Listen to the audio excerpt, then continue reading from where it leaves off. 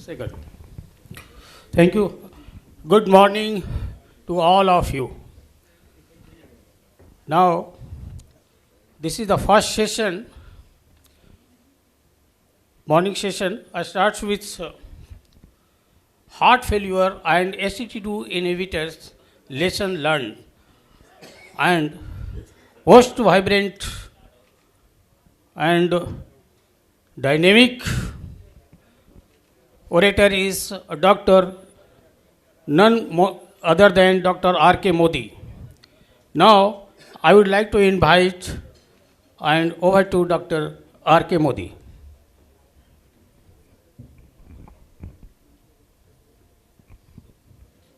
Thanks, sir. And I'm thankful to the organizers who has given me this great opportunity. So, may I start, sir?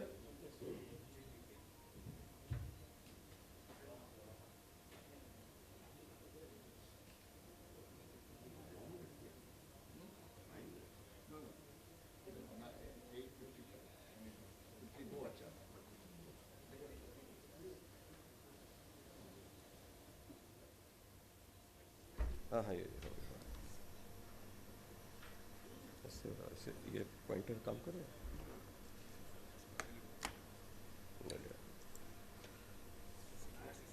हैं क्या next इससे होगा Yeah, heart failure is one of the most prevalent cardiovascular disease responsible for hospitalizations, reduced quality of life, and mortality among both a person living with diabetes and without diabetes. It affects 22% diabetics and causes 2 to 5-fold higher mortality as compared with non-diabetics. And despite the advancement in the conventional treatment, disease progression remain inadequate. SGLT2 inhibitors represents the most promising therapeutic agent with benefits in heart failure management in past decade, and emerging data support the concept of quadruple therapy, that is concurrent use of AC inhibitor, ARNI, beta blockers, MRA, and SGLT2 inhibitor as the new standard of heart failure management, and this combination provides maximal survival benefit and represents a true disease modifying strategy. Now, when we see about heart failure, it is a clinical syndrome characterized by symptoms of effort intolerance and signs of fluid retention. And in other words, we can say it is inability of the heart to meet the metabolic demands of the body, or if it does so, only at elevated filling pressure. There are 4 stages, stage A, B, C, and D. Stage A is risk for heart failure, and these patients, they don't have any signs, symptoms of heart disease, but they have presence of hypertension is there, cardiovascular disease, diabetes, obesity. There is family history of cardiomyopathy. So these are the features associated with the patient of stage A who is having risk for heart failure. Stage B is pre-heart failure. Here again there is no sign symptoms of heart failure, but there is evidence of structural heart disease and evidence of increased filling pressure. And of course, these patients have abnormal cardiac biomarkers. Stage 3 is symptomatic and clinical heart failure, and stage D is advanced heart failure. When we see its pathophysiology, the story begins with primary cardiac insult, that is myocardial injury, resulting in reduced ventricular performance, reduction in the cardiac output, and this reduction in cardiac output and stroke volume results in activation of neurohumoral system, or we can see neurohormonal system, and there is increased sympathetic activity and activation of renin-angiotensin aldosterone system, release of antidiuretic hormone, and these all causes vasoconstriction, sodium and water retention, And in fact, this is a viscous cycle. This again increasing demand, oxygen demand to the heart, further myocardial injury, and this goes on. At the same time, ventricular remodeling starts, which is characterized by fibrosis, dilatation, a reduction in the systolic and diastolic performance of the heart. And finally, it ends in increased filling pressure and the symptoms of heart failure starts. Remember, there is concomitant bidirectional dysfunction of heart and kidney in which one organ initiates, perpetuates, and accelerates, and that is actually the cardiorenal syndrome.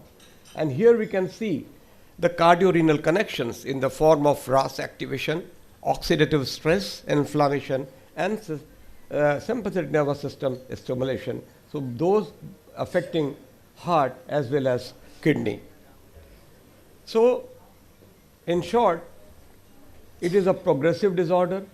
Neurohormonal activation is the hallmark, and it is a viscous cycle, and we can see that various effects of ventricular remodeling is LV dilatation, myocyte hypertrophy, increased wall stress, systolic and diastolic dysfunction, fibrosis.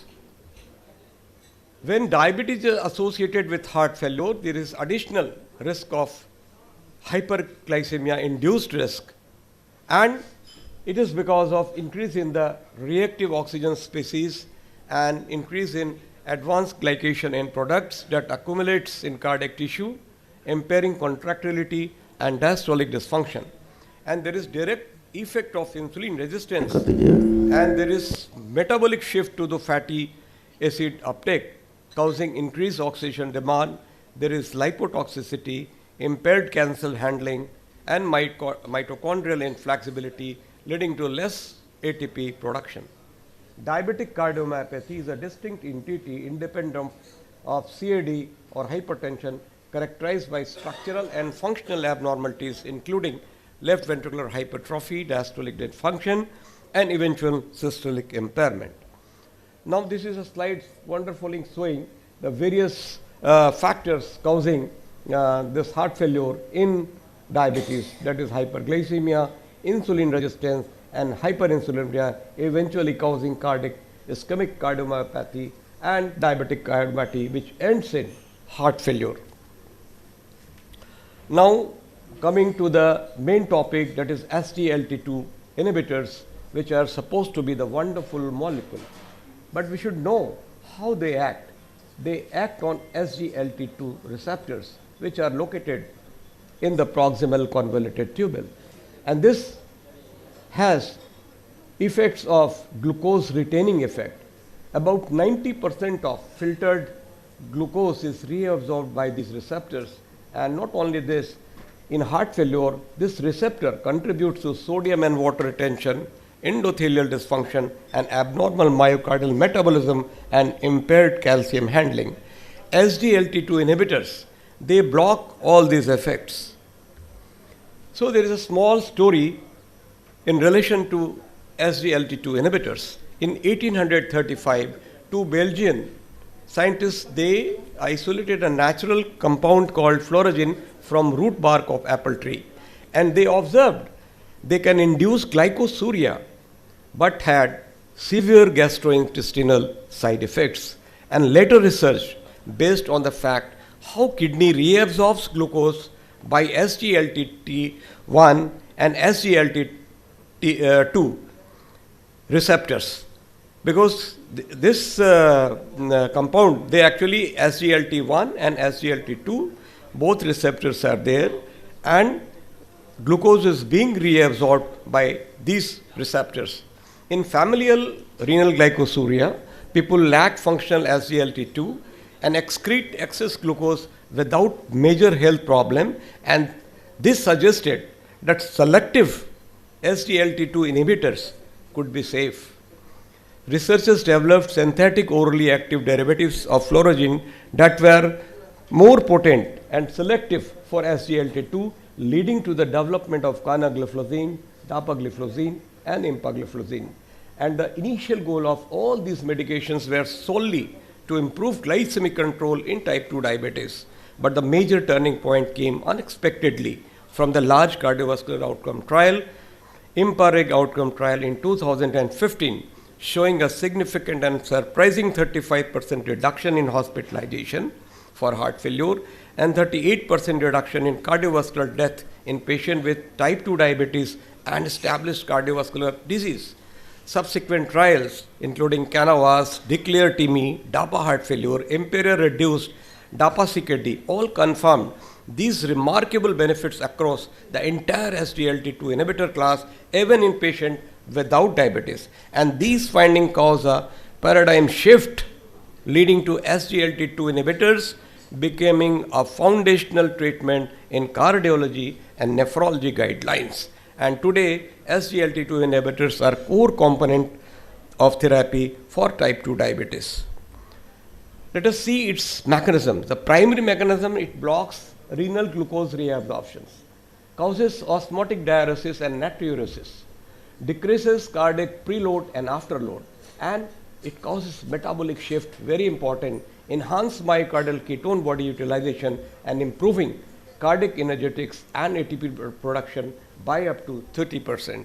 But beyond glucose control, it has cardioprotective effect, renoprotective effect, metabolic effect, weight loss, hemodynamic effects, anti-inflammatory effects, and vascular effect. And not only this, in the last ADA meeting, there was papers that it can reduce the incidence of renal stones in patients of diabetes. And it has also got some cognitive benefits. There are chances of dementia is reduced if SGLT2 were taken by the patient who was a diabetic. So these are the effects in nutshell: diuresis, glucose excretion, natriuresis. Intermediate effects are reduction in the LV wall stress, LV mass, intraglomerular pressure reduction, myocardial sodium content reduction, preload, afterload, and inflammation reduction, and increase in the bioenergetics, increase in the hematocrits, and observed downstream effects, the reduction in the blood pressure, reduction in glycosylated hemoglobin, CV events, renal disease, and body weight. So these are the multiple and pleiotropic benefits of SGLT2 inhibitors. Now let us see its evolution from SGLT2 inhibitor from glycemic control to cardiorenal protection. In 2013, it was initially approved by FDA. 2015, IMPA-REG outcome trial came, who made a revolution in the management of heart failure, diabetes, and renal disease. In 2019, DAPA heart failure came. 2021, Imperial Preserved was launched, and empagliflozin reduced heart failure hospitalization in patients with heart failure with preserved ejection fraction, and it becoming the first agent with proven efficacy across the entire ejection fraction spectrum. And 2023, guidelines like ESC and ADA, they adopted this molecule as the main agent. Now, these are few trials, and we can see here the different trials, the drug taken by them, the population selected, and the outcome. So this was an overview of landmark trial, and collectively, all these trials, IMPA-REG, CANAVAS, DECLARE-TIMI, DAPA heart failure, IMPERIAL-reduced, IMPERIAL-preserved, collectively these trials established SGLT2 inhibitor as a foundational therapy across the heart failure spectrum, and with consistent benefits irrespective of diabetes status or ejection fraction. So we should have some safety and precautions while we prescribe this wonderful molecule. It has got favorable safety and tolerability profile, and the standard dose for cardiorenal benefits is 10 milligram for IMPA and DAPA. Genital mycotic infections are common because of the glycosuria-induced local candidiasis. UTI is not so common, and a single episode of UTI is not a contraindication to stop the drug. But if there is recurrent UTI, one can stop SGLT2 inhibitor. Volume depletion is there because of osmotic diuresis, so we should take precaution, especially in elderly, because of postural hypotension. Euglycemic diabetic ketoacidosis is rare, but the risk is increased when there is carbohydrate deprivation. Avoid using this molecule when effective GFR is less than 20, there must be temporary discontinuation before surgery, during acute illness, and during fasting, and it should not be started in dialysis dependent end-stage renal disease. And it, of course, not recommended in type 1 diabetes because, again, the risk of euglycemic diabetic ketoacidosis.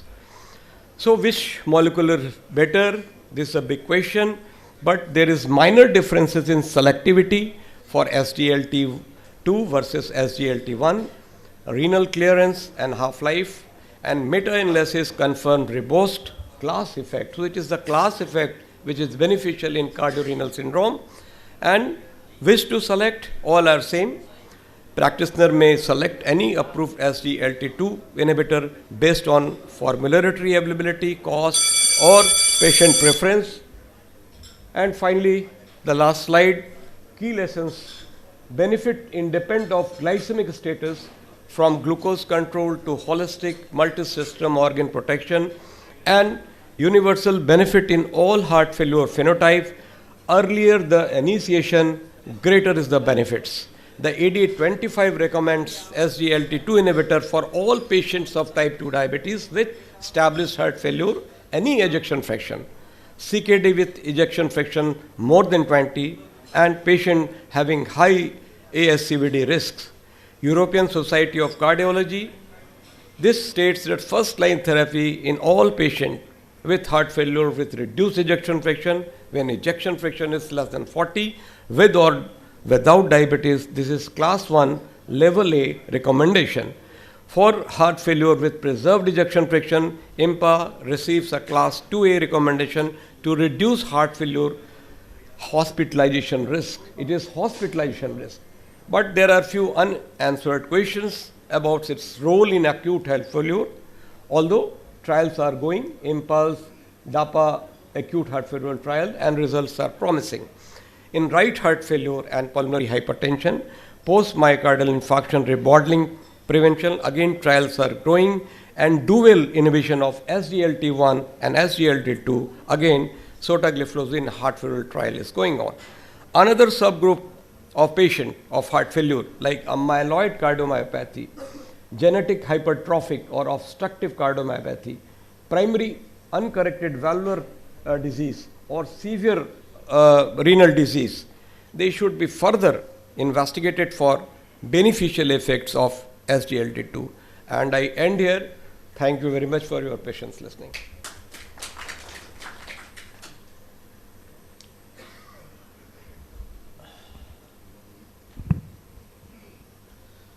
Very well said, sir.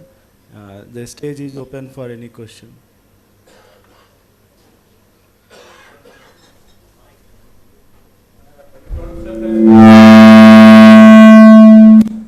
Questions will be at the end of the session.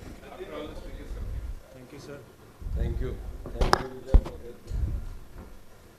Our next topic is exercise prescription, aerobic resistance, and flexibility training, special emphasis on type 1 diabetes by Dr. A. Varmani. Please welcome Dr. A. Varmani, sir.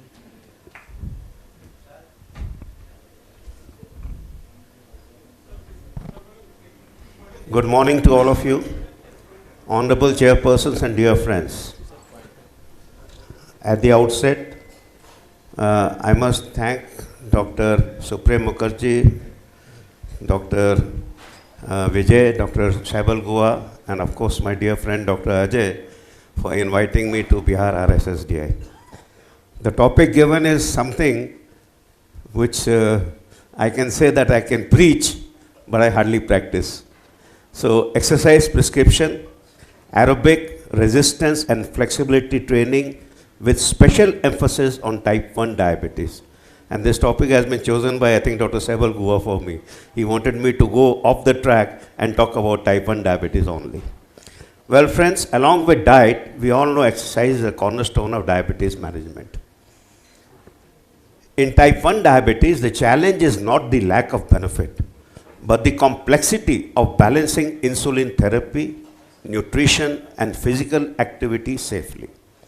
Structured exercise prescriptions combining aerobic resistance and flexibility training optimize glycemic control, improve cardiorespiratory fitness, reduce cardiovascular risk, and enhance psychological well-being. However, the problem is with variable glycemic responses, insulin dose adjustments, and fear of hypoglycemia, and all this hinder adherence. The ultimate aim is safe, effective, and individualized exercise planning. Unlike in type 2 diabetes, where insulin resistance predominates, type 1 patients rely on exogenous insulin, which cannot perfectly mimic physiological suppression during exercise. So there is mismatch between insulin levels, hepatic glucose output, and muscular uptake, and this can lead to hypoglycemia and post-exercise hyperglycemia. Almost all the societies like ADA and ISPAD have recommended 150 minutes per week of moderate to vigorous aerobic activity, resistance training 2 to 3 times weekly, and daily flexibility and balance work. But our Indian guidelines by Anup Mishra and all mention that there should be at least 1 hour, not 150 minutes. So this trimodal prescription ensures comprehensive metabolic, cardiovascular, and musculoskeletal benefits while limiting risks. So what are the exercises? Aerobic, it improves cardiovascular fitness and insulin sensitive. Then we have resistance training, and this basically increases muscle mass and glucose uptake.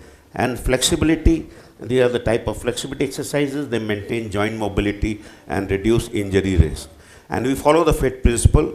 We have to advise about frequency, intensity, time, and type. And I'll come to that. Now, there are some general considerations when we talk of type 1 diabetes patients. Glycemic variability differs by exercise type. There is risk of hyperglycemia during and after aerobic activity. Insulin and carbohydrate adjustments are essential, and avoid exercise during severe hyperglycemia or ketosis. Now, intensity. Higher intensity exercise can sometimes raise blood sugar during the workout due to the release of stress hormones, that is the cortisol. But it can lead to lower blood sugar for up to 24 hours afterwards as muscles deplenish energy stores and become more insulin sensitive. Consistent exercise training over time, so duration is also important. It should not be a one-day affair. Improves glycemic control and reduces variability. There are, of course, individual factors. Higher the baseline, better the benefit, as we all know. And caution is warranted for those who are at high risk of hypoglycemia. Now, timing has been a very controversial issue. Most of the people recommend early morning, but studies have shown that exercising in the afternoon may yield slightly better glycemic benefits than in the morning. The reason, I don't know. Now, if you look at the aerobic training, enhances cardiorespiratory fitness, metabolic control, improves lipid profile, vascular function. Of course, one has to be concerned about hypoglycemia risk is higher with prolonged session. Frequency, at least 3 to 7 days a week. Intensity, achieving 55 to 95% of the maximum heart rate. More than 150 minutes per week, moderate intensity, like walking, cycling, swimming. Progress gradually. The person should warm up before starting exercise. As far as resistance training, as I said, it improves muscle strength, bone density, and glucose disposal. Stabilizes glucose during sessions, complements aerobic training for optimal outcomes. Frequency, at least 2 to 3 days a week, non-consecutive, although you have to give a gap of a day or two. 60 to 80% of one repetition maximum is the intensity, and you will have 1 to 3 sets of 8 to 15 repetitions. And type is free weights, bands, and machines. Again, progress gradually. Flexibility training enhances the range of motion, posture, and recovery, reduces musculoskeletal injuries, complements other training modalities. Frequency, at least 2 to 3 days per week. Duration, 10 to 30 seconds per stretch, 2 to 4 repetitions. It may be static, dynamic, yoga, or whatever you do. Warm up before stretching. Now, combined training basically improves the metabolic function, angiogenesis via the VEGF stimulation, It has got an antioxidant capacity and anti-inflammatory balance improvers. So integrating these three basically enhances endothelial nitric oxide synthase activity and nitric oxide bioavailability. So it's basically a vascular medicine and can reverse early endothelial dysfunction and delay vascular aging, and this is known as vascular resilience.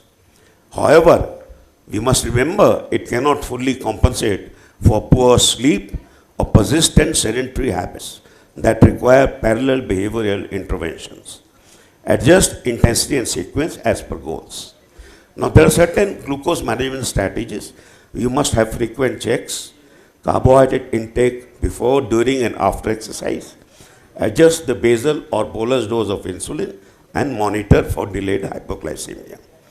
Insulin dose has to be adjusted before exercise. Reduce the bolus injection by 25 to 75% if you want to exercise within 2 to 3 hours of a meal.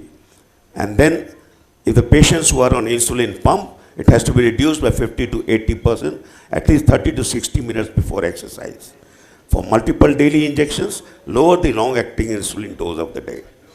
But exercise before eating can prevent low blood sugar and simplify management. During exercise, check blood glucose before starting. Oh my God.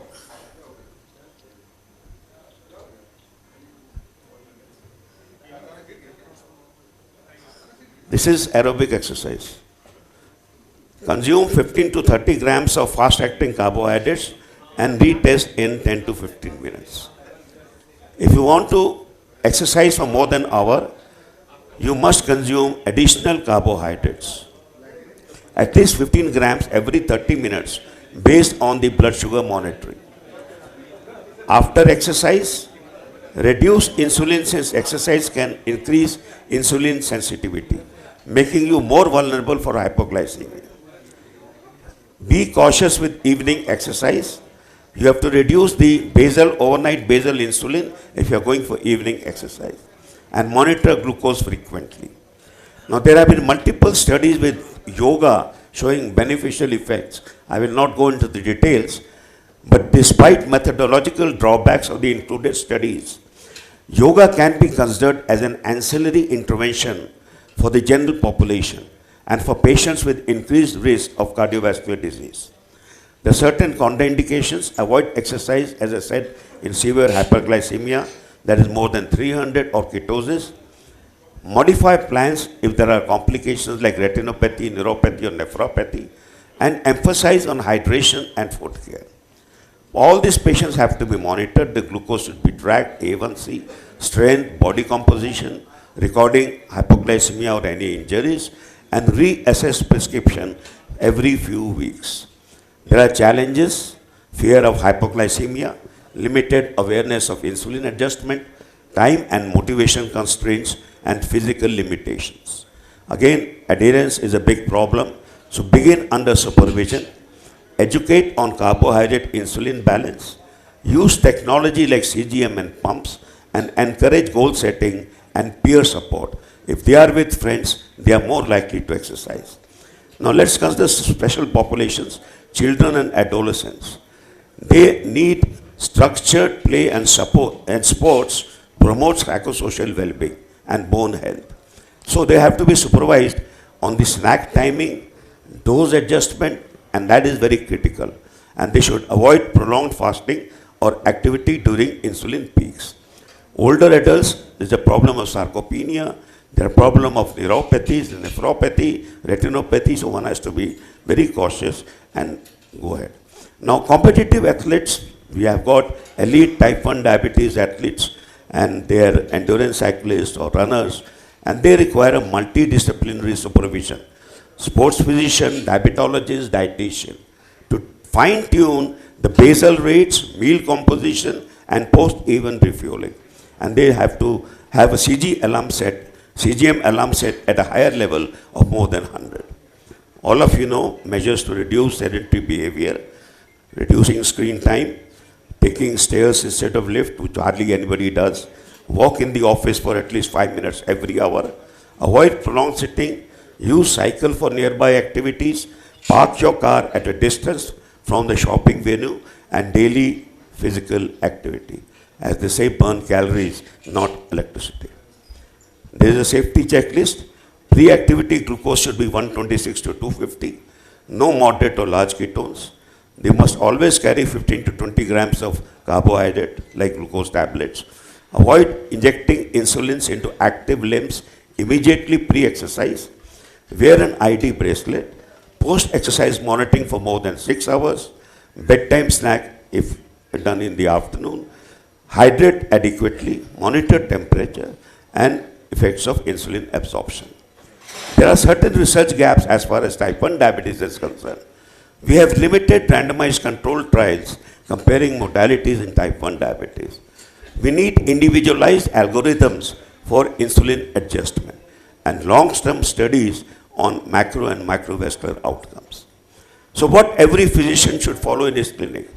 No patient should leave a physician's practice without an assessment of current physical activity and a physical activity prescription or referral to a qualified person.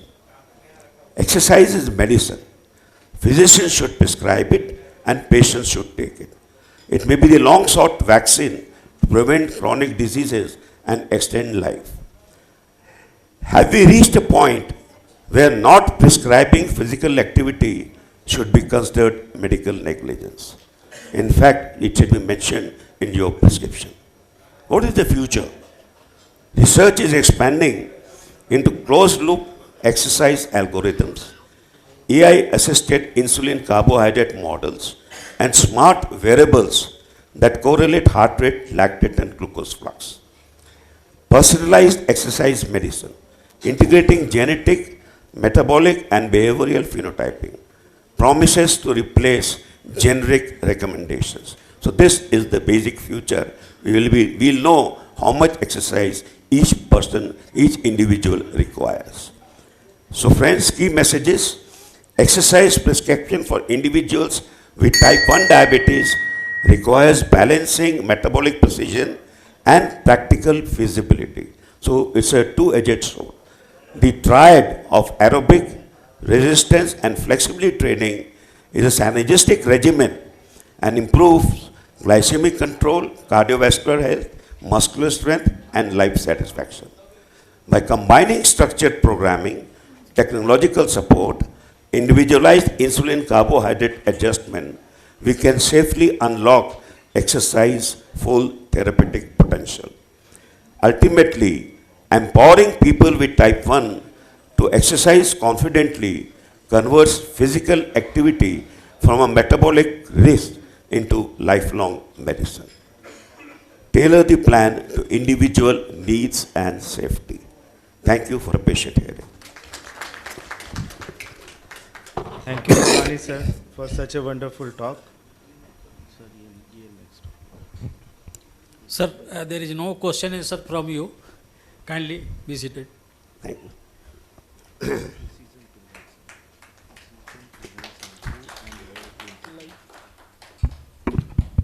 Thank you, sir, for completion in time in range.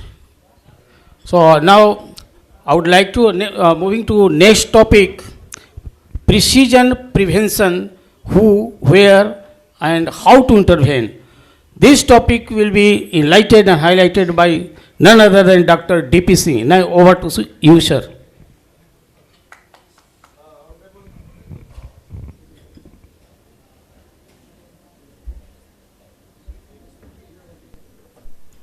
Hello. ये pointer Honorable chairpersons and distinguished colleagues in the hall, experts in diabetes, international experts, Dr. Santosh Kumar ji, Dr. Ajay ji, and all friends sitting in the hall. And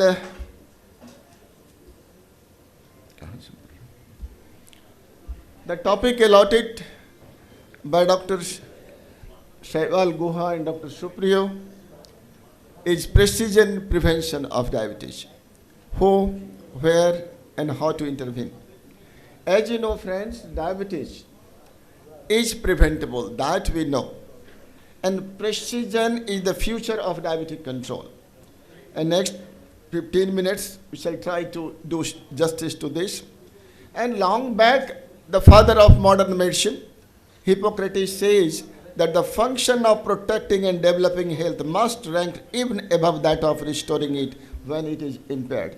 So prevention is the key of any cure. And this is the data. Whenever any patients, this HbA1c goes beyond 6.5, and then we say, yes, that this patient is suffering from diabetes mellitus. Just labeling it, then he becomes worried. But everybody, the population should be worried whether we are in the pre-diabetes conditions or not. India has got large number of, you show if the 7 crores people are suffering from diabetes, 8 crores and more than that are suffering from pre-diabetes. Then this is the area where we have to be concerned. And the good news is that due to natural history of the disease and stages in evolution, the diabetes is preventable at an early stage. And what is that stage? And this is the stage where zone of intervention and primary prevention should start. But do we care as a physician? Do we, our diabetologists, do give time to the patients and the population? How many times we go to the population to say that you may be the pre-diabetic conditions, you may be this patients, that we have to intervene? And that is the very important thing that we have to go. And this pre-diabetes stage, early glucose intolerance, impaired fasting glucose, impaired glucose tolerance, this area we have to take care of this. And everybody thinks the pre-diabetes है क्या है, कुछ नहीं होगा. अरे थोड़ा सा blood sugar बढ़ा हुआ है, क्या होगा? But you know that risk of CV events, MI or stroke within 10 years prior to diagnosis of T2DM. If your blood sugar is just high in the pre-diabetes stage, and then still cardiovascular system is going on, they are endothelial dysfunction, there is chances of pro-inflammatory cytokines and all sorts of, you can develop CAD before that, and that is due to pre-diabetes stage. That is because of hyperglycemia. And that message must go to the population that even if your blood sugar is slightly high, and you have to think about this. So this is the topic today. What is this precision prevention? What is this precision medicine? What is this precision public health? You have to think over it. And you know that in the public there may be varieties of the people, even in the diabetic population, because it is a heterogeneous disease. A patient may be suffering from type 1, patient may be suffering from type 2, patient may be suffering from this gestational diabetes. And then again, there are many phenotypes. You shall say insulin resistance, that insulin deficient, you shall say this obese type, you shall say thin type. All sorts of phenotypes are there, and you have to think, categorize them, and then you will find out, oh, there are 4 varieties of this categories, 4 types of phenotypes, and you have to think about this prevention in that each type. So precision medicine leverages individual data, genetics, lifestyle, environment, clinical factors to provide targeted, tailored intervention. Tailored, targeted intervention. And हम लोग क्या करते हैं, diabetologist है, physician है, आया diabetes का मरीज फटाफट जो आप one size fits all दिया भाई, इसको ओरल देना है, इसको इंसुलिन देना है, and you start doing this. You give the treatment, and that finished. But how much time we physician and diabetologists gives time for the prevention aspects about the exercise and other things. So recent research has emphasized the integration of multi-omic biomarkers, advanced analytics, that is AI and machine learning, and digital physical tools to better predict and better both T1D and T2D. And this is the topic again. Understand why precision prevention is needed. Because diabetes is a heterogeneous group. Tailored approaches improves outcome and efficacy. Identify who should be targeted. Recognize where intervention works best. And learn how to implement this precision tailored strategy. And it is highly effective. Better adherence because culturally sensitive, tailored coaching. You have to do the coaching to the people. Unless you sensitize them, they will not abide with you. Cost effective also. Improved scalability is also there. And who to intervene?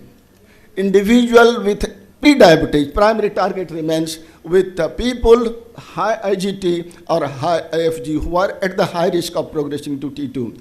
And there are subgroups. Obesity, very common in India.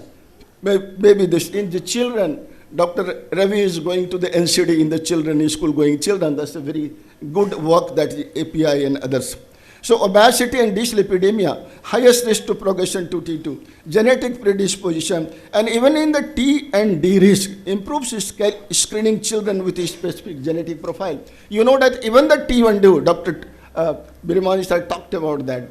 Even there are stages, stage 1, stage 2, then it will go to the stage 3 when they will have got the overt clinical signs. Why not to intervene in the stage 1 and stage 2? Where there are biomarkers, there are autoantibody, intervene that and prevent it. And there are even the chances of immunotherapy is going on that we can do the immunotherapy in the stage 1 and stage 2 so that progression can be checked. Low risk patients, many are there. Those with positive family history, age above 40, stressful and sedentary job. सारे का काम इस बहुत ही stressful हो गया आजकल, जितना भी job है. People with hypertension and dyslipidemia, sedentary lifestyle, women with history of GDM, and there are diverse population. Yes, researchers stated the need to make prevention strategy across diverse ethnic and social population to ensure global applicability and equality. And this is the burden. If you see this in 2024, this IGT more than 600 million. And projection is more than 800 million it will go in the pre-diabetes. This is the population that world population is suffering from. But once you do this diabetic prevention program for 3 years, just for lifestyle, you are sure you can revert back to 60%, 58% reduction versus placebo. Even you can go with the metformin, you can have the reduction by 31%. So pre-diabetes is a critical window for prevention and risk stratification. Precision approaches can target high-risk group for maximum impact. So scale proven model with culturally adapted tiered delivery. And these are the criteria, pre-diabetes criteria everybody knows, and the high-risk individuals, and we have already enumerated central obesity, again very, very common in Indian patients. And the scoring these tools, very easy by the Dr. Mohan's, you see the India's IDRS, just give the 4 parameters. What is your age? What is the abdominal obesity measured by waist circumference, family history of diabetes, and physical activity level? So you can scale that this patient is having this pre-diabetes and thus, and there are American guidelines also. So again, there is in the type 2 also we have got the phenotypes, and insulin resistant phenotype is very common in our practice. Insulin resistant type are there, you can clinically examine and find out. Insulin deficient phenotype, again, lean variety. Lean type of diabetics we have got, beta cell dysfunctions are, but they respond well to the weight loss and activity, but they need early treatment, early pharmacotherapy. Again, the metabolic subgroups, again, epidemic of metabolic subgroups are there. There's, you know, this metabolic disease, dyslipidemia, lipid-rich, this liver, and biologically risk-informed risk stratification is there. So where to deliver intervention? So multi-platform model for precision, prevention and scale. Primary care clinics, you have to start from there. Opportunity of screening the risk tools and HbA1c and fasting this plasma glucose, and referral to the lifestyle or clinical programs. You have to refer them because you can't do yourself. And the digital platform is there, coaching, reminders, remote monitorings. Not everybody can do it here. This is just not present but future. So community workplace programs, group-based lifestyle coaching, scalable, cost-effective, high-reach, community workplace these programs, opportunity screening, integrated referral pathway, screen, refer, coach, and monitor. This is the way we can go to this in these coaching programs and others. So what is the core precision prevention framework? There is a 4-step model. So identify that you have to screen the patient with the questionnaire, with the HbA1c. Then you have to motivate by interview that you are in the pre-diabetic stage, you have the high risk, you are in the low risk, you must be go in this prevention program. Motivational interviewing is very important. Culturally sensitive counseling is very important. Match the intensity to risk and phenotype, monitor and then adapt according to that. Track the weight also. There are trackers also, weight trackers. Activity, glycemia, adjust at set intervals. So inputs, take the inputs of risk tools, delivery in the clinic, community and digital platform, and outcome, engagement with changes, you have to monitor it. So these are the intensity. If the patient is the high intensity, metformin for the high BMI, more than 35, age less than 60, this prior GDM, GLP-1 were the appropriate, but cost and equity should be there. And there are other medium intensity, structural lifestyle programs, low intensity, policy level, brief this advice, digital nudges, reminder apps, and that is the important. So precision tools and data, integrating clinical data, biomarkers, digital signal to tailor prevention. So this electronic health record risk alert should be there. You have to take the health records and then you give the alert, yes, you need this. So auto flag predict pre-diabetes. Simple parameters are there, biomarkers, HbA1c, fasting glucose you can do, insulin levels, lipids and ALT for programmatic phenotypes. Emerging tools are there, genetic scoring, metabolomics, microbiomes. There are different parameters to refine the risk and phenotypes. And then there are wearables, digital footprints. You have the continuous glucose monitorings. That data enable them to adapting the coachings and timely nudges. So implementation pathway will be the routine screening, tired referral, workforce and enabled delivery. So first is the routine screening in the primary care visits, triage and risk stratify, tired referral and monitor and improving with the dashboard engagement and weight management. So this this prevention program, intensive lifestyle, Dr. Virmani has told about, and metformin reduce T2DM incidence, diabetic DPP shows feasibility and value at scale. I have already told you 60% reversibility is there with the lifestyle and metformin 31%. And these are the key intervention methods. Personalized lifestyle that you can do, usually do, and you can try that. This is the specific dietary and exercise regimen you have to, based upon the individual metabolic profile and lifestyle data. Pharmacotherapy, these are 3 drugs we use, metformin, SGLT2, a GLP-1 receptor agonist used for the high-risk individual, guided by specific characteristics and comorbidity. Technology and digital health tools, we have to use wearables like activity trackers, this continuous glucose monitoring, mobile apps, telemedicine are used for the real-time monitoring and feedback empowering. That needs the multidisciplinary team, effective collaboration of diabetologists like you, nutritionists, and genetic counselor and primary care physicians like me. So everybody has to combine, and then only we can make this precision medicine in this. What is the recommendation of IDF? Individual assessment, that is number 1. Refined diagnostic criteria. You just refine this. Not only 2 hours after meal, no. 1 hour plasma glucose equal to or more than 155, high risk should be referred, and this should be the patient should go for the lifestyle modification. Targeted lifestyle pharmacotherapy, and then this leveraging of technology, addressing the social determinant like precision medicine involves cultural preferences, resource availability, social determinants of health, and early and routine screening. And this is one of the reduction in the incidence of T2 diabetes with lifestyle intervention with morphology, and that shows that the placebo, the cumulative incidence of diabetes, that is higher in the lifestyle, that is lower. That beautifully shows it. Similarly, the cardiometabolic health outcome associated with discordant visceral and liver fat phenotypes, that is one phenotype, that is the insight from the Dallas Heart Study.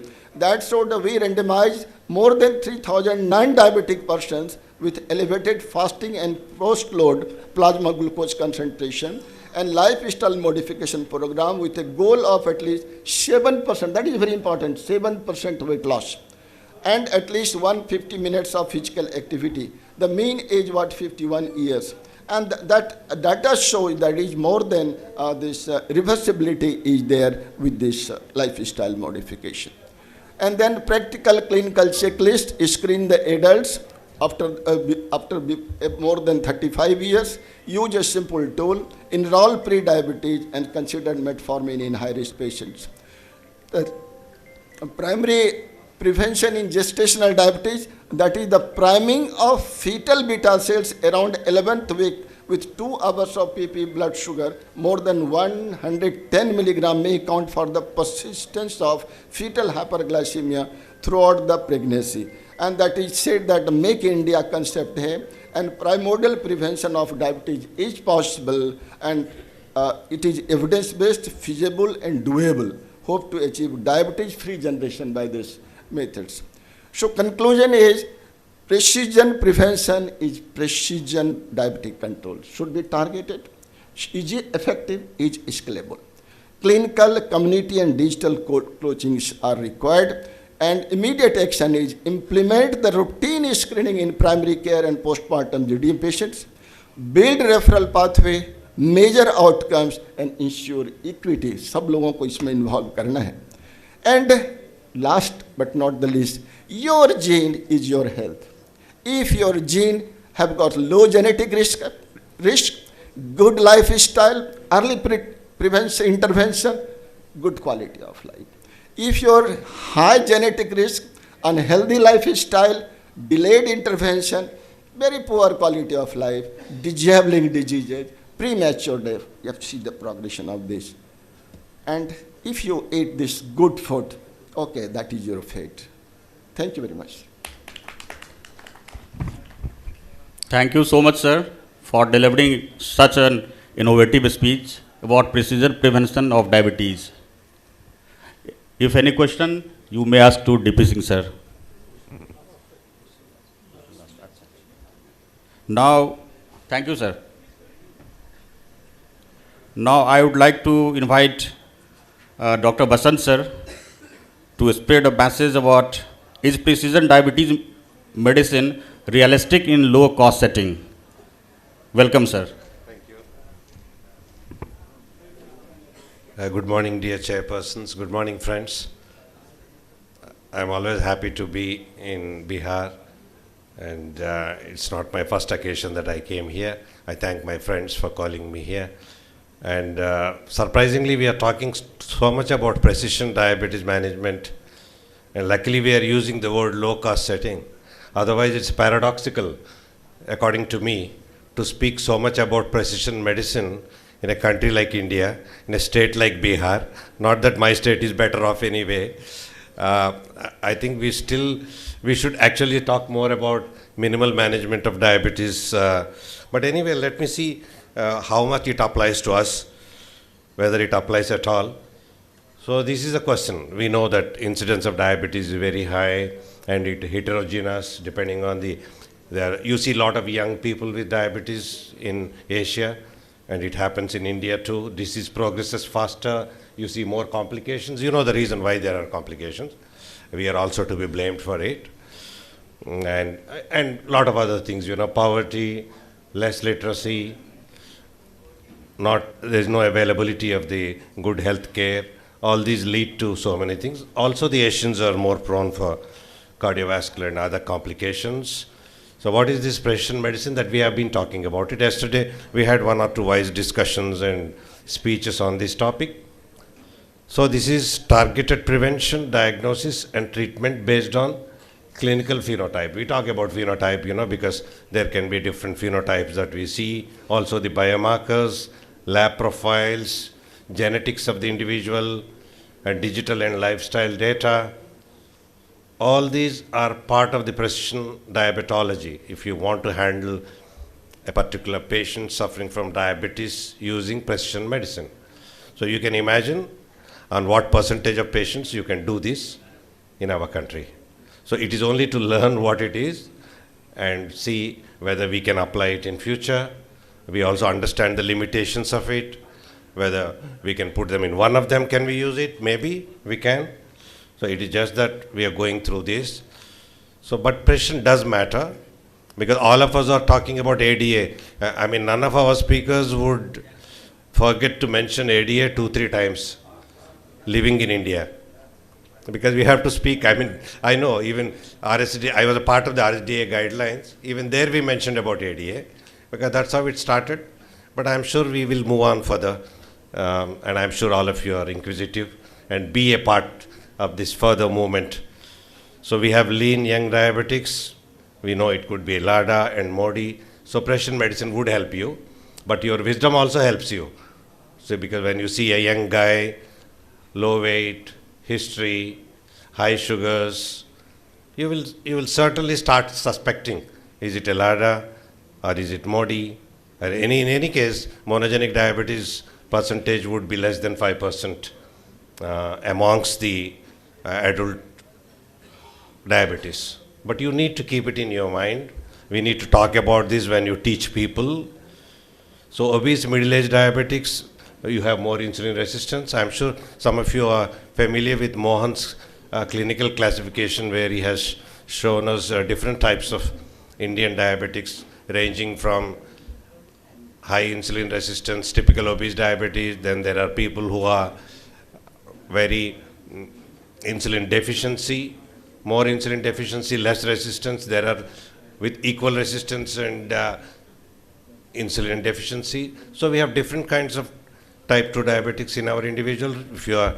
If you can practice so-called precision diabetes in the near future, it's definitely going to help the person. So we will definitely avoid a wrong classification and wrong therapy, and we will also do the initial better treatment faster. That is also, we are not making the patient wait too long before we diagnose and start managing. Of course, when we talk about management, we are certainly talking about lifestyle management. We are not pumping the patients with too many drugs. Just because SGLT2s are good, just because GLPs are good, you are not going to give all this to each of your patients. That's why the patients will run away from you. That's why the alternate medicine system, people are talking about it left and right, every day, everywhere.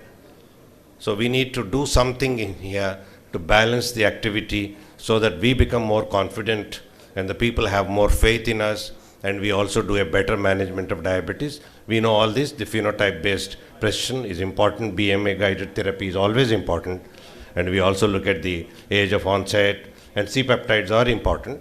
When you're talking about precision medicine, many times you need to check C-peptide. Till then you won't know whether it's an insulin deficiency or something else that we are. And then, of course, the antibodies. So the whole idea is precision medicine cannot be practiced unless you do a tailored laboratory investigations apart from the clinical assessment. Then only you are actually diagnosing appropriately and managing the problem. That is the whole idea of calling it precision medicine. And so, of course, the digital and data-driven precision is always there. Digital management is a part of the precision management, and we are talking about it every time. I am not even going to mention much about this. So barriers in low-cost settings, which I have already mentioned to you.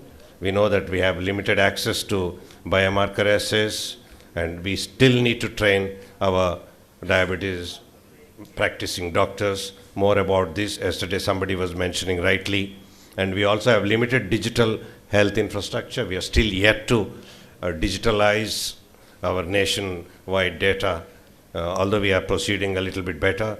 And of course the treatment affordability gaps are huge. Not just the rural, even urban. 80% of our urban diabetics who live in slums, they have no good access to the medical care. Remember this. So we need to look at how we can perhaps practice precision medicine in the future if you can make things a little cheaper, affordable, available to everybody. Whether you're talking about C-peptides, many times we can't even do a C-peptide to a so-called type 1 diabetic because we think there's no need to do because anyway it's a type 1 diabetic. So that is the practical situation. But we won't be able to get antibodies to every type 1 individual, whatever it is. It's a fact. So will we be able to do it in future, at least when it is required? And of course, the AI-guided precision would come in course of time. All of us need to be acquainted with this type of things. And telemedicine is always there to help our patients and others. So we are looking at cost-effective precision framework, that is relatively affordable precision medicine. That is the only possibility that we can practice precision medicine in our country. Maybe in future, maybe in immediate future, maybe later, maybe many of you young guys who are here would be able to do it, but don't do it at the cost of your patient. Use your wisdom, your knowledge, and use this also, balance everything, because you are living in this part of the world. Just don't forget that point whenever you are talking about precision medicine. So this is an example of a young guy, poorly controlled, is in spite of on 3 drugs, which very well happens in India. So what is the precision approach you want to do? This guy is a young guy on 3 drugs, not under control. So we need to actually check his beta cell function. So that means C-peptide, and C-peptides are low. Also do a GAD antibodies, maybe not both of them together. You can actually do C-peptides and then think of doing the other thing. So it's always the stepwise management. It doesn't mean you take weeks together, but decide one after the other faster, so that don't miss a type 1 diabetes in young people, don't miss LADA in younger people, because you need to manage them properly. Probably you have to put them on insulin. This is where the precision medicine helps. So is it feasible? I was talking about it. You know about it as much as I know. So you know where to use it, what is required, why we are doing it, and how it helps our patients to come to better future for the patient. So precision medicine versus personalized medicine. We always talk about individualized management of diabetes, which is very, very important. Every patient is diabetic is different, you know it. It depends on the age, the BMI, the socio-economic status of the person is also very important when you are deciding about the personalized medicine, because you need to depend on this, and you can never forget this. Precision medicine chooses the right treatment, they say, whereas the personalized medicine ensures treatment is right for the person. So it's important, it's more personalized. So are we going to combine both of them, or are we going to use one of them? If you ask me, if you want to only use personalized medicine, I would say it is useless unless you are personalizing the management. If they are together, they are good. If they are affordable, that would be fantastic. So modern clinical care uses both precision medicine, which informs what treatment works best biologically with the proof, whereas personalized medicine ensures it works for the patient in real life, because you are individualizing the management, looking at the person carefully. So this is what it is. The precision medicine informs what treatment works best biologically, because you are looking at biological proof, and whereas the personal medicine ensures it works for the patient in real life, because that is very, very important. So what are we understanding? So precision medicine is important when it is possible. When it becomes cheaper to all of us, that would be wonderful. We should also impress on the governments where precision medicine is important, where the facilities are available to practice precision medicine in our government setups also. That would be wonderful. So let us hope in future we will be able to practice precision medicine, but not forgetting the personalized medicine is very important. That is what, so precision diabetes medicine is not a futuristic luxury, but I suppose it's still a luxury as of now. So it can be adopted and scaled using pragmatic frameworks, even in the low-cost settings. Maybe in the future, if all of us try to work together and see how best we can do. So I just wanted to be very short and give you this much of my knowledge about precision medicine, especially keeping in view of our own practice and our own country. Thank you. Thank you, Vasant sir. we end the session 1 and the session 2 will start soon. Now, question answer is open for all the three speakers, especially the exercise in type 1 and the I will just make a brief comment on Dr. Vasant's presentation. In resource crunch setting, I think it's vitally important to go back to one of his slides where he showed that beyond the genetic testing and C-peptide and GAD testing, etc., it's the clinical feature, the BMI, the history and other things, which should allow the clinicians to take a reasonable precision diagnosis and then start the treatment, whether OAD or insulin or whatever, or a combination depending upon those phenotypes based upon the clinical features, history, physical examination, etc. And the key to success to that without going for the expensive investigation in the resource crunch setting is just a frequent follow-up. What we can say in a very loose term, a trial and error method.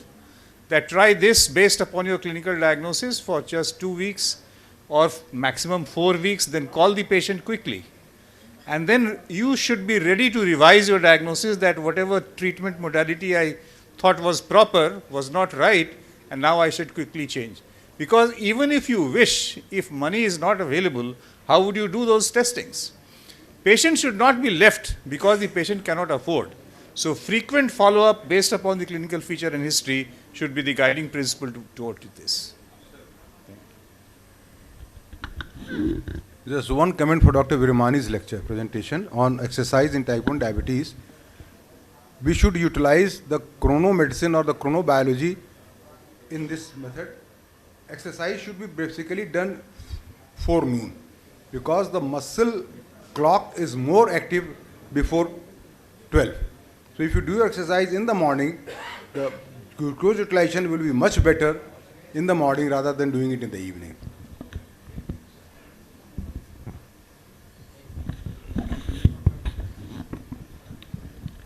Thank you, sir. Wonderful session. Now we are going to conclude this session. Thank you very much. I thank the speaker and the chairpersons for their insightful deliberations. I request them to move to the side stage for felicitation. Now moving ahead to the next session, which is a debate, I would like to call the moderators, Dr. Shaibal Guha sir, Dr. Subhash Kumar, Dr. Sanjay Kumar, and Dr. K.D. Yadav from Darbhanga.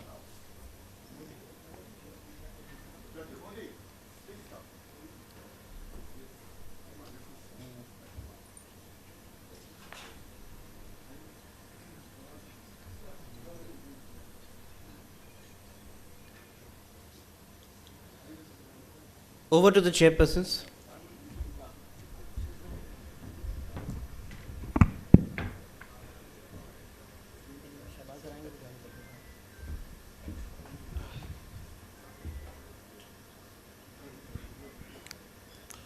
We have very exciting session now, which we waited since yesterday, and we have two erudite speakers who are known across the country as debatologists. My dear friend, Dr. Ajay Tiwari from Varanasi, and our own son of soil, Dr. Amit Das. I cannot see Dr. Amit. Oh, yes, he is there. So, I think first one to go is Dr. Ajay, sir? Okay, so over to Dr. Ajay Tiwari. And the topic is really exciting. So, you know, this is something which we have always thought, and I still believe people miss doing glycosylated hemoglobin in the peripheries, and we do have facilities issues in periphery, but however, we have an exciting session, so we'll learn a lot after this debate, and there is nothing right and wrong. It is just to excite your brain that how we go about it. So over to Dr. Ajay Tiwari. Thank you, Dr. Subhash. And at the onset, I'd like to thank my dear friends, Dr. Supriyo, Dr. Sabal, for giving me this opportunity. And I've got a tough task to defend, but still I'll put my things before everyone. So, slides are not visible. Slides? हाँ नहीं इसमें आपकी गलती नहीं है.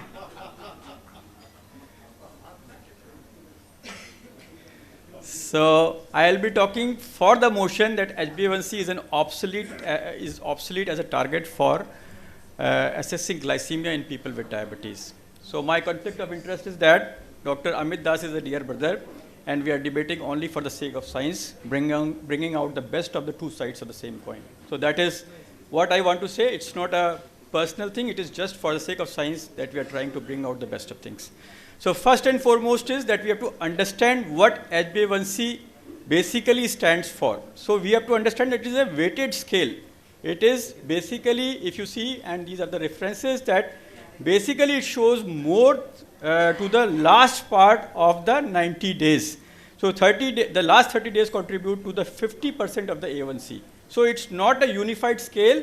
It is more weighted towards the acute event. So that is the first contention that I want to put. Secondly, does it reveal everything? We all have understood now that we have got so many things over there which are going on in a person with diabetes, daily fluctuations, individual variability, recent changes, and these are the points that are getting more and more important, and I will be showing you in next 10 minutes how we are important to do. So what are the limitations of A1C measurement? We all know about them: abnormal red cell turnover, abnormal hemoglobin, renal disease, liver disease, pregnancy. So all these points are there which have got a bearing on the measurement of A1C. So these things are to be considered when we are talking about A1C. Then we also have to understand that the diabetes has got its problems with the chronic hyperglycemia also contributes to the morphology and the rheological aspects of RBCs. So these are also to be understood, that it causes more of hemolysis, RBC hyperaggregation, RBC deformity changes, and the phagocytic RBC clearance. So all these things are to be thought of when we are talking about A1C as a target for the management, for the measurement of the glycemic control. Then hemolytic anemias, very, very important, that there is a shortened glycated time, decreased hemoglobin levels, and the reduced lifespan, and that could give you a very wrong perception of the glycemia if you are using it in the cases of multiple hemolytic anemias. Pregnancy, we always know that the what SMBG is the gold standard for the management of for seeing glycemia in the subjects with pregnancy. So that is important. Then conditions not suitable for A1C: hemoglobinopathies, hemolytic anemias, severe blood loss, blood transfusions, splenomegaly, splenectomy, renal dialysis plus minus erythropoietin, antiretrovirus. So many things are there which could contribute to a wrong assessment of glycemia by A1C. Then we have got hemoglobin variants. So that is also be understood, and we don't actually look for them. In a Thai study, it was seen that 34.3% of the diabetics had hemoglobin variants. And if there are hemoglobin variants, obviously they will contribute to a false recording of the glycemia by the A1C. So this is what has been shown, that out of 845 patients with diabetes, 65.7 have normal hemoglobin types and 34.3 have various abnormal hemoglobin types. So these are also to be considered when we are talking about the assessment of glycemia by A1C. Then hemoglobin C, which is found in 2.3% of the African Americans, and hemoglobin E, which is found in up to 30% of the Southeast Asians. So a very, very large population, around 30 to 35% of the patients may have a false assessment of glycemia if you are only looking for A1C. Then these are the conditions which can cause a falsely inflated A1C: anemia, asplenia, chronic alcohol consumption. So all these things can lead to a falsely inflated A1C. And we also have to understand that we are living in India, and this is from the NHFS 5 2019 to 21, and what they have shown that the incidence of anemia in Indian women is to the tune of around 57% and men 25%. So that we have to understand that are these things important, and are we blindly accepting A1C as an assay of glycemia? That is what I want to highlight. So we have to look for these things when we are talking about assessment of glycemia. So it's a very composite picture, and if we are relying only on one thing, that will lead to deleterious effects. Then sickle cell disease, it is very prevalent, and this is a report from the tribal, this is from our own government survey. What they found, that 1 in 86 births, prevalence is 10 to 14% in tribal populations in central India. So that is also a very point, and that could also lead to a abnormal assessment of glycemia by, if you are solely depending on A1C, so that is very important. And falsely low anemia, hemodialysis, pregnancy, red blood cell transfusion, splenomegaly, vitamin ingestion. So all these things can lead to a falsely low A1C. Analytical changes, most of us are using point of care devices. The gold standard, that is HPLC, is followed only by very few labs, and the ADA has very specifically said that they have to be as per the NGSP standards. Most of the labs even are just doing boron affinity test. So this gold standard, that is the HPLC method, is being done by very few labs. And most of us are doing point of care devices, which may give very aberrant results, because I have 4 or 5 A1C meters at my place, and I have seen this thing that they give very different results if you are believing on them. So this is what as diabetes care, what they have said, ADA has said, that you have to be very clear what you are using for this. And this is a clinical experience case which has shown that sickle cell disease obviously will have a falsely low A1C despite of hyperglycemia, CKD plus anemia. Lot of cases of diabetes, long established diabetes, have chronic kidney disease and anemia, and there definitely, if you are relying only on A1C, you will be landing into soup. So it's what I say is a blunt instrument that fails to capture the dynamic nature of modern diabetes. We have to understand that so many things have come in the management of diabetes. This was a gold standard in previous times, like the Maruti car, but now we are going for, what we are going for? We are going for Kia and all those things. So because we are enhancing our technology, so we need to have new look. Why diabetes? Why it is so dynamic? Where are the things which are going to do this thing? So averaging is an illusion, and that is basically hiding the variability. So that is the most important point, that what A1C is showing, it is showing you only a thing. And these are the 7 patients, and these colored representations give a different perception of the glycemia. They all have the same A1C, but the glycemic variability is obviously visible. And most of our friends who are doing CGM at our place must have known that lot of hypoglycemia, nocturnal hypoglycemia is being hidden, and once you start seeing, it's an eye-opener for all of us that definitely these things are being hidden. So glycemic variability, that leads to glycemic complications. Lot of studies have shown short-term glycemic variability, long-term glycemic variability, they all contribute to the problems, and glycemic variability, and excluding glycemic variability, will be a big issue, and it is not to be missed. Then I will say this is sword of Damocles. So when we are doing CGM, what we are looking for? Firstly, we are looking time below range. So when you are talking about A1C, you are missing hypoglycemia. So once we are seeing the CGM graph, first thing we want to reduce the time below range, because that is the most important target. And this is the sword of Damocles. This is the most precarious thing that we want to avoid in our patients with diabetes. So this is very important, and this is being missed. The hypoglycemia risk is being missed when we are looking for A1C, time below range, and all these dynamic things are being missed when we are just thinking about A1C. So this is very important. And then the real time versus retrospective action or reaction.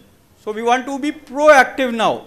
So if you push your accelerator and the car start going backwards, what will be your reaction? So this is something like this. So we have to be proactive. When we have got things which can show us real-time glycemic variations, real-time, time below range, time above range, time in range, so I think that will be a better option as compared to A1C.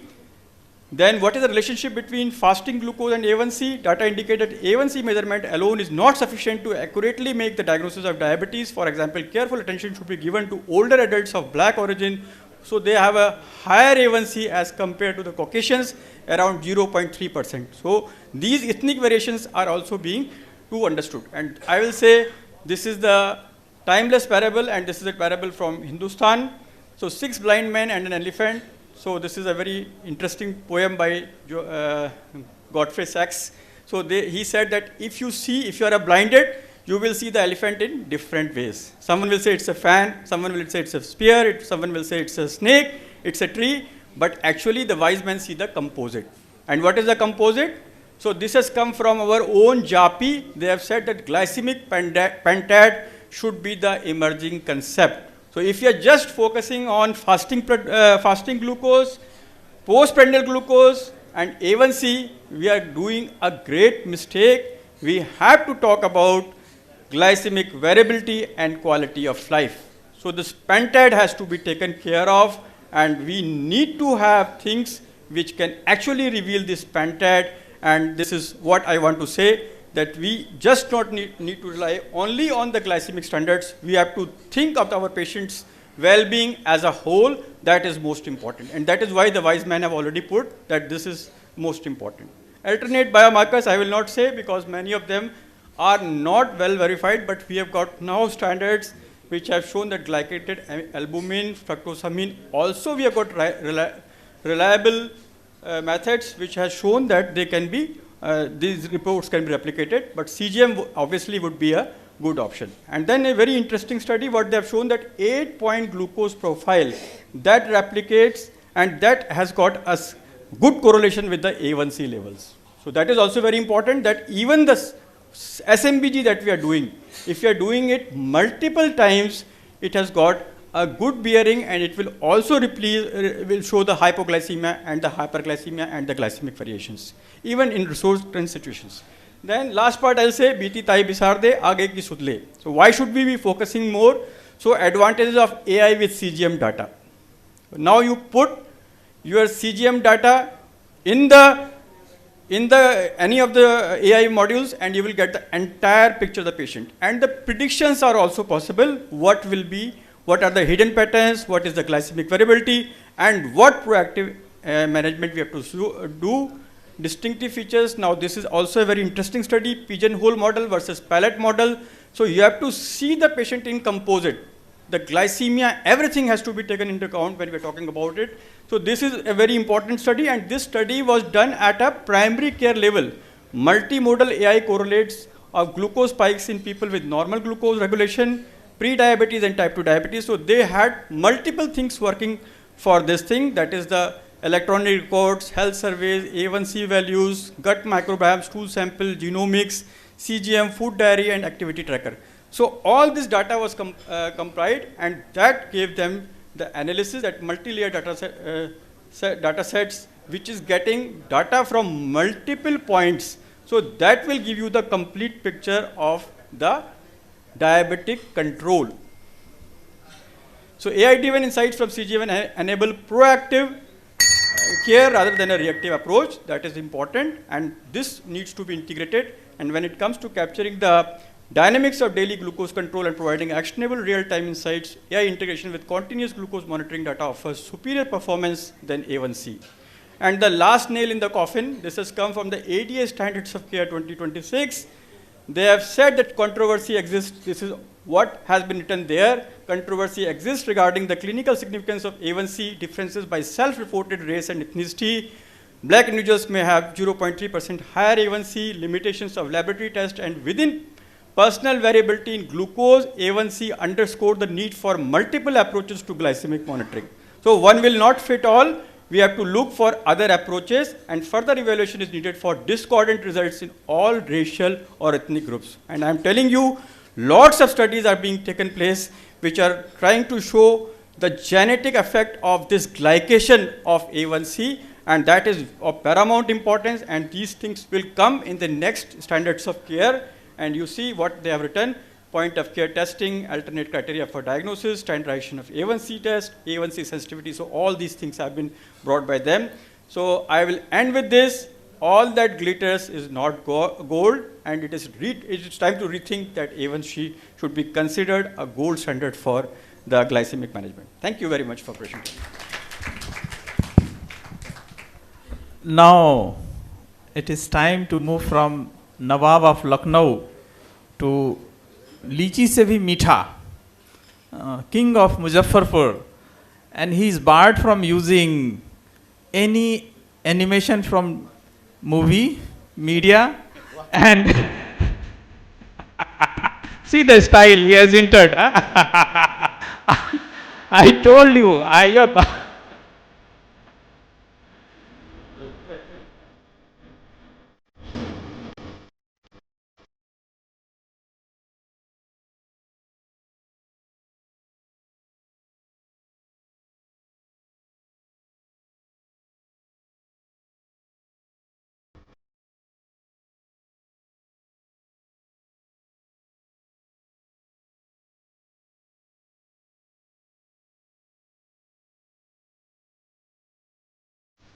before you enter, you have broken the rule.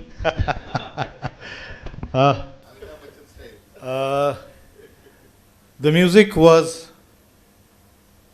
to bring the people outside the hall inside the hall.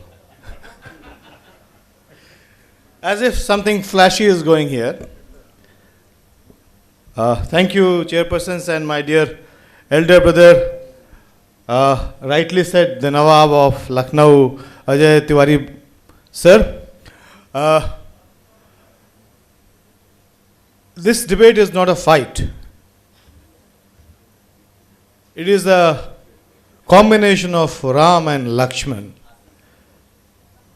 where Ram has already depicted why HbA1c is not important, and Lakshman is going to say why HbA1c still remains the cornerstone for glycemic assessment, monitoring, and prognostication. So both of us are going to fight the demon called Ravana, or the ill virtues of ill knowledge, and we will try to highlight what correct science states today. Whatever Dr. Tiwari has said will be repeated often, because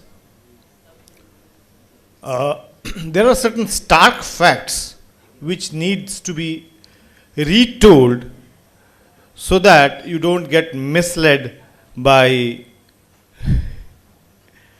AIs today. Before I start my lecture, let me thank Dr. Ajay sir and Dr. Vasant Kumar sir, who said that precision medicine is very nice, but that has to be taken care of in the perspective of the real world situation, and that is going to be the crux of what we are going to take today. We have put HbA1c as the victim today, and we all understand what HbA1c is. It's hemoglobin chemically linked to the sugar molecule, and we all understand this is an erudite place of well-read people. And the status of HbA1c is, it still remains the primary tool for assessing glycemic status in both clinical practice and clinical trials, and it is strongly linked to diabetes complication. As of now, HbA1c reflects the average glycemia over approximately 2 to 3 months. We don't say 3 months, it's approximately 2 to 3 months, and we all know this, we all understand this, and we all understand the limitations of this. And the ADAG study has already correlated the average glucose with the HbA1c, and these are all well understood. Clinical utility of HbA1c still remains as a diagnostic tool, as a tool for monitoring and for prognostications. And you can see on the right hand side, there is a small left yellow fuzzed status that is from Dr. Lal Path. And we have n number of pathologies who are working across the country collecting samples and doing tests which are certified by the NSGP. So as a diagnostic cutoff, HbA1c has been well established in all the guidelines, and the standard are when you diagnose diabetes, the HbA1c has to be greater than 6.5, and pre-diabetes is 5.7 to 6.4 according to ADA, and then I 6 to 6.4. That holds true even today. And this is how we diagnose diabetes as per the HbA1c. And HbA1c has an indicator of diabetes control where we target somewhere between 6 to 7, and less than 6 would be very nice for non-diabetic. For people who are under treatment, you need to be between 6 to 7. And the journey of HbA1c has been long, almost 50 years from its inception to its current position, and 2 large trials have well established the importance of why HbA1c needs to be tested, because it uses prognostic models. The UKPDS and the DCCT trial, who said that even 1% of reduction of HbA1c with type 1 or type 2 diabetes cuts the risk of microvascular complications by 25%. 19% of type 2 diabetics who reduce HbA1c by 1% are going to suffer less by cataracts, 16% less to suffer from heart failure, 43% less likely to suffer from amputations, and even 1% reduction is going to decrease the diabetes related death by 21%, myocardial infarction by 14%, and I already told microvascular complications by 37%, and amputations by 43%. So these are absolute fixed numbers which have been achieved by n number of trials, well established, and still Ajay Tiwari sir has a point to question its validity. Well, I say that bhala hai, bura hai, jaisa bhi hai, मेरा ही पति मेरा देवता है. इसके बहुत सारे problems हो सकते हैं, but still it remains the cornerstone of monitoring of diabetes. So implications of baseline glycemic control by plasma glycated hemoglobin HbA1c level on outcomes, adverse outcomes in coronary heart disease is the promise to again establish that decreasing HbA1c is going to give you great cardiovascular advantages and microvascular. So there are n number of trials, and even we could understand that HbA1c in age group wise, we can see how importance HbA1c goes in the management of age related management, and that's why the guidelines change from an objective crude to age wise management of diabetes, and this is the current 2026 ADA guidelines. So there are so many things, lekin there are pitfalls and already depicted by the Tiwari sir, so I don't need to highlight the limitations of HbA1c. There are limitations, and as I told you, HbA1c is diagnostic, but there are certain limitations where HbA1c cannot be used. There are limitations where HbA1c cannot be used. We all understand that. And then there are biological and analytical variations on the clinical interpretation of HbA1c. These are all limitations, but who is without fault? मैंने कहा ना कि भला है, बुरा है, जैसा भी है, मेरा पति मेरा देवता है. So however problems they are, but they are in vogue, they are acceptable, and we have 50 years of experience with HbA1c. So what is the problem? So लफड़ा क्या है? लफड़ा यहाँ है. Lafra, by questioning HbA1c, an average Indian has its own problems, and if I can just run this video by my tech, please, can you help me run this? The problem is this one.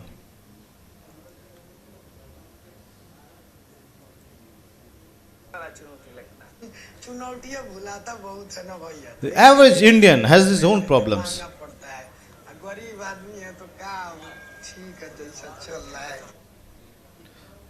Average Indian is not worried about how important it is glycemic is he has his own problems, and his problems are like a chinoti which costs 5 rupees only.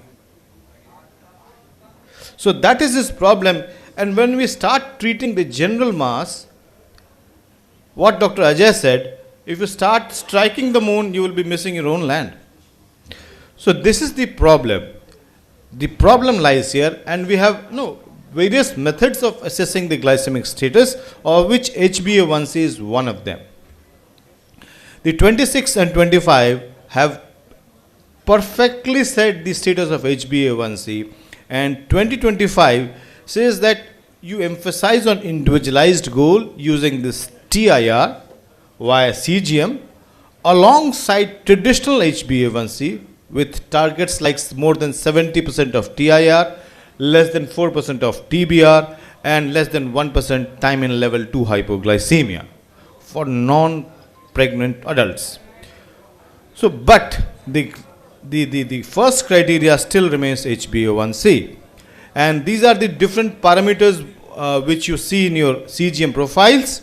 So TIRs and TARs, so till and tar, yahi hai abhi CGM. I am sure how many of you are using this TIRs and TARs averagely at least once every day. I am very, very doubtful that you are using this TIRs and TARs every day, and I am sure you will be using HbA1c n number of times every day.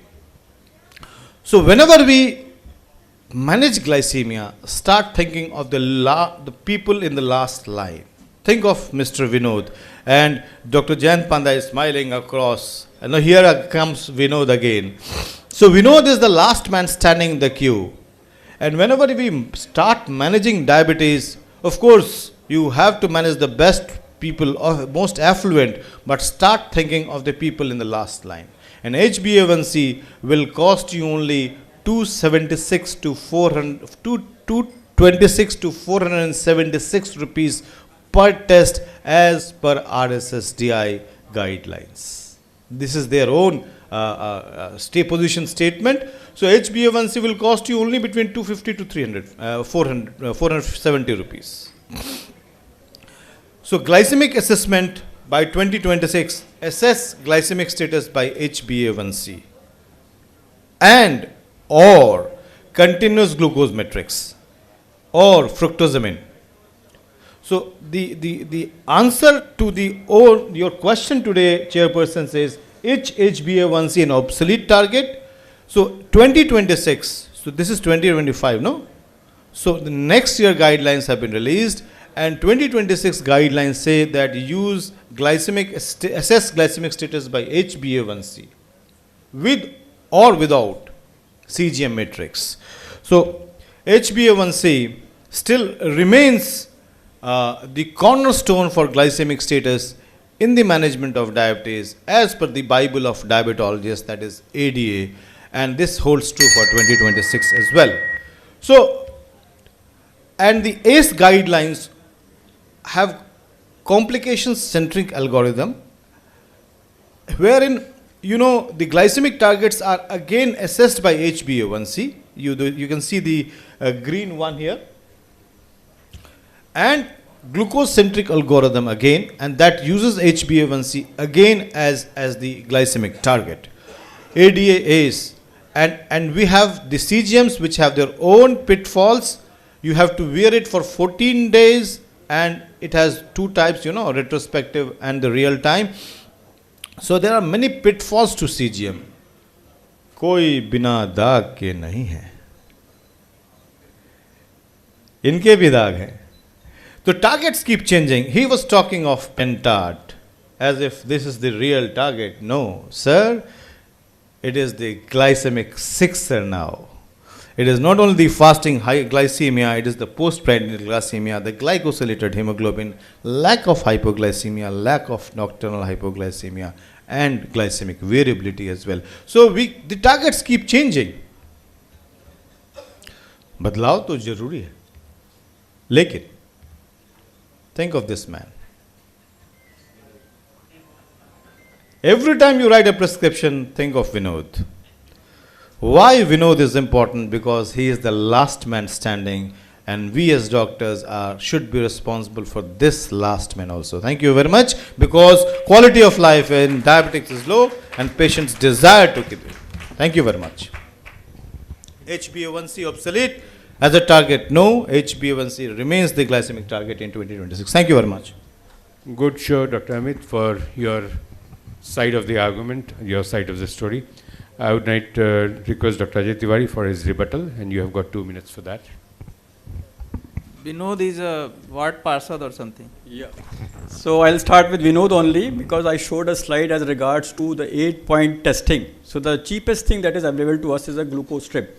So we have already shown that if you do an 8-point testing, that has a strong correlation with what you get with an A1C. So I am thinking about the Vinod also, and I am also thinking about Amitabh Bachchan. Both of them, if you are capable, you will go for a CGM, because if you see, despite of getting a good glycemic control in UKPDS trial, the macrovascular complications were not reduced. And if you see the evolution of the ADA standards of care or the ACE guidelines, you will see we are moving from glycemic targets to now we are focusing more on the problems that are associated with diabetes. How do we prevent the deaths, mortality and morbidity with the diabetes? So that is the primary concern. So glycemic control obviously will be an important, and you all know that hypoglycemia, unrecorded hypoglycemia is a cause of sudden death in people with diabetes, and this has been shown in Accord trial also. When they tried to go very low with an A1C, there was an increase in cardiovascular mortality. So all these points are to be attended, and these things, glycemic variability, and as Dr. My dear brother, my Lakshman has told that the guidelines are evolving, and even these standards of care, they are being updated. And if you see what I showed to you in the last, they have said that the studies are going as regards to the ethnic variations and the genetic aspects of the glycation of A1C. So this is not a one-time, this is basically an evolving standard of care. And there also they have shown that you have to be careful and you have to understand what are the limitations of A1C. So that is what I want to highlight. And I agree with my brother that we have to think about Vinod also and Amitabh Bachchan also. Thank you. Yes. Now I invite Dr. Amit Kumar sir. Thank you, sir. I don't have much to say. An 8-pointer test will cost you 400 rupees per day. 50 rupees per glucose strip. 5 रुपये तो हमारे यहाँ नहीं आता है. 50 रुपये का एक स्ट्रिप है. 800 रुपये के 50 स्ट्रिप आते हैं सारे स्टैंडर्ड ग्लूकोमीटर्स के. नहीं सर, आप मोदी जी वाले भी आपको 8 point test, 8-pointer test will cost you between 200 to 400 rupees per day. And is it practical for any person to get an 8-pointer test for a week or a month? So it's very difficult. It's not acceptable. Pregnancy has high stakes, so people do follow. One, I fail to understand that HbA1c should not be the gold standard. I understand Tiwari Bhaiya's assessment that HbA1c is a very bad test, but I fail to understand which is the best one. Sir, I could not understand from your lecture which glycemic target should we follow. Is it the CGM? Is it the SMBG? Of course, चलो HbA1c खराब है, मान लिया खराब है, अच्छा कौन है? सबको मिलाना होगा ना, तो obsolete तो नहीं हुआ ना. Thank you very much. Thank you to both Ram and Lakshman. Please come on the stage. And as we conclude, it's basically a debate and not an argument. And everybody has put in their points very nicely. Just like diagnosis of diabetes, there is no single feature. Like we can't just diagnose diabetes with we follow the pentad thing. So similarly, there is no single feature which you can say that this is the best. HbA1c, as Dr. Tiwari has said, had been the gold standard, but he has also accepted that there are other options which are evolving, just like medicine is a science where things keep on evolving. So I think both of them presented their side equally, and thanks to both of them. I thank the speakers for an enthralling debate, and I request the speakers and the moderators to move to the side stage for felicitation. Moving ahead to the sponsored session, I would like to invite the moderator, Dr. Ajoy Tiwari sir from Lucknow, and the chairpersons on the stage, Dr. Ajay Kumar from Patna and Dr. Ajoy Kumar.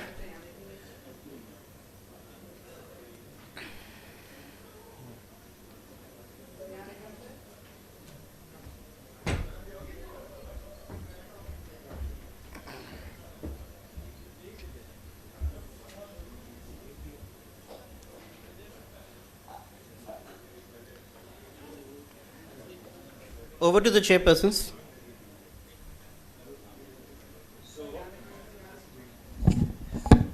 Very good morning. While Dr. Ajay Tiwari is being felicitated, let me start the proceedings. This session is sponsored by Eli Lilly, and the first topic is obesity on epidemic unraveling. Dr. Santosh Kumar Singh, who absolutely needs no introduction, is going to deliver his talk on obesity and epidemic unraveling. Over to Santosh.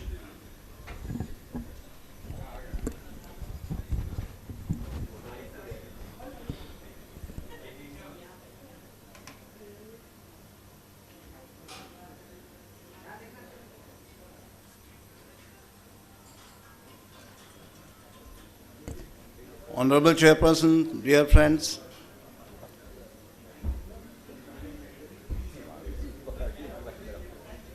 so this talk on obesity and epidemic unraveling, before I start my talk, an announcement. We are having our first annual conference of Endocrine Society of India Bihar chapter on 21st and 22nd February. So people who are interested, I think they should contact the pharmaceuticals for their registration, and I hope you will make it a success. 21st, 22nd February 2026. First annual conference of Endocrine Society of India, Bihar chapter. So obesity, it's not just a result of lifestyle choices, as we always think of. It is a chronic, relapsing, progressive disease characterized by an excessive accumulation of body fat that poses a risk to health. The global prevalence, you see, yesterday I quoted a figure of 1 billion. That was particularly for obesity, and this includes overweight and obesity. It's 2 billion and 1 billion each of males and females. This is important. The countries which are accounting for almost 50% of the prevalence of obesity, India, China are there, USA, and these are the countries who are having the highest numbers of diabetics also. In South Asia, the prevalence of overweight and obesity peaked at 45 for females and 35 years for males. And this reminds of the figures of premature coronary artery disease, and the figures are 55 years and 65 years. So this is 2 decades before we are having a peak in the prevalence of obesity in this age group. This is an important one, high prevalence of metabolic obesity in India. And nomenclature, as you can see, the cutoff BMI of 25. So metabolically healthy, non-obese, and it's almost 30%. On the right-hand side, you have metabolically obese. Okay, so they are having a BMI of more than 25, and for the metabolic part, you need to have more than 2 metabolic abnormalities, which are the different components of metabolic syndrome. So it's so easy to remember. In between is the metabolically obese, non-obese. And this is because we are having a lower BMI compared to the Western population. This is the maximal percentage, and the metabolically healthy obese individuals are comprising only 2% of these. As you see, the unhealthy population is almost 30% and the normal BMI patients having 43%. Important will be to highlight about the recent classification put forth by Rubino's group, and they have talked about preclinical obesity and clinical obesity, where the percentage fat matters. It's not the BMI. A patient may be falling under the high BMI category, but with a normal percentage of fat, he won't be termed as having obesity. If there is presence of the metabolic derangement, that falls under clinical obesity. Otherwise, only excess fat keeps the patient in the category of preclinical obesity. Here again, I would like to remind you about the importance of visceral fat. And I don't know how many of you are aware, these metabolically unhealthy obese individuals, they are high in visceral fat, and more so even with a normal BMI, they have been found to have increased EAT volume and epicardial adipose tissue volume. It is a type of visceral adiposity, and we all know the inflammatory cascade which happens in EAT, and recently TRP2 gene has been implicated in the increased EAT volume, and this can be found even in patients with a normal BMI. And all of us know the increased prevalence of truncal obesity, visceral adiposity in we Indians compared to a normal BMI. Now, projections for metabolic disease prevalence in India. You look, this was shown by Dr. Gupta yesterday, the prevalence of diabetes, pre-diabetes, dysglycemia, and increasing numbers of hypercholesterolemia. Anybody can pinpoint what's wrong in this slide? And anybody would volunteer what does dysglycemia stand for? Diabetes we know, pre-diabetes we are knowing. What is the dysglycemia? Any glycemic cutoff? This is just diabetes and pre-diabetes. So that is dysglycemia. I was asking about something amiss, wrong in this slide. Hypercholesterolemia followed by high LDL. Do you think it's more than that? The last part is hypertriglyceridemia. So that 367 million is triglyceride. Okay? So obesity in nearly a third of the population, obesity and pre-diabetes are highly prevalent across India, even in regions with low current diabetes rates. Okay? That's the significant part. Now for Indian purpose, the overweight we all know, it is 23 to 25. Class 1 obesity, 25 to 30, and more than 30 is class 2 obesity. This is again important. If you take the overweight percentage, it is 20% for women and men. Okay, and interestingly, the abdominal obesity is double in women and almost half in men. So that way we can easily remember these figures. 20% overweight, men, female. But 40% women and only 10% men, to remember, are abdominally obese in the country. And this is by the waist circumference, which is denoted. Lower down, you see the prevalence of overweight children has again increased, under 5, from 2% to 4% in the recent survey. And this is important because we all know the initial obesity in the childhood days predicts future obesity. And that's a very important part, and more so with the increased prevalence of hepatic fat, the chances of developing diabetes worsens. So visceral adiposity, adiposity in general, is acting across the spectrum of ABCD. Adiposity-based chronic disease or DBCD, dysglycemia-based chronic disease. But the conversion from pre-diabetes to diabetes is primarily governed by hepatic fat. And the conversion rate is still more in children compared to the adult population. So that's the significance of hepatic fat. And for that, we need to go for primordial prevention to avoid this epidemic of obesity and diabetes. This is a very nice slide. The global overweight and obesity. The way I remember, if you talk of obesity, 38% is with more than 25 BMI, and in the other part you have BMI more than 30. And the figures to remember is the prevalence in different states of India. And yesterday I talked about this part. The abdominal obesity maximum in Puducherry, least in Jharkhand. and that was 38% and almost 15% in Jharkhand. So if you start from there and 20, 25, 30, 35, just increase by 3, lower down. BMI more than 30, तो ये 14 से 17, 17 से 20, 20 से 23 याद रखिए. ऊपर 38, 42, 46, 51. So वहाँ पे 4 हम लोग जोड़ते जाएं. Basic thing to remember, 38% obesity, abdominal obesity, Puducherry, and 15% in Jharkhand. And the prophecy, as you can see, the predictions from 2025 to 3035 just increased by 3 and 4%. On the left hand side, again questions for you. You look at the projected trends in prevalence of obesity, and this is the percentage of obesity which is going to increase. Women are leading, all right, followed by boys, and then you have the men, and lower down is the girls. Can anybody just explain this? Projected trends in prevalence of obesity. Women leading, followed by boys, then you have men, and least is in girls. 6 to 12% difference. Suja is sitting idle. Okay, so we start a bit, I will try to be fast. So females and males, we need to remember testosterone. It increases the muscle bulk, and this is linked to some extent with minimal change in basal metabolic rate, but more so in total energy expenditure.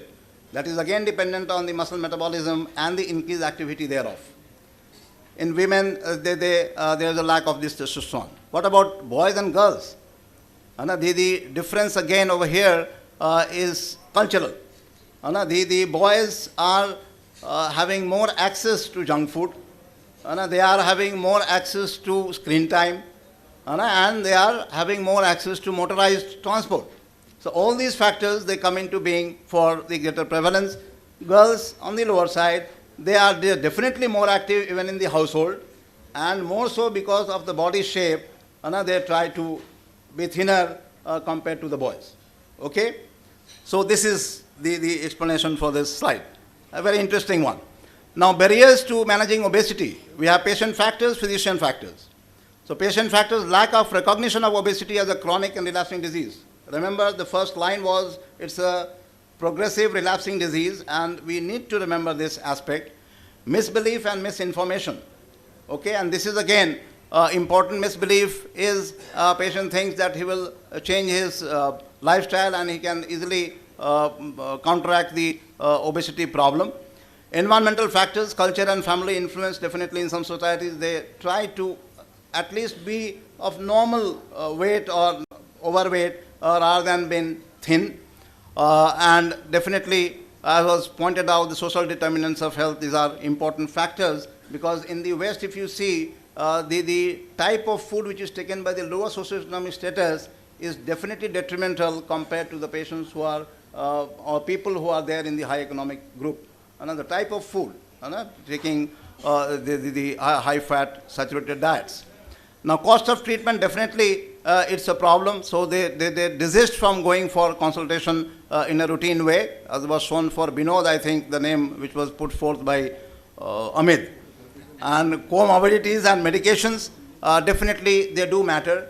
And the way I remember these comorbidities is when you have osteoarthritis, you have problems with walking. If you have sleep apnea, definitely you know the quality of life and the effects it can pose. And then you have diabetes, which is again linked with lesser weight loss compared to non-diabetics. And then you have depression as such, and the antidepressants and the antipsychotics, which again are linked with weight gain. So these are the patient factors. On the right-hand side, physician factors. Lack of time, definitely this is one. Insufficient training and lack of formal diagnosis. You will seldom see a diagnosis being written about obesity, the category of obesity. So we need to be very proactive in doing this. This is a recent one. Indian people with obesity assess their health and weight. This was an online survey. Unni was there yesterday, he is not there. And look at the figures. Only 2/3 people with obesity considered themselves to have obesity or extreme obesity. So they were in a dilemma of having relatively a good health, and only 12.5% considered themselves as overall health to be poor or fair, although they were having that. And this was with 2,000 adults with diabetes and 300 healthcare professionals. And this is a part of the Action India. And anybody would volunteer about the action? What is it? We have Action India, we have Action Asia Pacific, we have Action Europe, and this is awareness and care in treating patients, in managing patients with obesity. So this is AC, Action, Care. You have T for treatments in managing obese individuals. So this is the action, and from there, these studies showing the awareness of the patients about their health status. And this is the last slide to wind off. Over 2 billion adults, overweight and obesity, and percentage I told you, overweight 40 and 20% of both, but abdominal obesity 40% women, 12% men. Overweight prevalence in children under 5 has doubled. In India, there are various patient and physician-related factors and barriers for weight management, which our subsequent speakers will highlight. Thank you.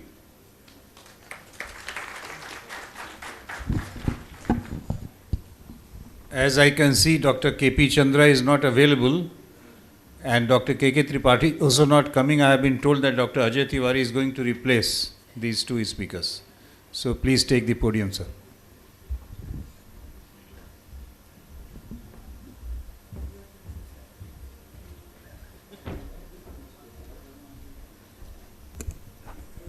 So, thank you, sir, Ajay Kumar sir and Ajay sir. Basically, Dr. Tripathi had some minor surgery and he was not able to make it. So, I'll be basically talking, and I'm taking the first Dr. Tripathi's talk because this is a this will create the right atmosphere for what we will be discussing about the specific molecule. So, we'll be discussing wonders of early weight loss on type 2 diabetes journey continuum. So, primarily we have to understand that we have got a lot of studies as regards to weight reduction. We have got studies on very low calorie diets. We have studies on bariatric surgery which have shown that yes, it is possible to some extent with very low calorie diets and bariatric surgery. So, this is what we will be discussing now, that what we are. So, this basically this is a disclosure side that I am basically speaking on behalf of Eli Lilly, and this session is sponsored by Eli Lilly Company India Private Limited. So, we all understand that this is how it evolves, and the right word what has been said that it is an ABCD, adiposity based chronic disease, and at molecular level we will call it as adiposopathy. So, this is basically what is having healthy weight that is leading to overweight, and then finally the patient is going to obesity. And subsequent to that, we also have to understand that the same cycle is being, now we are also, the recent classifications have shown that we have got pre-obesity also. So, that particular time has also come up, and as I was highlighting that we have got different phenotypes of obesity also depending upon the most important factors, that is the body mass index and the visceral adiposity or the central adiposity. So, all those things are now in our purview, and we have got good guidelines from our own Dr. Mishra and the Lancet Commission also as regards to the classification of obesity. For all practical purposes, in Indians, the 23 is the cutoff, and 23 to 25 is basically overweight, and beyond that it is obesity, the grade 1 and the grade 2.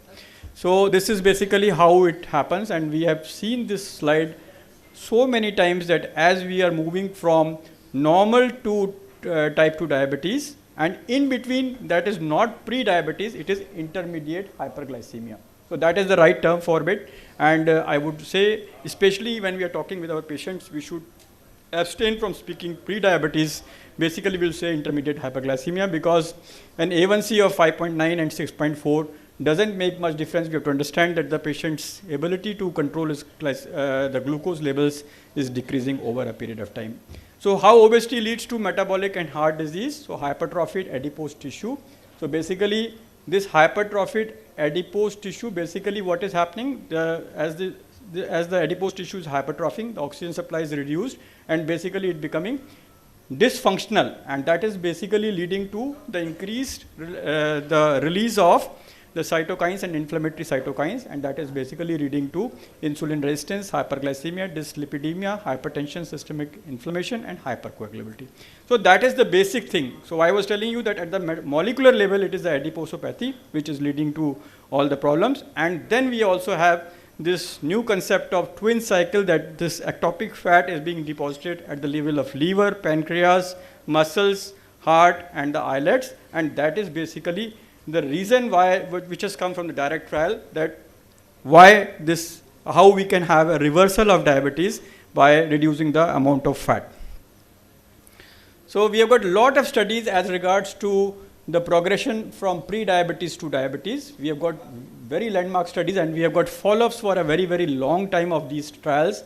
And we have seen that with the Finnish diabetes prevention program, at 6 years there was a 58% reduction with lifestyle management. So lifestyle management still holds true, and that is very important. And in the diabetes prevention programs, 4 years it was again 58%, 10 years it was 34%. So this was sustained, and in the Docking study, which was followed for 20 years, it was 43% reduction. So energy restriction reduces blood glucose, hepatic glucose production, and liver triglycerides in type 2 diabetes mellitus. So obviously this is very apparent from what we can see from these slides, that as we are reducing, we are going for an energy restriction, we are reducing all the components of the problems, the plasma glucose, hepatic glucose production, and the hepatic triglycerol content. So this is basically responsible for the adiposopathy. So energy restriction improves beta cell function. So this may be true in the earlier part of the disease, may not be because what you say, they go into hibernation, and once they become null cells, then we won't have much benefit. So this will be discussing. So direct trial is the trial which showed us that it is not a permanent disease. The diabetes is, we have things in earlier phase of diabetes, the patient can go on remission with a very low calorie diet. So they used around 800 to 825 kilocalories for 12 to 20 weeks, and what they saw that 46% of the patients went into remission over a period of 1 year, and this was for 36% in the second year.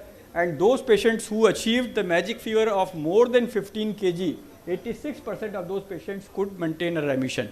So that's a very, very big thing, and this particular trial was followed. We have got the 5 years results also, and at 5 years the remission rates were 13%. So basically over a period of time they didn't go for that strong thing, and so this remission over a period of time was lost. And also we have to understand that this tells us that the compensatory mechanisms, they come into interplay when we are going for weight reduction, and that is the reason why we have to think about molecules as regards to the management of obesity. The same holds true for look ahead trial. So this was the trial, this was in early diabetes, and this is less than 6 years duration. Now they are well established people with diabetes, and in the look ahead trial they wanted to see that whether the cardiovascular problems were reduced, and what they found that it was not so, but they found that if we are reducing the weight, loss of 2% to 15% associated with significant improvement in A1C and type 2 diabetes related risk factors at 1 year. So they could see, and this was followed up for a longer period of time, and they found that there were pluripotent benefits, but this trial was basically stopped because it could not show its primary point, that was a reduction in cardiovascular disease. So the impact of remission on cardiovascular and renal outcomes. So this is as regards to the CKD and the composite of CVD. So this is what it is, and the long-term benefits of weight loss after bariatric surgery. So this is a very important study. This is the Swedish obese subjects, and this was basically based on bariatric surgery, and we have a follow-up of 16 years, and you see those patients who were in who underwent the bariatric surgery as respect to control, those who were given a lifestyle management or were given a basically given advice as regards to lifestyle. So you can see the curves are reducing, and the mean weight loss was around 16%, 78% decrease in the incidence of type 2 diabetes, and 33% reduction in CV death, MI, and stroke. and 24% decrease in all-cause death. So this is a landmark trial which has shown that if you are going to reduce weight by any method, you are going to have benefits as regards to the overall outcomes, be it the chronic kidney disease, micro and the macrovascular complications. And the goals and benefits of effective obesity management. So if you see, achieve weight loss, maintain weight loss and prevent regain. So this is the most critical part, the middle one, maintain weight loss and prevent regain. So that is where these molecules will come into interplay and provide clinically meaningful benefits. So achieving weight loss, we have seen lots and lots of studies, but over a period of time, this again starts creeping up, and that is the biggest problem. Why we have to think about molecules? Because the body has an innate and inherent mechanism of regaining the weight, what we call as the set point hypothesis. So it gradually tries to, the compensatory mechanisms come into play and the whole system is lost. So if you hear the stories of real patients, you will see that this is the usual story. They reduce weight and over a period of time they regain. So that is the point. So the physiological response to weight loss. So this is what we will be discussing. Hunger and desire to eat. So the body starts, the hunger pangs, they keep on increasing, and desire to eat increase because that is a compensatory mechanism of the body. So this is how once you go for a weight loss, so this hunger and the desire to eat, that keeps on increasing. Physiological hormone ghrelin increase, so this increases the this increases basically, and the satiety hormones PYY, amylin and CCK decrease. So this ghrelin, that is the hunger hormone. So if you see over a period of time, this is increasing, and this is the amylin, CCK and the PYY. So these are the satiety hormones, they are going downwards. So GIP and PP increase, GLP no change, and the insulin levels fall. And the serum leptin levels is positively associated with BMI. So leptin is satiety hormone, that also decreases with time. So why diets don't provide long-term weight maintenance? Because the weight regain, that is the energy conservation. The BMR decreases and there is an increased hunger, and the energy restricted dieting leads to decreased leptin, decreased satiety hormones and decreased energy expenditure. So you have seen that initially we have got a great weight loss and thereafter it starts plateauing, and over a period of time it comes back. So the obesity treatment is pharmacotherapy combined with lifestyle intervention can provide 15% weight loss for weight management. So we need to have strategies which will be a combination of lifestyle management and the pharmacological management or a surgical management to have a sustained and structured weight loss. So that is very important, and the newer glucose lowering treatments offer weight neutrality or weight loss in addition to glycemic control. So this is also, we have to understand that what of the drugs that we are prescribing are causing weight gain. The sulfonylureas, thiazolidinones and the insulin, the most commonly prescribed drugs. The weight neutral ones are the metformin and DPE4 inhibitors and associated with weight loss. So we have got a lot of drugs now, GLP, GIP receptor agonists, the twin cretins, SGLT2 inhibitors, they are all causing weight loss. So tirzepatide, the first in class of GIP and GLP agonists. So tirzepatide is in 2022 approved for marketing in United States of Europe. So it's already available in India, has been cited by multiple consensus guidelines. So it is part of all the guidelines now for the management of MASLD, for the weight reduction. So ADA standards of care 2026 all have highlighted, the AS guidelines have said that whenever we are thinking about the weight reduction, we have to consider these twin cretins. So in ATC classification of WHO, tirzepatide is included in a separate category of glucose lowering agents. Alimentary tract and metabolism, 8 trend drugs used in diabetes. So this is basically the meaning of X group is new and innovative pharmaceutical products will therefore often be classified in an X group, and such group should be established for only one single substance. So this is a unique thing because whatever we have been having till now were only the GLP analogs, and now we have got a co-agonist, and this is what tirzepatide is all about. So now I'll be taking the second part of the talk, that is specifically on tirzepatide. So key messages are obesity and overweight are key factors for type 2 diabetes. Weight loss can be effective treatment for type 2 diabetes, but is still to sustain due to physiological factors that leads to increased appetite and weight regain after successful weight loss. So we have to be look out for this, and the regulation of appetite and food intake involves key centers in the brain and modified signals from the adipose tissue and gut that signals energy balance and satiety. And the bariatric surgery and treatments based on gut hormones are effective for type 2 diabetes. These will help shift the focus towards weight loss as a primary goal in the prevention and treatment of type 2 diabetes. So this is basically what we will be discussing now as regards to next load कर दीजिए. तो सारी कहानी का जो निष्कर्ष है वो ये है कि weight reduction very low calorie diets या हम लोग अगर एक कंपोजिट LSM के साथ और इसके साथ पूरा करते हैं तो संभव है, पर उसको मेंटेन करना और सस्टेन करना over a period of time 46% से डायरेक्ट ट्रायल में 13% पे चला गया 5 साल पे. So that is very important and how do we do that. So that is what we have to think. So this is dual GIP GLP-1 RA the tirzepatide advantage. So how does it give us that advantage and how it is focused that we can have a sustained weight loss. So that is why pharmacological management is important. So again this talk is sponsored by Eli Lilly. So understanding the role of GIP, GLP-1 and tirzepatide's mechanism of action. So the GLP activity that acts at the central nervous system reduces food intake, increased satiety and increased nausea.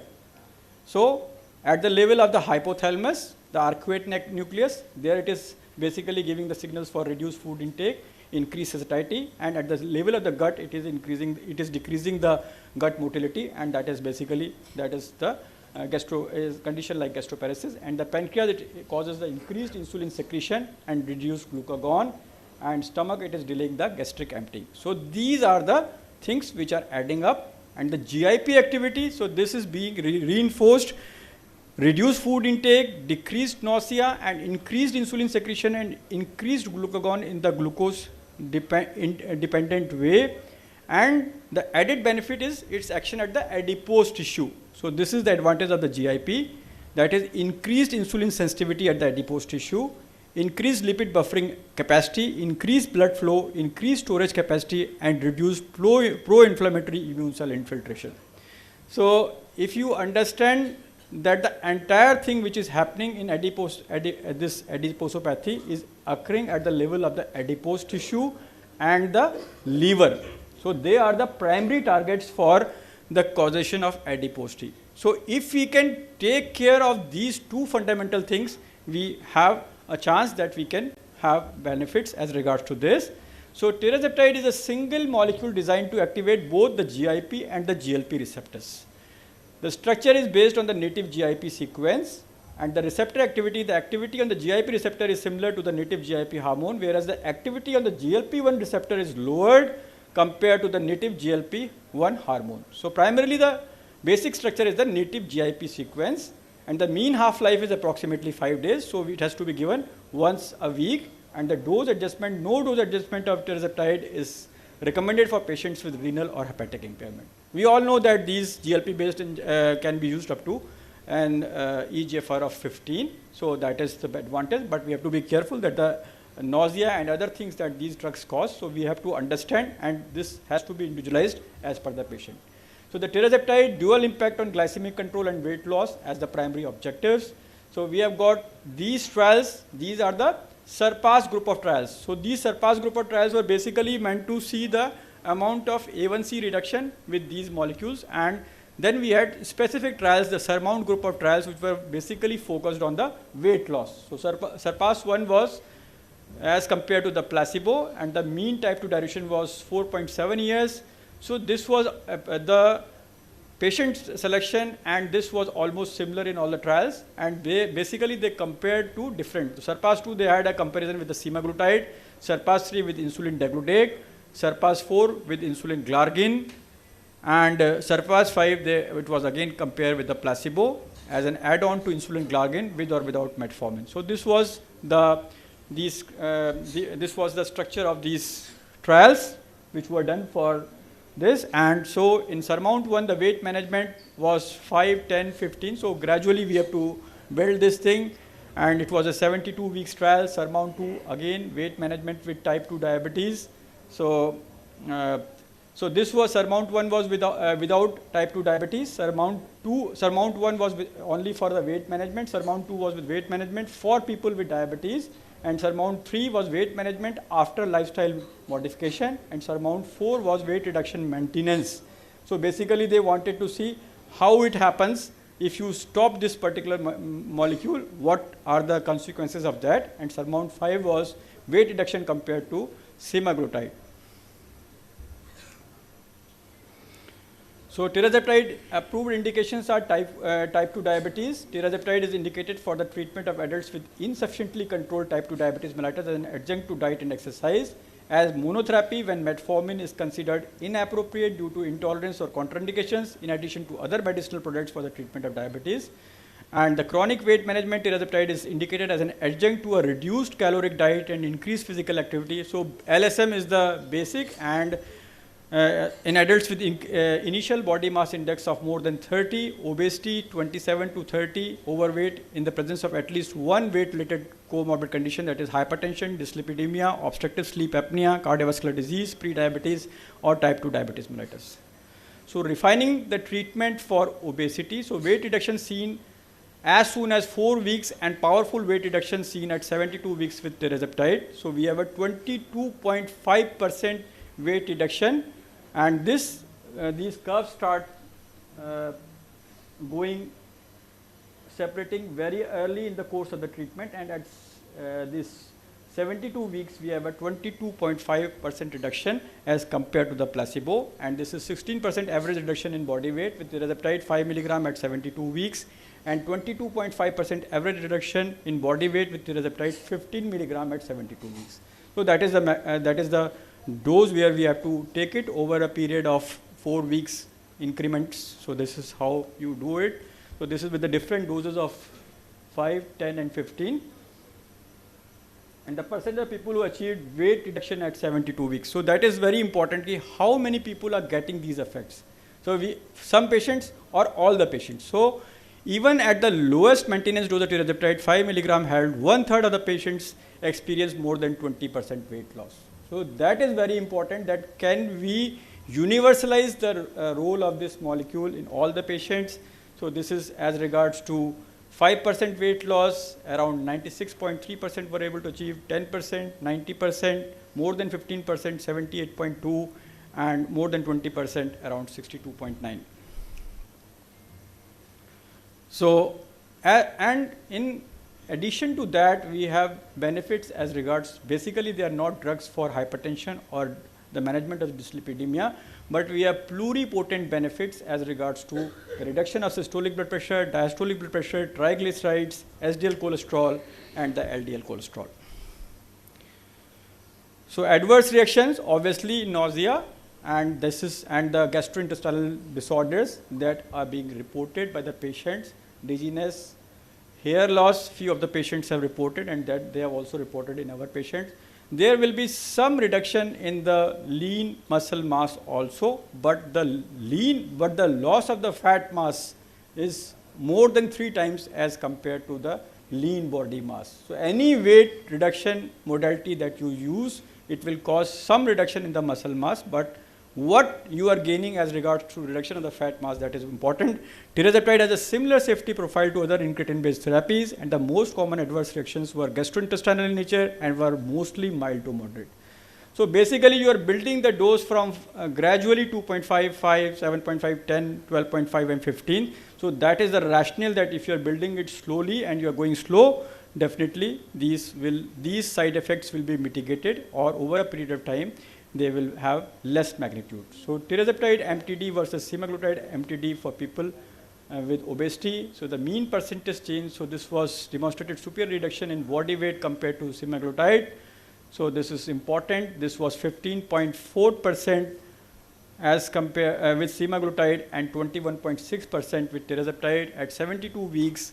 Participants taking tirzepatide MTD 10 mg or 15 mg experienced a weight percentage body reduction of 21.6% as compared to 15.4% in those taking semaglutide 1.7 or 2.4 mg. So that's basically a comparison between these two. So we have a more robust weight loss with tirzepatide as compared to semaglutide. And participants taking tirzepatide experienced superior reduction in waist circumference versus patients taking semaglutide at 72 weeks. So minus 20 centimeter reduction in waist circumference at 72 weeks. So that is important, and 14.7 with semaglutide. So that is a comparison between the highest dose of tirzepatide and semaglutide. Adverse reactions, so that are basically comparable, and the most common adverse reactions were gastrointestinal. So that is basically with all incretin-based therapies. So not much difference as compared to the two. And the redefining treatment for type 2 diabetes, the tirzepatide demonstrated superior mean A1C reduction across all 3 doses via injection semaglutide versus injection semaglutide 1 milligram. So the A1C reduction is to tune of around 2.1 to 2.5%. This, the red, bright red is with 15 milligram, 2.5%, and semaglutide in the gray, 1.9%. Even the lowest maintenance dose of tirzepatide, that is 5.5 milligram, demonstrated superior mean HbA1c reduction versus injection semaglutide 1 milligram. So even with the lowest possible dose, and if you compare it with semaglutide 1 milligram, still we have a increased A1C reduction as compared to semaglutide 1 milligram. And significantly more patients achieved A1C targets across all doses of tirzepatide versus injection semaglutide 1 milligram. So this is what you see, 92% with 15 milligram as compared to 81% with semaglutide. And A1C of less, and this is the beauty, and this is come from the this collection of the SURPASS trials, that the patients were able to achieve an A1C, around a third of patients were able to achieve an A1C of less than 5.7%.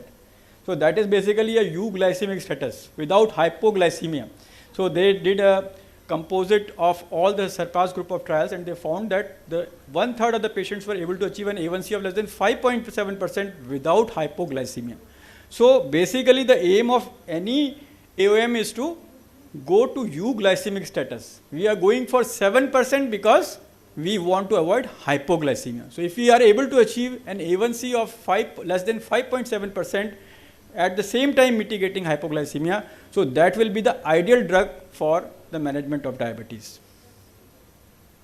So even in people with diabetes, tirzepatide demonstrated superior mean weight reductions across all 3 doses while versus injection semaglutide. So this is 6.2 kilogram at 40 weeks with semaglutide, and 7.8, 10.3 and 12.4 kg at 5, 10 and 15 milligram doses of tirzepatide. So superior weight reductions that did not plateau the study periods of 40 weeks versus injection semaglutide 1 milligram.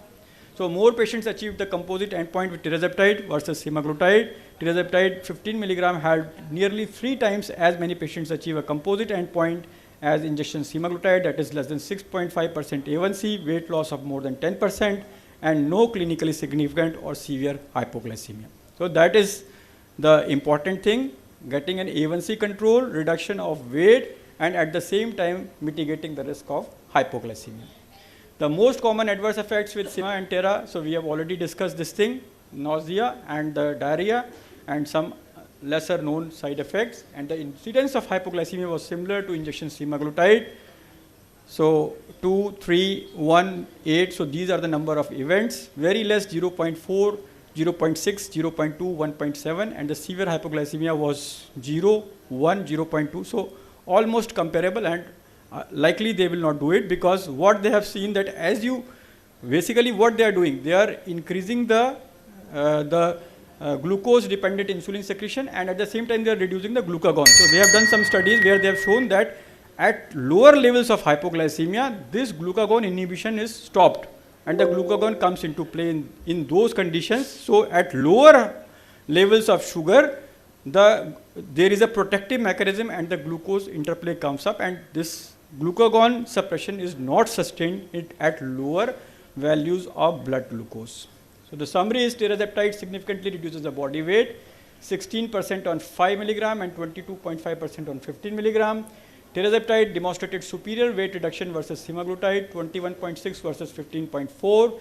Superior A1C reduction with all 3 doses, semaglutide 1 milligram up to 2.5%, that is with this tirzepatide, and the most common adverse reactions were gastrointestinal in nature and were mostly mild to moderate. So improvement in cardiometabolic parameters in SURPASS and SURMOUNT trials were secondary endpoints, and tirzepatide is safe from a cardiovascular perspective. So thank you for patient hearing, and I think we can go with the discussion.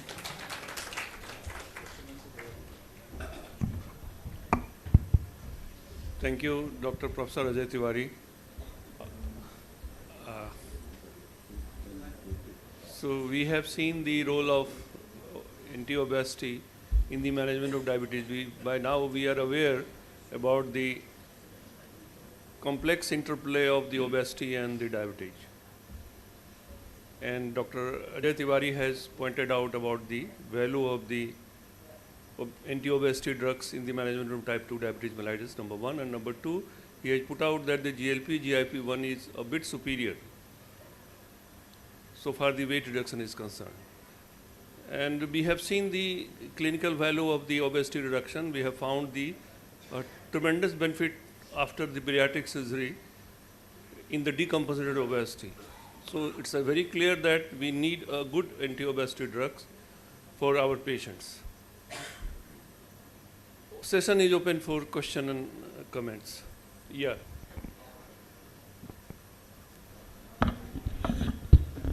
Dr. Tiwari, I have a couple of questions. Is that pleiotropic effect of tirzepatide is it just weight reduction or separate action? Number two, since yesterday also discussed, the diabetes itself causes sarcopenia. This also causes sarcopenia. So would you like to supplement something like muscular or other to diabetic patients? So his concern is the increase. First question is regarding tirzepatide. So pleiotropic effect is just a weight reduction or something else that causes. Okay. So you want to say that it is just because of the weight reduction that you are getting the benefit, or you are getting the pluripotent benefits because of the other things. So other modalities of system are also acting, which are causing the benefits, because we have also seen that even with the GLP-RA analogs, they didn't cause lot of weight reduction, but still they had the benefits as regards to the cardiovascular outcomes. So other mechanisms are also working at the same time. So weight, it is not because of the weight that you are getting the pluripotent benefits. Second question was as regards to the sarcopenia. Yeah. Sarcopenia is not the right word, that is the loss of the muscle mass. Yeah. So anything that you do as regards to the weight reduction, that will cause a reduction in the muscle mass. So we also have done studies at our place. But what is what you are getting? So it is more than 3 times the loss of the fat mass as compared to the muscle mass. So what is more beneficial? What amount of fat reduction you are getting vis-a-vis the muscle mass reduction? So it is causing around 3%. There are studies that it is causing around 3 times more reduction in the percentage of the fat content as regards to the muscle mass. So anything you will do, even you do lifestyle management, still you have to supplement. You are very right that you have to give some protein supplements and also go for resistance exercises, because that is basically what will be the problem. Yeah, okay, thank you. Yes, okay. Any other question? Yes. Yeah, sir. Dr. Ajay, sir, how do we decide the equivalent doses of tirzepatide vis-a-vis semaglutide? Because semaglutide brings down weight by say 16% and tirzepatide brings down by 21%. Now that was at 2.4 milligram of semaglutide, and now they are doing trial with 7.2 milligrams of. So how do we decide the upper dose, the upper limit? So basically you cannot compare the two things, because they have got very different sort of thing. One is a GLP analog and another is a twin creatine. So this is a co-analog. So we have to understand that there is no weight, you cannot have an equivalence of the doses as regards to that. So they have got different mechanisms of action, or the tirzepatide has got an added benefit as regards to the GIP. So equivalence is not important, and what you are telling me is about the step trials that are being done. That was presented in the ADA with 7 and 15 milligram of semaglutide also. Yes. They are trying to get those benefits. So we need to see what are the results of those trials, but equivalence as regards to the doses, you cannot compare the two as regards to the equivalence.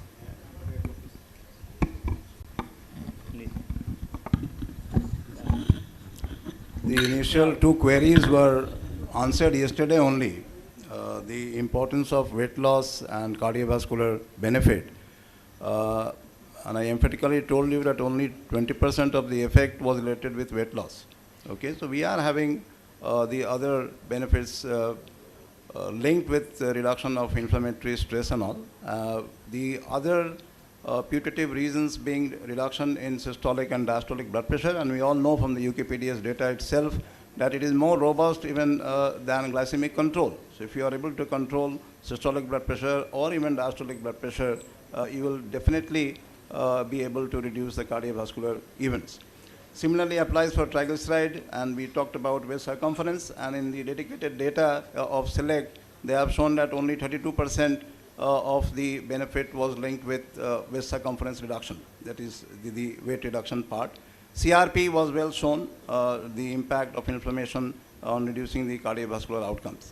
So that answers one part. It is not only the weight, it is in conjunction the impact on the inflammatory cascade and the other cardiovascular risk factors including dyslipidemia and blood pressure. Questions today, but now it was present. Last question. Equivalent doses. Dr. Ajay Tiwari has shown that the 5 milligram dose was definitely superior to 1 milligram of semaglutide. We had this data in SURPASS 2.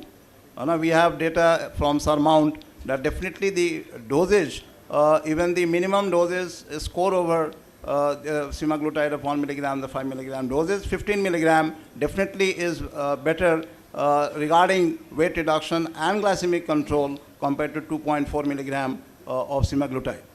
And nowadays we have an algorithm where to position these molecules, which one to choose. But before choosing, I would say, whenever you are switching from one molecule to the other, and occasionally we do have patients who don't tolerate one and we do go for the other agent, you have to start with the lower dose. Because we just give the higher dose and the patient lands in trouble. So whenever you are reinstituting another molecule, you need to start with the lower dose, and that will be of practical use. Now regarding the higher dosage of 7.2, it's in the offing. It is not still practiced. So till date, the data definitely favors 15 milligram of tirzepatide regarding both glycemic control and weight reduction vis-a-vis 2.4 milligram. But we need to go by the trials. And where to position these molecules? Sick fat disease, fat mass disease. Fat mass, osteoarthritis, you have SEMA. For the OSA, you have tirzepatide. That is linked with the fat mass disease. Now sick fat linked with the cardiovascular problems, the MASLD, and here you need to position semaglutide first compared to tirzepatide, the trials which we have. Regarding MASLD, initial data favored tirzepatide, but after the ESSENCE trial, we definitely will be favoring semaglutide over tirzepatide in that case. Patients having deterioration of renal decline, be it USCR or EGFR, definitely the FLOW trial is more robust to prescribe semaglutide in those scenarios. So the sick fat disease, still I see semaglutide having a scoring point over tirzepatide, vis-a-vis only the effect on glycemia and weight reduction. So for both the companies, Novo and Eli Lilly, I think it's a balanced answer. Sir, I have a question for you, that we wanted to anti-obesity drug more than the anti-diabetic drug. Because we know the obesity has got not only the diabetic complication, but also the non-diabetic complication like celiac apnea syndrome, many degenerative arthritis and many other things. So we wanted to welcome the anti-obesity drug than the anti-diabetic drug, and we have accepted tirzepatide in a great way. We have started, and semaglutide of course, we have started writing.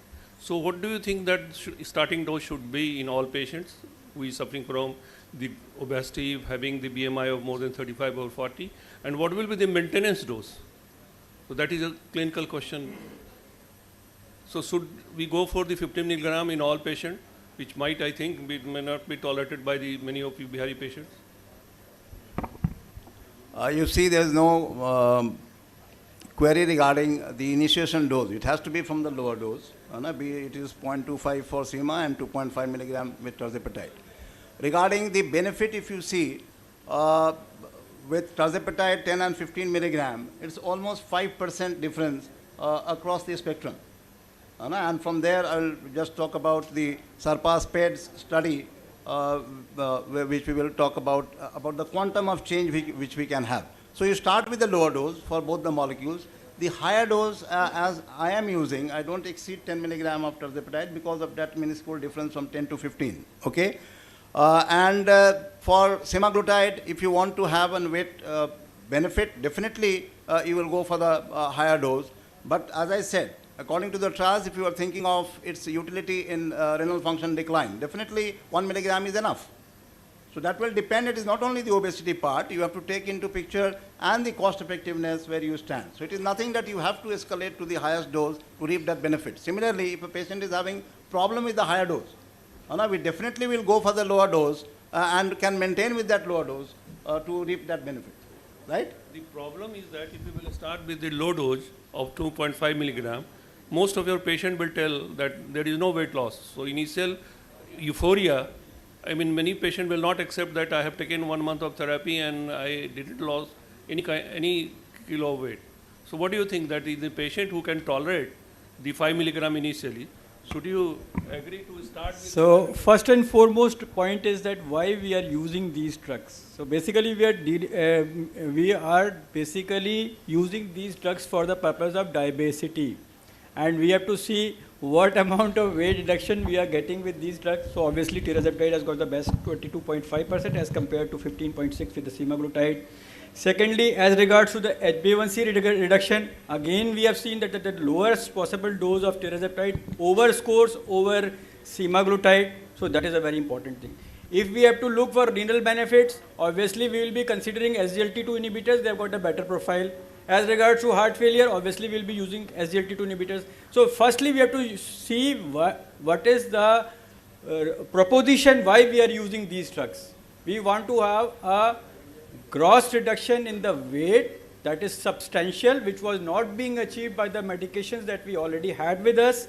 Secondly, we are having a 2% or more reduction in A1C. That is the reason. So we have to define why we are doing it. So what I said, I had put a slide as regards to the reduction in systolic blood pressure, diastolic blood. I categorically said that these are not the drugs for hypertension or dyslipidemia. So we have to understand what is the indication for this drug. The indication is reduction in the weight and the reduction in A1C, and primarily for the weight reduction. So if you are getting a weight reduction of 22.5%, so automatically it overs. So thank you all the speakers and panelists. I'm sorry, sir. We are running behind time. My question, once again, we can discuss it later, house, that what should be the low dose? Sir, we can discuss it over lunch. I'm sorry, sir. I thank the speakers and the chairpersons and request them to move to the side stage for felicitation. Moving ahead to the next session, I would like to call the moderator, Dr. Kiran Shankar Jha, to the stage. I would also like to call the chairpersons, Dr. Govind Kumar sir from IJMS, Dr. Praful Deepankar from IJMS, Dr. Anuj Kumar, Dr. Kumar Devashish from Samastipur, and Dr. Raju Kumar from Darbhanga. Over to the chairpersons.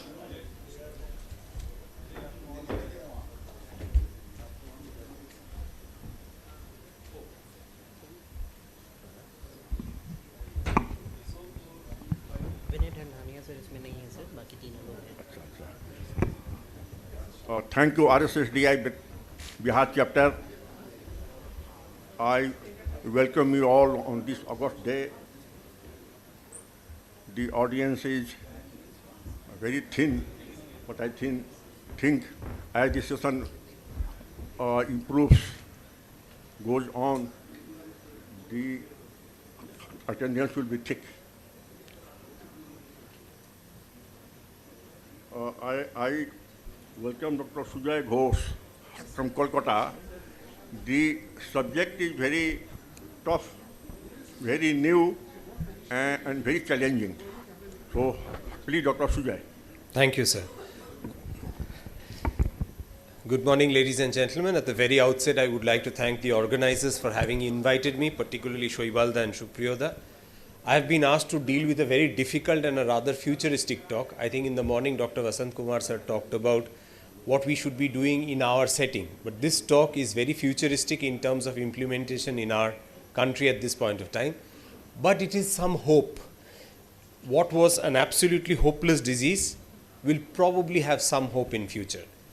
And I'm going to talk to you in the next 15 minutes on type 1 diabetes, delaying the inevitable or redefining it. Now that's the outline of my talk.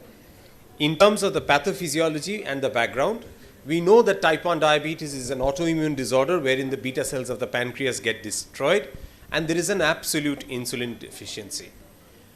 However, when we talk about type 1 diabetes, we often assume that it's a homogeneous disease. It is not so. It's very, very heterogeneous in terms of the degree and grades of autoimmunity, the genetic background, the epigenetic background, the metabolic and clinical complication outcomes. So that's one of the things that we need to know. When we talk about pathogenesis of type 1 diabetes, we know there is an autoimmune destruction process in which an individual will have to have some kind of genetic susceptibility in the background, which I will talk about a little later. Maybe certain environmental factors actually have an interplay, and then there is something else that happens which triggers the autoimmune process, which we often do not understand very well. But essentially the dendritic cell presents the antigen and there is to the T lymphocytes, and there is activation of CD4 and there is IL-2 production and there is destruction of the beta cell. That's in a very small nutshell. Looking at the genetic susceptibility, if you look at, like I said, there has to be a genetic predisposition with altered immune function. Then there is a development of antibodies, though we know that the antibodies themselves are not involved in the pathogenesis of the disease. There is some tissue inflammation and cumulative damage. There are certain HLAs that are associated with increased risk of type 1 diabetes, and there may be some HLAs which are actually protective. Recent studies from India, including from Dr. Yagnik and his team, suggest that the HLA susceptibilities in Indians might be a little bit different from the Caucasians, but almost at least 90% of individuals even from India have at least one of these haplotypes. And individuals who are heterozygous for these particular two HLA genotypes have the highest susceptibility.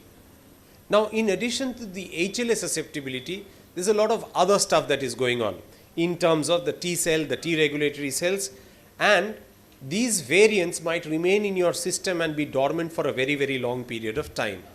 So I'm not going into the details of this. And if you look at the beta cell autoimmune response, there is endothelial stress, oxidative stress, and high vascularity of the pancreas actually makes it susceptible to autoimmune systemic insults. What are the possible potential triggers? I told you there are certain environmental factors which might be responsible for type 1 diabetes. The TEDdy study is still going on, which will finally give us answers. But now we already know that there might be some seasonal variation of type 1 diabetes, and that's probably related to vitamin D intake. There might be intrauterine factors that are also involved in the pathogenesis of type 1 diabetes. Now this slide is very, very important for all of us to understand what we thought was a bang. You had nothing, you had type 1 diabetes. That's what we have always thought. The patient was absolutely fine 3 months ago, now there is a disease. We've got to understand that essentially there are these stages of type 1 diabetes. Now, this is perhaps much easier to look at in a familial type 1 diabetes. We know out of 100 patients with type 1 diabetes, about 10% happens in families. And this talk essentially is targeted to those familial type 1s. If you have somebody in the family with type 1 diabetes, you are trying to figure out if any of the other children or the next progeny is having a risk of type 1 diabetes. So if you look at stage 0 is individuals with the genetic susceptibility that I've talked about, HLA susceptibility or otherwise, along with the genetic, along with the environmental insults which would be common in that same bioenvironment. Then there is something that happens. There is a trigger and autoantibodies are produced.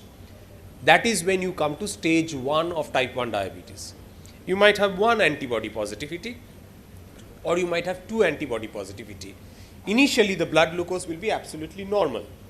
So that's your normoglycemic stage with autoantibody positive in a family of individuals with type 1 diabetes. That is your stage 1 type 1 diabetes. Thereafter, the disease might progress to wherein the individual develops dysglycemia but does not fit into the diagnostic criteria of diabetes. Therefore, that would be stage 2, and then finally the individual might go into the full blown disease that you and I are seeing, that is hyperglycemia with the autoantibodies and a significant decline in the beta cell. So this, I think, is a concept that all of us now need to remember. Just like we talk about stages of kidney disease, please remember these are the stages of type 1 diabetes. So that's exactly what I've talked about. So at risk are those people who are living in the same family, having the same genetic background, but they don't have more than 2 antibodies positive. At the most, they have 1 antibody positivity and they are normoglycemic. Stage 1 is 2 antibodies but normoglycemia. Stage 2 is more than 2 antibodies but dysglycemia but no diabetes. And stage 3 is when you have antibody positivity with frank diabetes. So when you're looking at these family individuals, because patients will come and say, "Mera beta ko hua hai, beti ko bhi hoga kya?" This is something that we often hear. So what we are supposed to do is, in the familial screening, we are supposed to look at the antibodies. Of the 4 antibody testing that you do, if 2 or more antibodies are positive, you are more worried rather than 1 single antibody being positive. And if you do find somebody has got antibody positivity, you should look for dysglycemia and diabetes in this individual at a regular interval that I will talk about. So let us look at the algorithm that has been suggested by the ADA and the EASD. So in a family of individuals with type 1 diabetes, you are supposed to go for a islet antibody screen of the 4 antibodies. If they are negative, you will have to retest it at an interval up to the age of 15 years. If the antibodies are positive, you have to recheck in 3 months to show that it is a true antibody positivity. If it is positive, you go down to the algorithm where it says that you are pre-symptomatic or stage 1 type 1 diabetes. If the antibody you've looked at, more than 1 is positive, and if it is negative, you exit from the algorithm.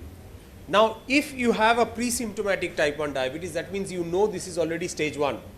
You're trying to figure out whether more than 1 antibody is now going to become positive again, because that would mean that the risk is again increasing. And you will be frequently testing the glycemic status in such individuals. If it remains normal, then you will have to offer the patient the possibility that we will follow up and do nothing. If it becomes dysglycemic, there are certain clinical trials done to show that certain drugs work. If the patient goes into stage 3, that means develops the disease, even then early in stage 3, there are certain now molecules that will help the individual. Otherwise, you go for periodic reassessment. So if you have a child with a single antibody test, age less than 3 years, monitor antibody status every 6 months for 3 years and then annually for 3 years. That's the algorithm. Along with that, you will also check the glycemia at the same intervals. And if there are individuals who are multiple antibody positive, then you know that the chance of this individual becoming diabetic with type 1 is very high within 15 years. And the risk of stage 3 is 85% in these children if 2 islet antibodies are positive, and 92% if 3 islet antibodies are positive. This is very, very significant. Younger age at first islet antibody detection predicts the greater risk. Greater the number of antibodies positive, the lower the age at which it was positive, they will have a higher risk of progression to frank type 1 diabetes. And in terms of the glucose monitoring, I said you should look for dysglycemia. Some people have said go for a CGM, some have said go for a SMBG, and others have suggested an OGTT. Ideally, in our circumstances, an OGTT is the easiest and probably the best thing because it will help us in diagnosing dysglycemia easily. Now, if you have a situation like this, then you are supposed to talk about prevention of type 1 diabetes, because there are now therapies that will help in preservation of the beta cell mass and delay the onset of type 1 diabetes. So I'll quickly go through those trials, the first of which is teplizumab. Now, this is individual who is in stage 2, that means has dysglycemia but does not have diabetes. This seminal trial of teplizumab suggests that if you did treat versus if you did not treat.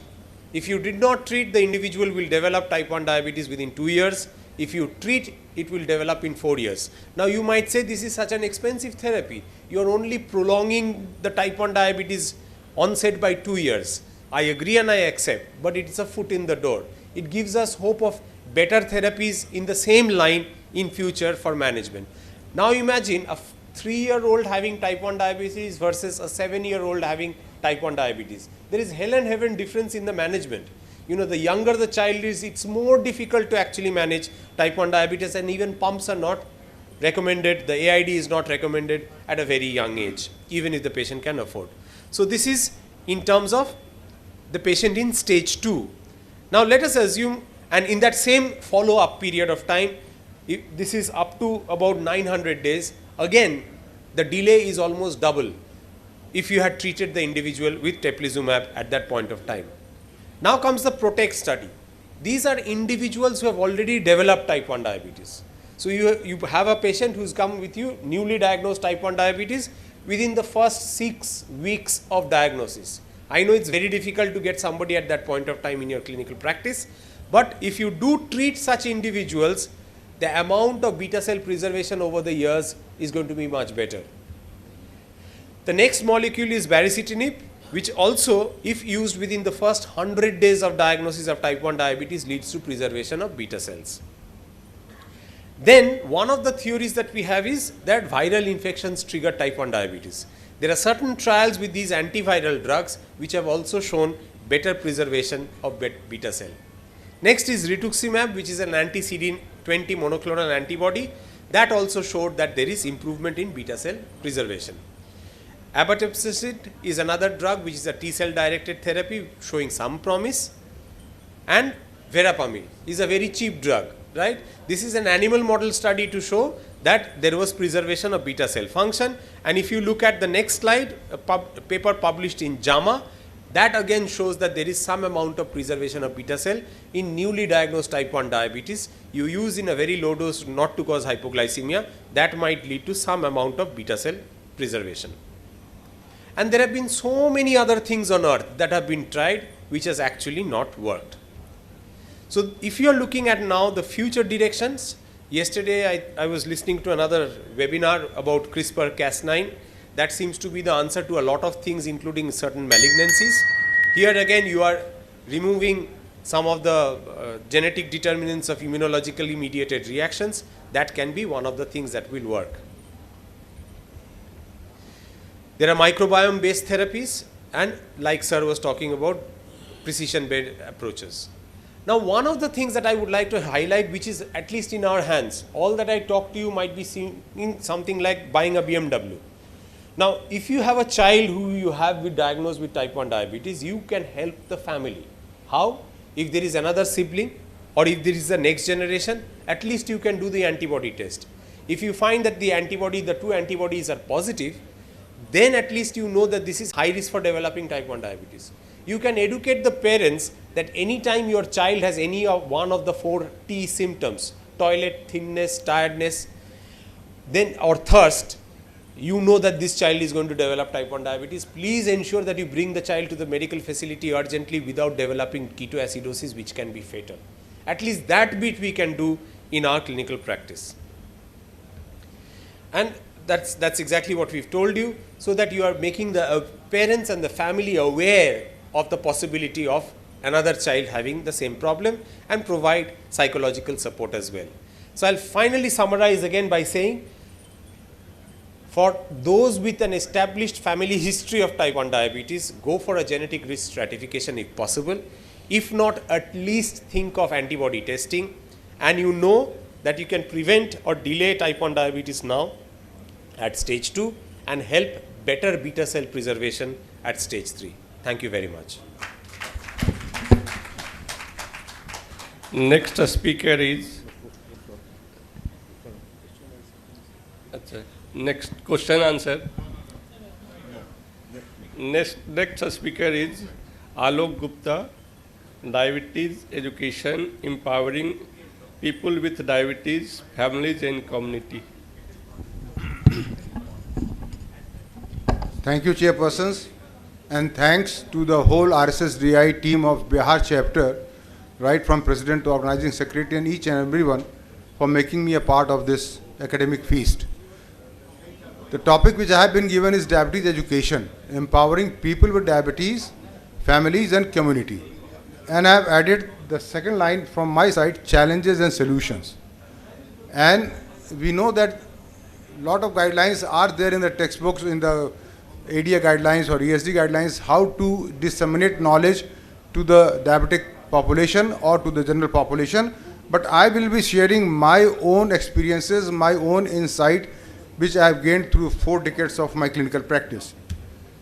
So what we need to impart knowledge to the different fractions of the society is the knowledge, because knowledge will give you confidence and it will give support. So knowledge is power. So first and the foremost thing is that we should have access to knowledge, which we are getting here in this conference.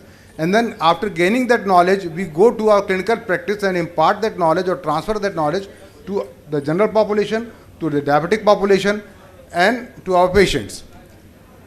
Few slides about the global projections which have been repeatedly shown to you, but it is worthwhile showing again that in 2007, the population, estimated population, diabetic population was 246 million. 2025 projection was 380 million, that is an increase of 55%. But what happened later on? Let us see. 2021 again, the population was 537 and projection for 2045 is 788 million worldwide. Now just see the irony. In 2007, projection for 2025 was 380 million and in 2021 it is 537. So we surpassed that projection of 2007 for 2025 in 2021, much earlier. And I hope that this projection of 2045, we will surpass this by 2040 or even before that, the pace with which we are going on. So the irony is that where we are failing, with despite all these bodies, all these conferences, the state chapter, national level conferences, why we are not able to curb this exponential rise in the population of diabetes. This is something which you should think upon, ponder upon, and try to act upon. So, few studies I will try to show you that the population or the public worldwide behaves in the same fashion, in the same manner. This is the study, Rising Burden of Diabetes and State-wise Variation in India, Insights from the Global Burden of Disease Study 1990 to 2021. Again the same thing, that the progress in incidence from 1990 to 2021. 1990 it was 162.74 per 1 lakh. 1921 it came to 264.53 per 1 lakh with an increase of annual percentage change of 0.63. So despite all efforts, guidelines, conferences, prevalence of type 2 diabetes mellitus is exponentially rising, and about 70% of people with diabetes are not on target goals. So what are the community challenges of diabesity, which we are talking about in the previous talk about the weight loss and all those? The community challenges are at mainly 2 steps. One is the resource challenge and another is the economic challenge. The resource challenge can be manpower challenge, that shortage of doctors, patient-doctor population relationship, trained diabetic educators, nurses, clinics, hospitals, infrastructure at remote places. The economic challenge can be at the government level to implement health policies, and at the individual level also, doctor level and the patient level. At the doctor level, you want to upgrade your clinic, but then you need resources, you need money, you need to borrow money from the bank, you have to pay the interest, then you charge the patient, you become a culprit. So there are so many things which act as a hurdle, and at the patient level, there are so many expenses, household expenses, and he has to take out money from that for the treatment also. So there are economic burdens. Disseminating evidence-based scientific knowledge and information to medical community is the first step, which we are doing right now. Then we have to disseminate this knowledge to the general public when we go at our clinic or to our community. And then we have to be specifically focused to the diabetic community for prevention of morbidity and mortality. So we have to go to the general public for primordial prevention, and then we have to focus on the diabetic community for diabetic specific related problems and their prevention. Can anybody guess ये किसकी मूर्ति है? ये western world में सुंदरता की देवी मानी जाती है.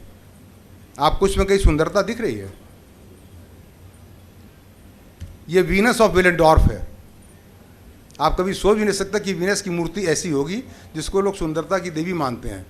लेकिन जिस समय की ये मूर्ति है उस समय खाना नहीं मिलता था, कभी मिल गया तो मिल गया. तो बॉडी तो ऐसे लोग जो कि मोटे होते थे, थोड़ी तोंद होती थी, वो संपन्न माने जाते थे. तो इस संपन्न मोटापा संपन्नता का प्रतीक था, तो इसको ब्यूटी मानते थे. और बहुत दिनों तक ये रहा कि man with A belly is a prosperous man. लेकिन अब हमें इस नोशन को भी तोड़ना होगा कि man with A belly is not a prosperous man. अक्सर लोग कहते साहब बहुत लहीम शहीम थे और बहुत हेल्दी थे और अचानक एक दिन ऑफिस में कुर्सी पर ही लुढ़क गए. सुनते हैं आप? हेल्दी. देखिए, कोई भी अपने बच्चे को अगर वो ओबीज है तो ये नहीं कहता कि मोटा है, थोड़ा हेल्दी है. थोड़ा हेल्दी, अनहेल्दी कभी नहीं कहता. मोटे को लोग कहते हैं थोड़ा हेल्दी है. तो ये जो मिसनॉमर है कि थोड़ा हेल्दी है, वो थोड़ा हेल्दी नहीं है, वो थोड़ा अनहेल्दी है और बहुत ज़्यादा अनहेल्दी है. तो हमें इसको भी तोड़ना है. और सबसे बड़ा एक स्लोगन है कि पेट जब हुआ मटका तो स्वास्थ्य को लगा झटका. ये विसरल एडिपोसिटी का पहला निशान है कि आपकी कमर बढ़ने लगी. तो ये हमें मैसेज समाज को देना है कि अगर हम डायबिसिटी को कर्व करना चाहते हैं. And the biggest challenge is by breaking various myths and beliefs deep rooted in the psyche of the people. ये हमारे लिए सबसे बड़ा चैलेंज है. और सबसे बड़ा चैलेंज क्या है? अंग्रेजी दवा. अरे साहब, कहाँ आप? अंग्रेजी दवा तो हम कभी खाते ही नहीं. ये तो गुर्दा खराब करता है, ये तो रसायन है, ये तो उल्टी तरह से काम करता है, ये तो रोग को दबा देता है. बाकी सब तो जड़ से साफ करते हैं, भले ही जड़ साफ हो जाए. तो ये जो, लेकिन ये धारणा बहुत गहरे बैठी हुई है. तो हमें इसके साथ भी, ये हमारे लिए बहुत बड़ा चैलेंज है पब्लिक एजुकेशन में, to uproot this belief of अंग्रेजी medicine and it is an anti medicine. तो देन अगेन आप इंसुलिन की बात कर लीजिए. एक पॉपुलेशन है जिसको इंसुलिन की जरूरत पड़ेगी, टाइप 1 है या टाइप 2 है. तो जहाँ आपने इंसुलिन की बात की तो यही दृश्य उत्पन्न होता है कि अरे राम राम राम भजो. कहाँ आपने कहाँ क्या दवा बता दिया साहब, हम तो छुड़वाने आए थे, आप तो कह रहे लगाओ. तो ये भी एक हमारे लिए चैलेंज है. So why we failed even after 100 years of insulin discovery. जो 100 साल पहले स्थिति थी वही आज भी है. तो कहीं तो हम चूक रहे हैं. हमें अपने अंतर मन को टटोलना होगा और कारण ढूंढना होगा, क्योंकि हमने प्रॉपरली डिसमिनेट नहीं किया नॉलेज को पब्लिक के बीच में. और हमेशा हम एंटागोनाइजिंग मोड में खड़े रहे पेशेंट के साथ. हमें एंटागोनाइजिंग मोड छोड़ना पड़ेगा. अब देखिए कि स्टडी है challenges to diabetes self management for adults with type 2 diabetes. This was done in the Mexico City. और डिफरेंट जो हर्डल्स हैं उस पर इस स्टडी को किया गया, like cultural belief, lack of resource, life style change, lack of family support, mental health. और आप देखेंगे कि जो आंसर है, like cultural believe that insulin causes blindness. ये यहाँ भी पेशेंट आते हैं कि साहब वो तो उससे लगता, लोग बताते हैं गुर्दा खराब हो जाता, आँख रोशनी चली जाती है. हमारे रिश्तेदार थे, लगवाए थे तो पैर कट गया था. ये नहीं बताया कि गैंग्रीन होने पर ही लगवाए थे, उसके पहले लगवाते ही नहीं थे. और जब गैंग्रीन हुआ तो लगवाए, पैर कट गया. लेकिन जब लगवाए थे तभी पैर कटा. तो ये एक जो बिलीफ बैठता, ट्यूबरक्लोसिस था, इंसुलिन दिया गया, उसके बाद उनको हिमोप्टेसिस हो गई. साहब इंसुलिन से तो इतनी गर्म दवा थी कि मुंह से खून आ गया. ये कोरिलेशंस बहुत होते हैं. तो ये जो चीज़ें हैं ये वहाँ भी है, मैक्सिको में भी वही है. और life style change, unable to understand educational material. आपने पहली पैम्पलेट पकड़ा दिया, एक्सप्लेन नहीं किया. Work schedule makes it hard to eat healthy, forget to take medicine, follow diabetes care only when feeling sick. तो ये जो चीज़ें ये वर्ल्ड वाइड उसी तरह से साइकी जो पेशेंट का हर जगह एक ही है. Staff insensitivity, this is also very important. You have to make your staff also sensitive to deal with the people with diabetes or their families. And patient engagement barrier. Patient moves frequently. Mexico यहाँ ही नहीं, Mexico में भी वो doctor shopping करता है. आप जिस मरीज को आज देखें 3 साल बाद वो 5 पर्चे और लेके आपको वापस आ जाएगा. मेदांता से लेकर के स्कॉट, फोर्टिस सब जगह का पर्चा लेके, फाइल लेके फिर से वापस आएगा. ये भी एक टेंडेंसी है और ये वर्ल्ड वाइड है. One adult stated that too much medication makes you sick. The pills themselves turn into rock in your kidneys. So if the doctor tells me to take 3, I take 2. कहानी अपने यहाँ की लगती है कि नहीं लगती, लेकिन कहानी मैक्सिको की है। One provider stated the patient often brings myths or legends about insulin because of their personal experiences, because they have family members who have become blind or have lost some extremity. Adults with type 2 diabetes and providers also spoke about the use of herbs or other remedies used to lower blood glucose heard about through family and friends, like seeds, vegetable peel. So one provider stated, in our culture, we don't present to the health sector until we are sick. We do not have a culture of prevention. We go to the doctor when something already hurts us. And culturally we have been taught that the longer we tolerate pain or longer we tolerate symptoms, the stronger we are. तो ये जब चीज़ें हैं, ये इसके साथ आपको लड़ना है. This is one study from PLOS 1, Barriers and Facilitators of Type 2 Diabetes Management in South Asians. Two important things which this study highlighted was language and communication discordance with the healthcare provider was a significant barrier to the receiving and understanding diabetes education. आप अपने medical jargon में, medical भाषा में अपने गांव के मरीज से डायबिटीज़ के बारे में बात करेंगे, हम क्यों लिपिड प्रोफाइल कराना चाहते हैं, लिपिड प्रोफाइल होता क्या, HbA1c होता क्या है, उसकी बात ही नहीं समझ में आएगी. तो you have to come down to his level and talk in his language. समझ रहे हो ना विनोद? इस तरीके से बात करना होगा, तब विनोद समझेगा. नहीं तो विनोद तो चुनौती लेकर के और खैनी दबाता रहेगा, उसके समझ में नहीं आएगा. समस्या यही है. And preference for folk and phytotherapy and concerns about the long term safety of diabetic medication. ये बहुत बड़ी वो है कि साहब लंबे समय दवा खाएंगे तो नुकसान करेगा. अंग्रेजी दवा नुकसान करती है और लंबे समय आप खिलाएंगे तो नुकसान करेगा, मेरा गुर्दा खराब हो जाएगा. ये बिलीव जो है वो हर जगह बैठी हुई है. आपको इससे भी लड़ना है अपने एजुकेशन में. और हेल्थ प्रोवाइडर इनसेंसिटिविटी. एक मरीज ने वहाँ ये कहा इस पिछले स्टडी में कि ही tells me I don't try. So never accuse your patient that you are not trying to control your blood sugar, that I don't want to control my sugar.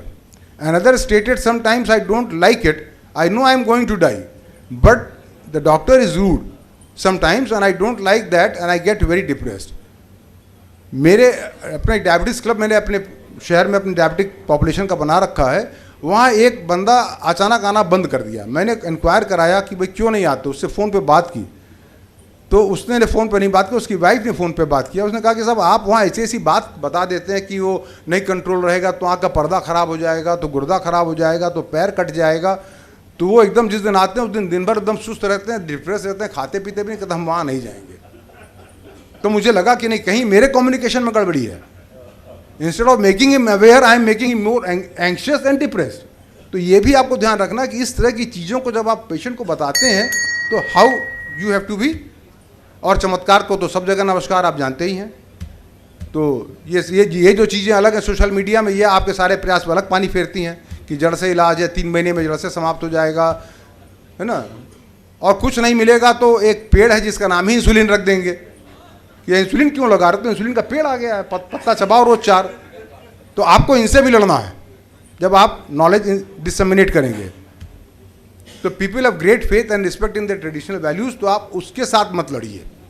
आप अपने ट्रेडिशनल नॉलेज को ही use कीजिए उसको counteract करने के लिए. उसके लिए मैं सबसे बढ़िया एक श्लोक आपको दिखाता हूँ, क्लिनिक पे लगा लीजिए इसको. सर्व एवं प्रमेयास्तु कालेन अप्रतिकारण मधुमेहत्वम आयांति तदा असाध्यता ही. ये चरक, ये सुश्रुत निदान से लिया गया है. तो आयुर्वेद ही कहता है कि सभी प्रकार के प्रमेह यदि समय पर ठीक प्रकार से उपचारित न किए जाएं तो पूर्णतया मधुमेह में परिवर्तित होकर असाध्य हो जाते हैं. ये आयुर्वेद का श्लोक है कि एक बार पूर्णतया मधुमेह हो गया तो असाध्य है. तो ये सारे दावे जो हो रहे हैं कि जड़ से ठीक कर देंगे, आप उन्हीं से जाके पूछो कि आप जो कह रहे हो वो ठीक है या आपका जो साहित्य कह रहा है वो ठीक है. आप कोई आर्गुमेंट मत करो उससे, बस ये श्लोक दिखा दो कि आप उनसे जाके पूछ लेना. मैंने तो यही जान रखा है. और communication is the key of effective and perfect communication is the key to success. ये ध्यान रखिए. इंटरेक्शन फैमिली, सोसाइटी, स्कूल, तीनों लेवल पर करना है. Make task force to draft consensus guidelines for children and youth. ये बहुत ज़रूरी है. अगर हमको ये डायबिटीज़ के जो आंकड़े आ गए आने वाले सालों में उससे कॉम्बैट करना है तो हमें यूथ पे 18 से 12 से लेकर के 20 साल 25 साल के बच्चों पे काम करना पड़ेगा और कम से कम 20 साल तक काम करना पड़ेगा. तो 2045 के आंकड़े को आप झुठला पाएंगे, नहीं तो नहीं झुठला पाएंगे. ये बहुत ज़रूरी है. Changing school timing, making exercise A part of the school curriculum, ये सब. और इसमें हमारी सोसाइटी जो है उसको काम करना चाहिए आगे बढ़ करके. So arranging posters, slogan competitions in the school. This is what I do in the school when I go. These are the poster competitions which I do. और आप एक बार बच्चे को इन्वॉल्व करते हैं तो बच्चा घर जाकर के पूरी फैमिली को इन्वॉल्व कर लेता है. तो you involve the family also. और इस सोसाइटी लेवल पे RSSDI बिहार चैप्टर में भी कई विलेजेस अडॉप्ट कर रखे हैं, यूपी ने भी, ऑल ओवर स्टेट लोग अडॉप्ट कर रहे हैं. तो ये भी एक तरीका है सोसाइटी तक पहुंचने का. सो लेसन्स अब छोड़ दीजिए, मैं आगे. तो कई बार हम पेशेंट को सारा दोष दे देते हैं, हम अपने आप को इंट्रोस्पेक्ट नहीं करते कि हमको भी कुछ सुधारना, अपनी प्रैक्टिस को, अपने क्लिनिकल अप्रोच को. तो ताउम्र खता मैं ये करता रहा, गर्द चेहरे पे थी आईना साफ करता रहा. कभी अपने चेहरे को भी आप देख लें कि हमें क्या क्या अपने अंदर चेंज लाना है, तो हम अचीव कर पाएंगे. और ये आज के ज़माने में जो ये जूम मीटिंग है या ऑनलाइन मीटिंग है, इसको आप पूरा भरपूर दोहन करें. ग्रुप बनाएं, ग्रुप में आप 1 घंटे जूम मीटिंग से अपने पेशेंट्स के साथ जुड़ना है. एक जगह बुलाना भी नहीं है. एक टाइम में आप कम से कम 10, 50, 100 लोगों को कम्युनिकेट कर सकते हैं अपने मैसेज को. और सही अवसर, सही वक्त और सही पकड़ और सही संवाद, यही तरीका है कम्युनिटी तक पहुंचने का. धन्यवाद बहुत बहुत. Thank you so much. Thank you Alok Gupta sir, शायरी से भरे हुए इस प्रेजेंटेशन के लिए. Thank you, thanks a lot. Now I would like to invite on the stage doctor Varesh Nagraj sir from Deoria. He will be guiding us on the topic cost effective models for advanced diabetes therapies in the low resources settings.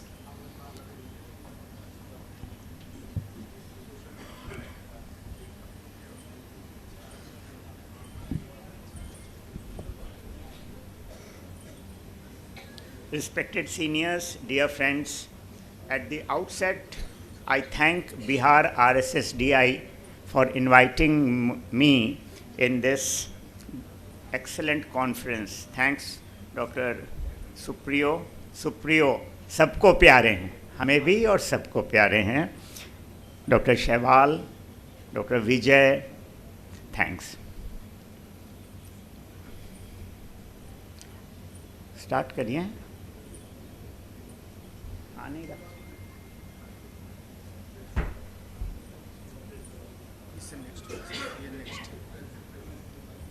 ऊपर से, ठीक है. हाँ तो जाना. Right, अब time start करिए. Yes, so good afternoon. We will be discussing the cost effective models for advanced diabetes therapies in low resource settings. What can be the strategies to bridge the gap between guideline directed medical therapy and affordability? Why do we need cost effective models? Because we were all born equal and we will die equal. And as long as poverty, injustice and gross inequality exists in our world, we should not truly rest, says Nelson Mandela. This is the agenda of my talk. First, I will discuss financial toxicity. What is financial toxicity? It is the psychological, professional, and financial distress caused by high treatment costs. Then I will discuss cost versus value, the generic revolution, the government ecosystem, insulin economics, and the innovative models we can develop and what we have. The burden of disease is immense, we all know.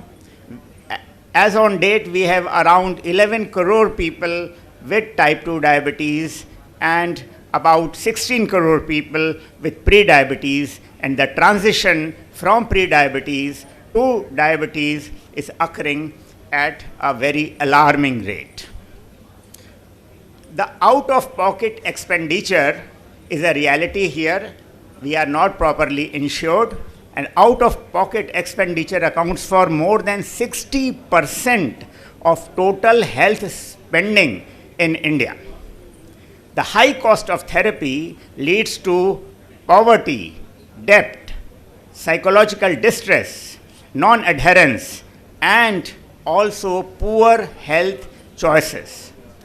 The catastrophic health expenditure pushes 55 million Indians into poverty annually. And the cost of complications is always much, much more than the primary disease. The cost of renal and cardiac complications outweighs the cost of early intensive therapy by about 10-fold. So it is always better to prevent complication than to treat. Before prescribing each prescription, we should ask the patient whether he will be able to afford that particular treatment or not. Now, cost effective doesn't mean the cheapest always. Glibenclamide is the cheapest, but is not cost effective because it causes hypoglycemia and does not prevent complications. On the other hand, SGLT2 inhibitors initially costed more, but actually were more cost effective because of their cardiorenal protection. ICMR guidelines emphasize standard treatment workflows, and they say that prescription should balance efficacy and cost, and we should give quality of life within a fixed budget. Now I will discuss the cost analysis of various drug classes, and the foundation for the masses is metformin. It is first line across all guidelines. Metformin has unbeatable cost effectiveness profile. The long-term safety is well established. ICMR recommends initiate in all type 2 diabetics unless contraindicated. Extended release formulations improve tolerance at negligible extra cost, and it prevents progression to type 2 diabetes in pre-diabetics. The sulfonylureas, they are crucial in low resource setting due to the potency and low cost. The modern sulfonylureas, glimepiride, gliclazide are preferred because of the lower hypoglycemia risk, but they are always a second choice. They are not the first choice because of hypoglycemia and weight gain and lack of protection from cardiorenal complications. In elderly, we have to be extremely cautious while using these drugs. And DPP-4 revolution has taken our country by storm. Patent expiry has made all the DPP-4 inhibitors very economical. Sita, Lina, Vilda, Tenli, the prices are disruptively low. Teneligliptin was introduced at 15% of the price of sitagliptin. Now, PM Bharatiya Jan Aushadhi Pariyojana is largely accepted by the patients. We all have patients, innumerable patients, who are buying the medicines from this Jan Aushadhi Pariyojana, and their Vilda and Sita, Lina, they are all available at very, very economical cost. Now this is the comparative cost table where metformin, the branded metformin is costing ₹6, whereas Jan Aushadhi or generic is costing only 2. Glimepiride, ₹5.40. Sitagliptin, the innovator is costing 27. The generic or Jan Aushadhi, it's costing around 5 to 7. Depa also similarly is very economical, and therefore, if the patient buys medicine from Jan Aushadhi or buys generic, then a good treatment is now possible under 20 rupees a day. Fixed dose combinations, and Indian pharma industry is a master in this. India has unique market with high prevalence of fixed dose combinations. There is improved adherence and reduced pill burden and probably lower cost. Not always, but many times. But irrational combinations do exist, and therefore we need to stick to rational approved complications. RSSDI stance is that rational FDCs should be used. Cost analysis of insulin. Insulin, the cost of insulin, then the cost of pen, syringes, needle, cost of glucometer, cost of strips, and cost of refrigeration and storage costs. These are to be considered when we are prescribing insulin. NPH and regular insulin remain the standard of care in government formularies. we get equivalent A1C reduction compared to other higher insulin, recent insulin, but these are much, much cheaper, but the chances of hypoglycemia are more. So this is the drawback, but they can be used in some patients. Now biosimilar insulin, glargine, is available in Jan Aushadhi at 50% of the lower cost than the innovator. Here the chances of hypoglycemia are very less, and therefore we should use these medicines in the needy. Vials and syringes can be reused, and reusable pens has higher upfront cost but lower recurring cost. Now what are the models? The models. Pradhan Mantri Bharatiya Jan Aushadhi Pariyojana had the vision of offering quality medicines at affordable prices. More than 10,000 kendras are there across India, ensuring last meal connectivity, quality assurance. Every batch is tested at NABL accredited lab testing, ensuring bioequivalence, and almost all sulfonylureas, DPP4 inhibitors, insulin, glargine, SGLT2 inhibitors, PIO, Voglibos, they are all available there, and it reduces the monthly diabetes bill by 50 to 80%, and for pensioners and low income groups. So no doubt it has been a very successful pariyojana. So our duty for the underprivileged is to prescribe by the generic name, show them the path to Jan Aushadhi, and advise them that when they are buying drugs from the Jan Aushadhi, they should not switch brands. They should stick to it. Ayushman Bharat model is the world's largest government-funded healthcare program, which covers 5 lakh per family.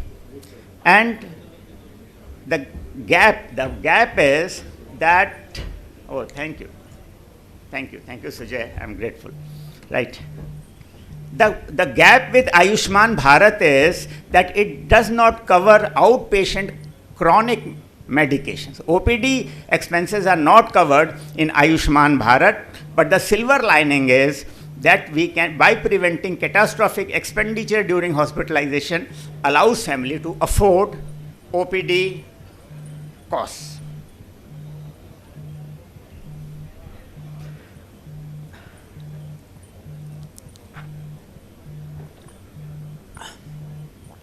Ayushman Arogya Mandir model is in process, where every PHC is proposed to be converted into Ayushman Arogya Mandir.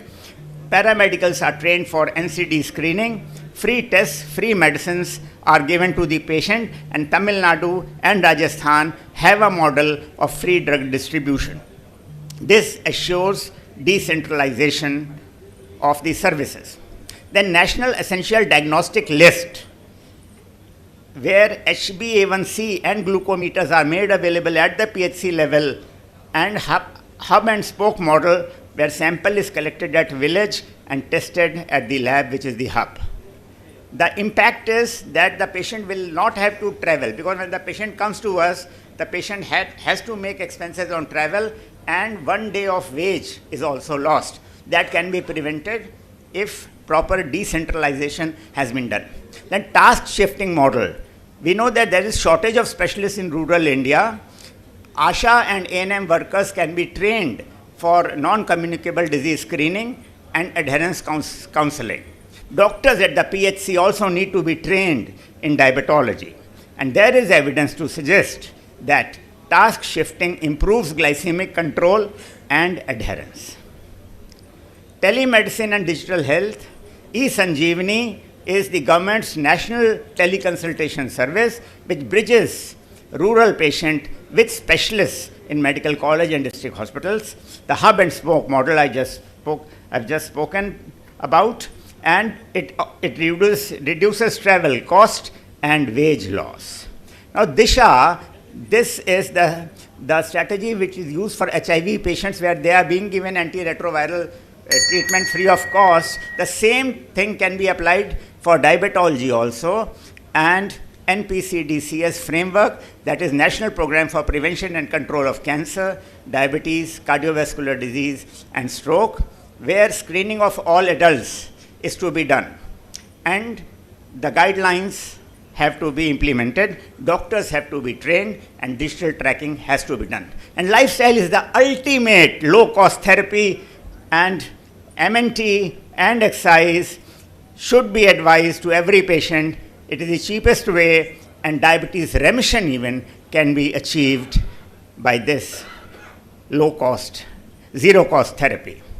We should also address the non-medical costs, the transportation costs, the loss of daily wages. Therefore, we need to give longer prescriptions and tele-reviews. Then there is a model of service against land, that while allocating land for the hospital, the government says that you will have to give treatment at subsidized rate or free to poor people, and written commitment can be taken from the hospital. How can we as an individual help?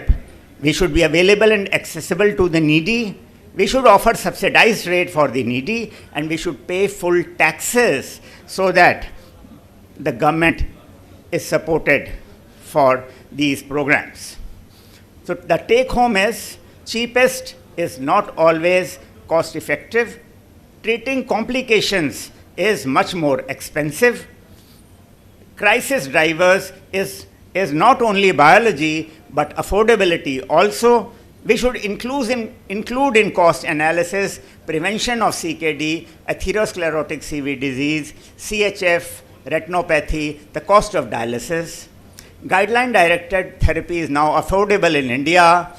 Pradhan Mantri Bharatiya Jan Aushadhi Pariyojana is a revolution.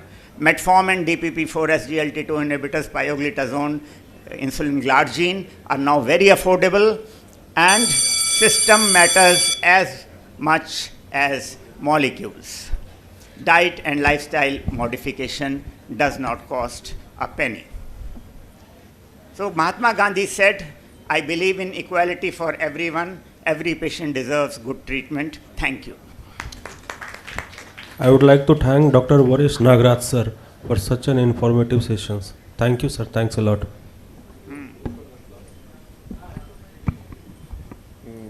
Question and answers? Any question and answers? No. Thank you. Now we finish this session. Thank you very much.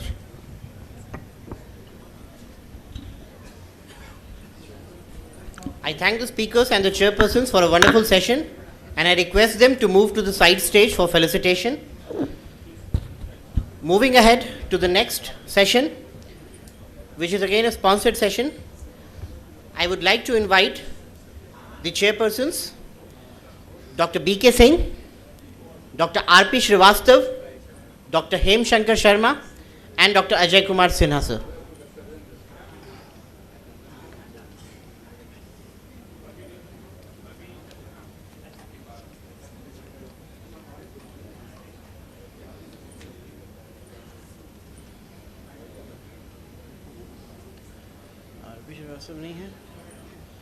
I request Dr. Akhori Sukrit Prakash sir to chair the session.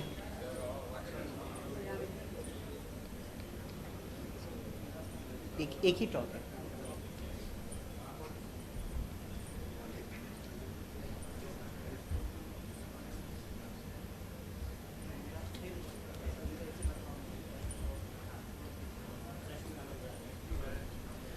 I request Dr. Rashmi, HOD of Medicine Department at Pavapuri, to chair the session. Over to the chairpersons.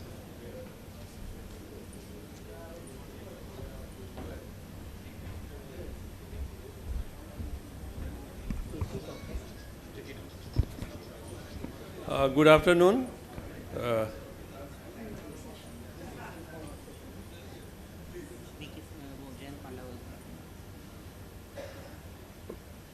So now I am inviting one of the great national speakers, Dr. Jayant Kumar Panda, to give oration about optimizing CKD care in type 2 diabetes mellitus. The questions and concerns from IMPA Kidney Study, it's sponsored by the Boehringer India Private Limited. I invite Dr. Jayant Kumar Panda. Dr. Jayant Kumar Panda, sir.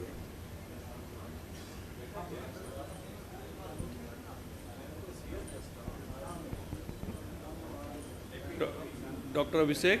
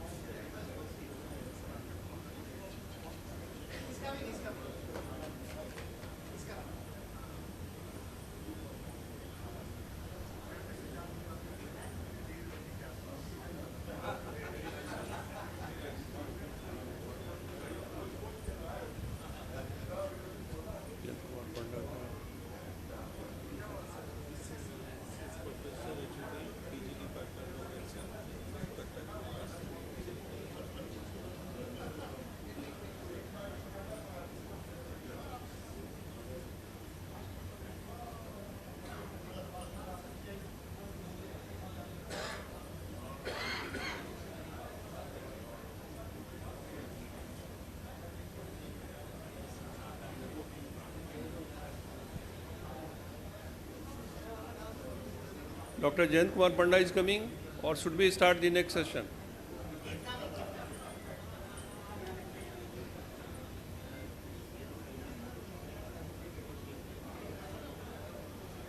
We welcome Professor Dr. Jayant Kumar Panda, a national speaker, to give oration on the important topic, the EMPA kidney study. We have DAPA kidney study and now we have EMPA kidney study. So over to Dr. Jayant Kumar Panda. Most respected chairpersons and the team of RSSDI BIHAR. It's an honor being here at Patna with you all, and today I'll be telling you a few facts on a subject which we usually don't think of. Thus, my motto is just two important things. One is you have to think of kidney in diabetes. Second, you have to think of SGLT2 inhibitors for kidney. If these two messages I have given, I'll be happy that I have done my job. So we'll take 5 questions in optimizing CKD care in diabetes, next 15 minutes, and mostly from EMPA kidney, I'll be covering the topic. I thank Dr. Shaibal Guha, Chairman, and the whole team of RSSDI BIHAR for the invitation, and BI for the hospitality. As all of you know, CKD defined as abnormalities of kidney structure, function, which present for a minimum of 3 months with implications for health and classified based on cause, glomerular filtration, that is GFR category G1 to G5, and the albuminuria category A1 to A3, which is described in this picture. You can see the G1, G2, G3, G4, you know about eGFR 90, 89 to 60, 59 to 45, 44 to 30, 29 to 15, and less than 15. And the A1, A2, A3 clearly tells about less than 30, 30 to 300, and more than 300, that is the albuminuria category. And CKD screening and diagnosis for people living with diabetes. This is by ADA KDIGO, and you know, kidney disease improving global outcome is the KDIGO consensus statement, where diabetes management, these 4 things you must ask yourself. The first, who and when to screen. Type 1 diabetes 5 years, type 2 diabetes yearly. How to screen? Spot urine for HCR and eGFR. What to do with a positive result? Repeat and confirm. Evaluate possible temporary spurious causes.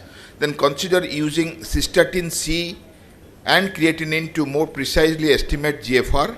and only persistent abnormality defines CKD. Initiate evidence-based treatment that will again touch up. And what defines CKD diagnosis is persistent urine ACR more than 30, persistent eGFR less than 60, and other evidence of kidney damage. So CKD scenario, few facts I am giving you, which is very important, impacts almost 10% people in India, and prevalence has doubled in past 27 years. Diabetes causes almost 30% of CKD cases in India. 1/3 of the CKD cases are diabetic. And CKD progression, risk of cardiovascular death increases 70 to 82%. CKD progression, risk of hospitalization 30 to 38%, and more than 90% of patients with CKD do not have severely increased albuminuria. हमारा ये ख्याल रहता है, if there is a albuminuria, then only kidney is involved. Remember a category called non-albuminuric CKD. And 3 out of 5 patients of CKD reporting to hospital in India are newly diagnosed and at end-stage kidney disease, no prior renal replacement therapy, and 3 out of 4 patients visiting nephrologist are in stage 4 or 5. That is the situation. And dialysis causes catastrophic health expenditure. Catastrophe means that's more than 40% of the household income in 80% cases despite insurance. If you know this, every patient you come across next will screen for CKD. So this is a case I'll take up in next 10 minutes. It's a medical history of diabetes, 1 year, hypertension, dyslipidemic, and 30 kg per meter square. So obese patient, 140/90 BP, 11 gram % hemoglobin, A1C 7.9, 145/220 is fasting PP. Classically, all of us see many such patients every day. And lipid profile, you see 183, 102, 44 HDL classical. 90 milligram is the UACR, telling a 30 to 300 range. And marked ischemia during exercise, that's the TMT positive. And the patient on metformin, telmisartan, amlodipine, atorvastatin, and hydrochlorothiazide, still this level is maintained. And this patient, if you put in the graph, belongs to G3A and A2. G3A, as per the GFR, 56 comes under that category, and A2 for albuminuria, that's around 90. So here is the patient categorized, you can see here, and this is 55 ml with UACR 90. So what seems to be renally normal, if you do a UACR and eGFR, comes to G3A, A2. And this is not a very early stage, and if you even intervene in this stage, patient has a scope of avoiding dialysis, avoiding transplant. So the 5 questions I was telling are these 5. Is it essential to assess albuminuria as well as eGFR in all settings? The first question for the early detection. What are the possible trajectories and implications of kidney function decline in diabetes? What is the optimum point of intervention with SGLT2 inhibitor? That is my second motto. This oral drug, after off patent, so much affordable, we underuse this drug. And then in the progressive course of CKD in diabetic, it is immensely useful. I'll tell in brief. How should stewardship be optimized for SGLT2 inhibitor used in CKD? And how have the guidelines evolved to recommend clinical adoption? Quickly we'll take in the next 7 minutes. First, is it essential to assess albuminuria as well as eGFR in all settings? You see the worsening of eGFR as well as albuminuria level represent worsening prognosis of cardiorenal events, the hospitalizations and death. Here the picture, you see the green, the yellow and the red. In cardiovascular mortality, in kidney failure with replacement therapy, hospitalization and heart failure, all are the same. More is the albumin creatinine ratio, less is the eGFR, severe is the category, and worst is the cardiovascular, heart failure and the kidney failure as well as the mortality. That's a clear message. And this guideline for cardiovascular disease patients by European Society of Cardiology clearly tells you have to stratify early, intervene early. Next question, what are the possible trajectories? This is the trajectories. You see, one, ये तो है बहुत fast, जो rapid decliner, इधर से इधर आ जाता है. ये जो है, वो systematically जाता है. A1, A2, A3, then it comes down, and this is the classical decay.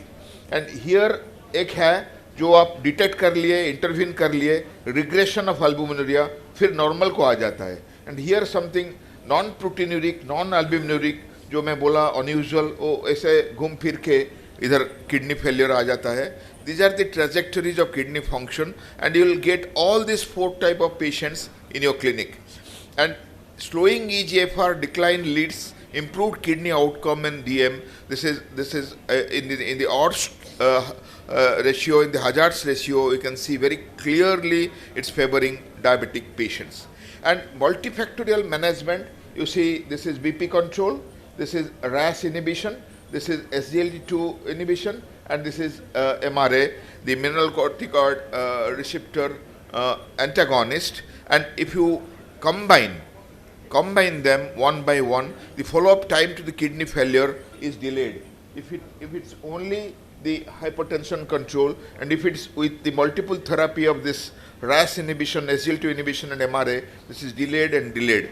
So GFR decline is delayed and the kidney function is preserved. The next question, optimum point of intervention with the SGLT2 inhibitor in the progressive course of CKD, कब देना है?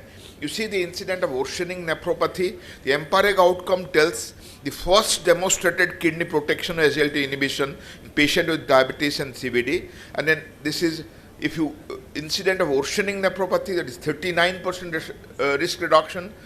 You go to macroalbuminuria, it's 38%, and then doubling the serum creatinine in initial RRT and renal death, it's 46% risk reduction. And we'll see the hazard ratio all favors the empagliflozin. And this is the empagliflozin preventing rapid EGFR decline, which consistently across baseline EGFR and UACR level in people with diabetes. And you can see here very clearly it's favoring the empagliflozin. The EMPA causes significant regression of albuminuria in patient of diabetic and CVD with prior albuminuria. The EMPA-reg outcome. You see patients with prior microalbuminuria here and prior macroalbuminuria here, and both 43% increased likelihood of empagliflozin and then 82% increased likelihood with the empagliflozin. And this decreases the possibility of albuminuria deteriorating and EGFR deteriorating.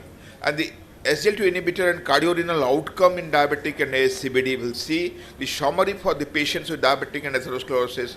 You see in the EMPA-reg, in CANVAS, in DECLARE-TIMI, in VORTIS, there are advantages of EMPA-reg in all categories. The major adverse CV events, CV death, all-cause mortality, hospitalization, chronic kidney disease, everywhere you get. And in these trials also you get in multiple issues the benefit of using SGLT2 inhibitor in your patients. EMPA kidney is the largest and most inclusive SGLT2 inhibitor trial in CKD to date. And here you see the persistent, if you see to the left, is the EMPA kidney population, then credence population, and the DAPA CKD population. The population has been graphed in this curve, and the benefit are shown in almost all trials. And the diverse patient populations when are taken, you see EGFR less than 30, UACR less than 30, and the patients of hypertension, glomerular disease, tubulointerstitial and CKD of unknown etiology, all of them have benefited by use of SGLT2 inhibitor. And the EMPA significantly reduces the risk of end-stage kidney disease, CV death and patient CKD risk progression. You see the end-stage here, the end-stage kidney disease, the CV death, and here the all-cause mortality, it is reduced by use of a simple drug called empagliflozin, the SGLT2 inhibitor. And it slows the rate of the EGFR decline by half in patients of CKD across different UACR levels as well as etiologies of CKD. And you see here in the EMPA kidney, all patients have the benefit with hazard ratio showing clearly favoring the empagliflozin. and it meaningfully slows the chronic annual EGFR decline by 64%, irrespective of diabetes, heart failure, albuminuria, and level of kidney function. And if you see this, very clearly the evidence is there that the people on SGLT2 inhibitor, they benefit. And it potentially delay the end-stage kidney disease up to 27 years and avoid 4,000 plus hemodialysis sessions in patients of CKD, which has been concluded in EMPA kidney. So its various baseline EGFR, delay in kidney failure, and avoidable hemodialysis sessions are plotted here. And this tells that the long-term effect of empagliflozin in patients with chronic kidney disease in the EMPA kidney collaborative group, 26% reduced risk of end-stage kidney disease, 25% risk for the CV death is very clear. How should the stewardship be optimized to SGLT2 inhibitor use? That I have already told. The first dip that you see is because of the dip in the EGFR to decrease in the glomerular pressure, presenting the modest rise in the serum creatinine level. But if you are using this, it steadily scores over placebo. So typical changes in EGFR following SGLT2 inhibition is the patient newly started with SGLT2 treatment. The initial decline of EGFR is clinically acceptable. And here you see the lowest frailty group, the intermediate group, as well as the highest frailty group. Everywhere the events are reduced, and even in patients with compare for fracture, ketoacidosis, and symptomatic dehydration, the incidence is very low. And the use may increase the hemoglobin level in patients with cardiorenal anemia. If just you are using the empagliflozin, the hemoglobin level is increased. This pictorial picture very clearly shows in erythropoietin-based and non-erythropoietin-based causes, the erythrocyte increase takes place in patients of SGLT2 inhibitor use, and they're predisposed to develop erythrocytosis. So the incidence of genitourinary infections, we are worried. You can see as low as 1.7, 0.2, 0.7, and 0.3, 1, 1.9, 0.2. This is just negligible. It remains more with the physician mind than reality. So ask the patient for genitourinary hygiene, take more water, and then it goes very smooth. So just 1 minute more. The clinical consideration associated with infection is not contraindicated, even if with the existing infection not contraindicated, and even if you are stopping, you can reinitiate the drug in view of the benefit that we get from SGLT2 inhibitors. So Schick-Day rule, there are medications around surgery you have to stop, like ACE inhibitor, ARB, diuretic, SGLT2 inhibitors, metformin, aminoglycoside, NSAID, and SGLT2 inhibitor is one among them. You can stop for a week, you can stop for 10 days and restart after things are resettled. If patient is sick, identify the dehydrating illness, recall and stop the pill and restart when the patient recovers. The last thing I'll cover in 30 seconds, how have the guidelines evolved? You see, this is the case already I have told. The guidelines, the UK Kidney Association clearly tells people with diabetes and people without diabetes. Remember, we use SGLT2 inhibitor without diabetes in the cardiac causes, but in renal causes, many of us have not accepted. This is recommended in people without diabetes, and so many benefits you can get even if a patient has a normal blood glucose. Diabetes to aise banta hai. And the KDIGO 24 CKD guideline, the recommendation, CKD in diabetes, CKD heart failure, and then the adults with decreased GFR, it's indicated. This is the last slide, the need for the CKD monitoring and the practice point. It's reasonable to withhold SGLT2 inhibitor during times of prolonged fasting, surgery, critical medical illness when people may be at greater risk of ketosis. So we must know when not to give. And if medication are discontinued during an acute illness, communicate a clear plan when to restart the medication to the affected person and healthcare providers. The failure to restart this medication after the event or the procedure may lead to unintentional harm. Third point is once SGLT2 inhibitor initiated, it's reasonable to continue even if EGFR falls below 20 ml per minute. That you have to remember. Next practice point is consider planned discontinuation of the medication like metformin, ACE inhibitor, ARB and SGLT2 inhibitor in within 72 hours prior to elective surgery. And the last practice point I'll tell you is initiation of use does not necessitate alteration of frequency of CKD monitoring, and the reversible decrease in the EGFR on initiation is generally not an indication to discontinue therapy. So to conclude, ladies and gentlemen, two messages I need to give. You remember the CKD complications, detect it early in diabetic patients and intervene where you have enough chance of saving kidneys, delaying the dialysis, delaying the transplant and give a patient a better quality of life.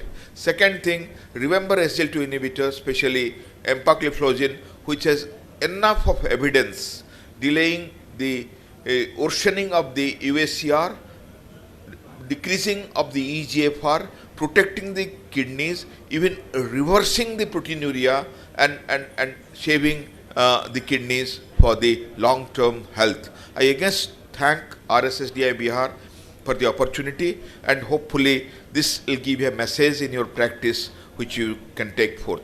And any question related to the topic, I'll be happy to take up. Thank you again. Thank you. Thank you, sir, for your elegant message-driven clinical presentation. So thank you.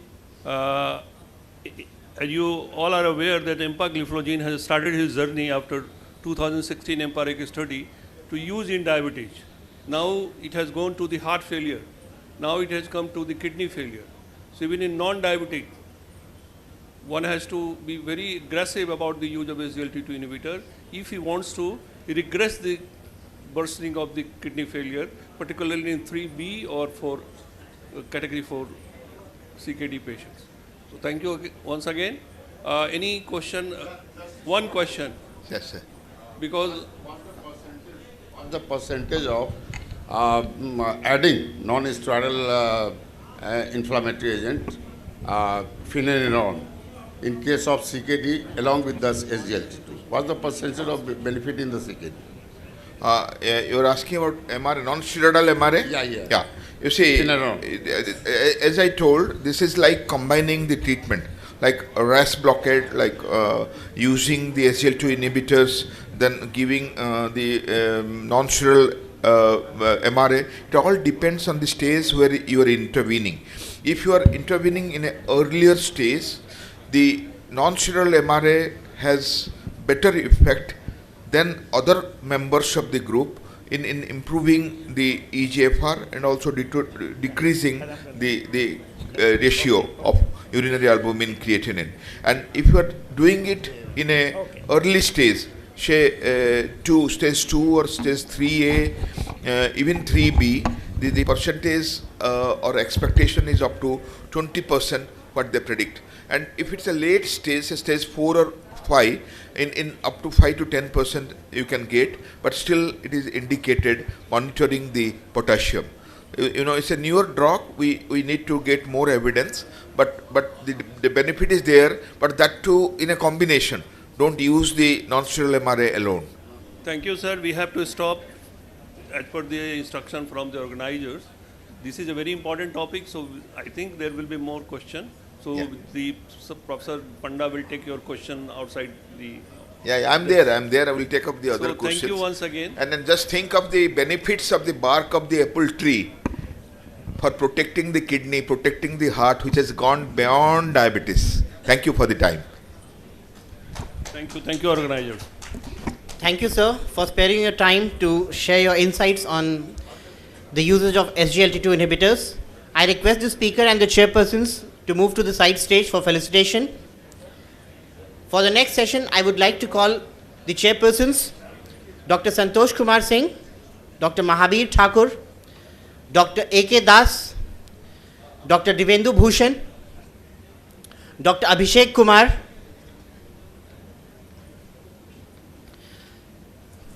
I have a small announcement to make.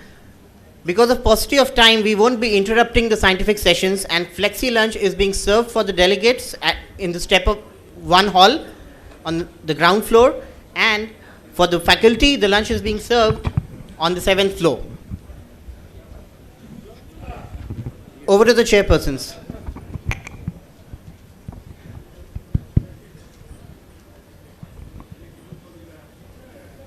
Now, the next topic is basal insulin and evolving from NPS to analogs. So, a speaker is Dr. Ajay Kumar. So far I remember, I'm hearing him from the last 40 years, 35 years. So he may not remembering in Sitamarhi IMA conference. His first speech was in 1991, gastrointestinal bleeding. Perhaps he may not remembering. So that was a mesmerizing talk. Since then, I'm hearing. So nothing more to say about him. Straightway, Dr. Ajay Kumar, please start. Honorable chairpersons, ladies and gentlemen, a very good morning. If you look at this cartoon, this is actually where in 2025 we stand. And I would like all of you to bring your attention to an individual cell in the human body, and what you see in the pink is a glucose moiety, and then we have the glucose transporters, which in a normal non-diabetic individual will ensure that any fluctuation in the blood sugar related to the meals or whatever is taken care by these glucose transporters, and your blood sugar is always within the normal limit. Now what happens when you are diabetic? You have got a lot of these pink moieties, lot of sugar, which the glucose transporters will not be able to handle. So what do? You give insulin, but insulin comes with a lot of risk of hypoglycemia, weight gain, and so on and so forth. And particularly hypoglycemia is the biggest limiting factor in the treatment of diabetes, particularly when you are using insulin. So what you can do now, we have a smart insulins, which is called gluco-responsive insulins. So what you do, you take an insulin analog, any analog, Lispro, Aspart, Fias, whatever, and you combine that with a glucose transporter inhibitor. So glucose transporter inhibitor will keep the glucose transporter in check, and you have the insulin analog bound to it, as you can see here. So the moment a diabetic patient's blood sugar rises, what happens that this insulin analog and the GLUT, they dissociate. So when they dissociate, what happens that the insulin analog will attach to the insulin receptor, facilitate the glucose transport, and the blood sugar will become normal. On the other hand, when the blood sugar goes down, just opposite of this phenomenon takes place, and you mitigate the risk of hypoglycemia. So in nutshell, what is happening is that whether you have high blood sugar, that will be controlled. If you have got low blood sugar, you will not go into hypoglycemia because of the smart insulin that you have got in this molecule. And we have traveled to this stage from this part before the discovery of insulin, when the prescription for diabetes was 150 calorie diet. 150 calorie diet. Patient would die because of the diet rather than the disease itself. And then came the Banting and Best and the MacLeod and Collip, and we all know that rest is history. Insulin saved millions of lives. The physiological insulin secretion will give you a lot of idea what should we do with insulin. We have a 24-hour supply of the basal insulin, and with every meal that you take, you have a spikes of insulin, as you can see here. Both of them are important, but it's vitally important to have a 24-hour basal insulin supply in your body to ensure maximum suppression of hepatic glucose output and to give you an adequate glycemic control. The past has been besotted with crude extract, animal source, huge variability, high risk of hypoglycemia and antigenicity. And we moved from these limitations to crystallography, molecular biology and genetics, which enabled us to produce modern basal insulins which fulfill all the requirements of a normal, wonderful, modern basal insulin. What we need is a long duration of action and flexibility, and that will control the fasting blood sugar. And flexibility is important. Patient would not like to take insulin every day at 9 p.m. Someday the patient should have the flexibility of taking it during the daytime or even in the morning because of the travel or function or whatever. Flat time action profile will reduce the risk of hypoglycemia. Less glycemic variability will ensure that you can titrate to the optimal doses. And even more important, I showed you the physiological insulin secretion, that at times basal insulin alone will not be good enough. It needs to be combined with a prandial insulin. So you should have a basal insulin structure which allows binding to a prandial insulin without causing any difficulty. So all these can be achieved if you have got a smart development. And this is the evolution of basal insulin over last 100 years.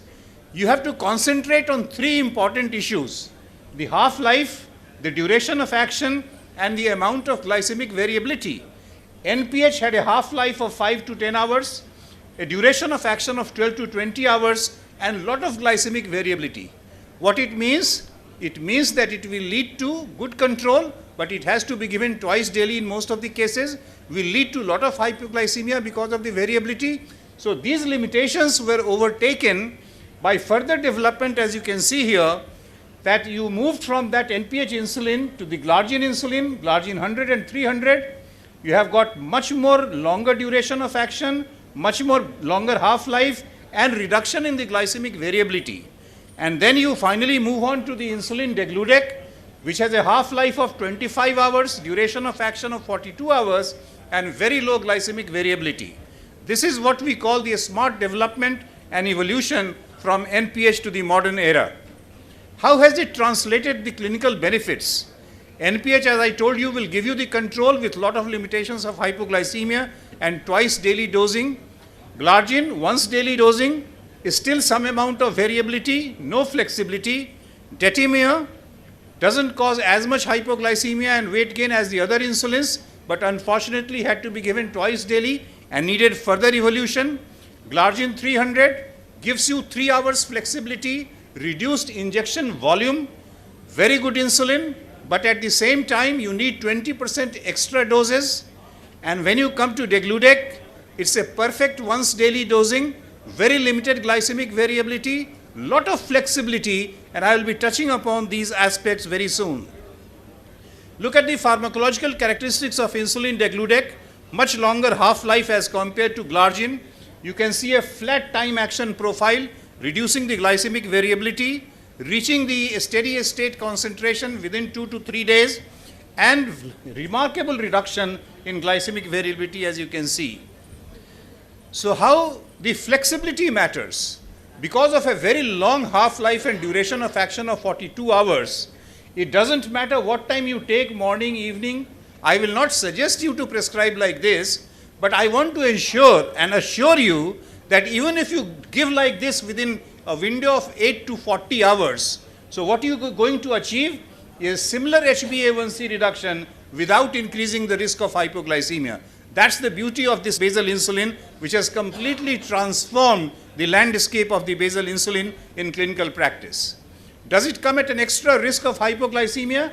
Absolutely no. Phase 3A and Phase 3B trials and even the cardiovascular outcome trial, they clearly show the reduced risk of hypoglycemia, including the nocturnal hypoglycemia. Perfect to be used in renal dysfunction, any stage, hepatic dysfunction, any stage. A very recent study of using basal insulins in the Ramadan period, and this study clearly shows that when you compare degludec insulin 100 and 300, you can see here the best average glucose was with insulin glargine 100. The hypoglycemia was minimum with insulin degludec. Hypoglycemia in the pre-iftar period was minimum with glargine 300, and pre-iftar glucose level was minimum with one insulin degludec. So we have got a very mixed picture, and the conclusion from this study is that almost all the basal insulins are reasonable enough in the situation of Ramadan. Now this is another important development in the field of basal insulin, that rather than doing your SMBG, if you have a CGM system, does it improve the quality of control? And you can clearly see, as compared to the control group in the experiment group, you have much better time in range and a much lower HbA1c even within 8 weeks, which gets further better at the end of 16 weeks. So CGM based titration is now evolving as a modern tool to to allow the patients to achieve much better control with insulin degludec. Now it is not only the daily administration that we are looking at. We are now expanding the horizon of the basal insulin to weekly administration, and icodec is another smart insulin which is now can be given in a weekly basis. Why? Because you have very high albumin binding, which allows reduced enzymatic degradation and reduced insulin receptor mediated clearance. So obviously the half-life is very, very big, 196 hours, which makes it eminently suitable for weekly administration. Will it compromise on the quality of the glycemic control, or will it increase the risk of mitogenicity? Absolutely no. You can see here the mitogenic effects and metabolic effects, very nice balance like any other good insulin. And you have a very flat time action profile which goes up to 7 days, as you can see here. So it is eminently suitable for a weekly administration without compromising the quality of glycemic control. It's not only the weekly injection icodec. Now we have another weekly basal insulin which is called FC-Tora alpha. Icodec is developed by Novo Nordisk. FC-Tora alpha is developed by Eli Lilly, and you know both these companies are absolutely fabulous companies who have given us all the wonderful insulins over the last 100 years. I am not going to give you any phase 3A or phase 3B data either of icodec or FC-Tora alpha because it is too early. It is not approved by FDA right now. It is approved by EMEA. It is approved in Canada. It is approved in China and Japan and so on and so forth. But unfortunately, FDA and Indian regulatory agencies so far have not approved. So I will be taking esteem out of their 3A, 3B data, so we will not do that today. But suffice it to say that FC-Tora alpha in the Quint set of studies clearly showed excellent glycemic control like any other basal insulin, like even icodec, and most importantly, that clearly shows that patients who were insulin naive and particularly those who were already taking insulin from before, they experienced much wonderful in almost every aspect, flexibility, convenience, liking, continuous, willing to continue with this new type of insulin on a weekly basis. So both icodec and FC-Tora alpha are going to revolutionize the treatment so far as the basal insulin segment is concerned.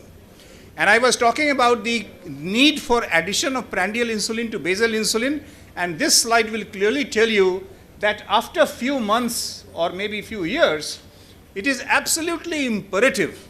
It happens actually within 6 months to 1 year that basal insulin alone is not sufficient to give you adequate control, and you need to have prandial components. Unfortunately, insulin glargine was soluble at the pH 4, and rapid-acting insulin analogs are soluble at normal pH 7.4. So you cannot combine glargine with a rapid-acting insulin analog. Similarly, if you try to do that with insulin detimir, you produce mixed hexamers, which will lead to a lot of glycemic variability, again not suitable for combination. But insulin degludec has a molecular structure which is open on both ends, and therefore it can be very easily combined with insulin aspart. And how does it matter? It matters that whether within the syringe or after subcutaneous administration, both the basal component and the prandial component have their individual pharmacokinetics and pharmacodynamics and will not interfere with each other's problem. And therefore eminently suitable, and that's how we got the IDEG-ASP, a wonderful combination of insulin degludec and insulin aspart, which we have been using for more than 10 years in clinical practice now.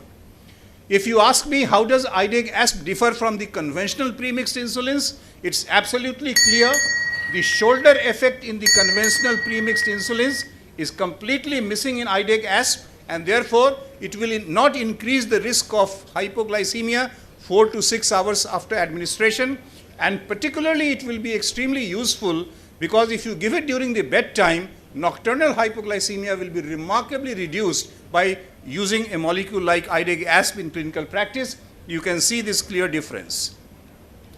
Similarly now, because of this polyanionic amphiphilic polymer, you can now combine insulin glargine with a prandial insulin. And this is called biochaperone lispro insulin, and this insulin is almost as good as IDEG-ASP. And this again takes care of both the basal component and the prandial component. So remarkable development has taken place in the field of development of basal insulins, which is now enabling us to achieve much better glycemic control. This is my last slide. Ladies and gentlemen, we developed 150 calorie diet for a diabetic patient, and today not only these modern basal insulins that I talked about, look at the embryonic stem cell development going on to a mature beta cell. Of course, there are issues with quality control and some manufacturing practices. Device development along with that would be important, and that will lead to transplantation. So the modern era, the modern research in the field of technology and innovation has completely revolutionized the insulin treatment, and that's going to be a great future for our patients with diabetes. Thank you for your attention. Thank you, Dr. Ajay, for this nice and lucid talk. We all know insulin has not stopped evolving since the day it was injected into that boy. What was his name? Leonard Thompson, yeah. Since then, I think no other molecule in the medical sciences has evolved, developed because of that. Now we are trying to copy the natural insulin secretion with the injections. And that is, nearly we have achieved that, but then still there is lots of evolution has to take place. And Ajay has taken us through that evolution wonderfully. Thank you, Ajay, for your time.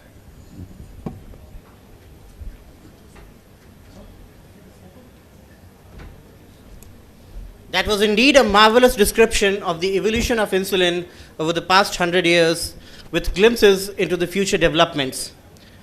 I request the speaker and the chairpersons to move to the side stage for felicitation.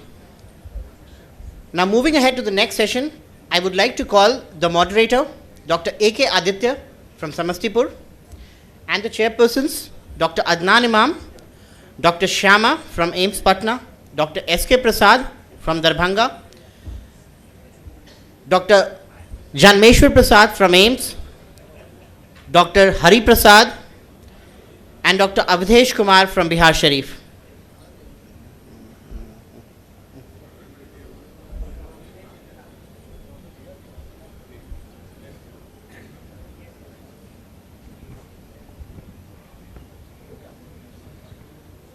I would also like to call Dr. Anjani. Over to the chairpersons.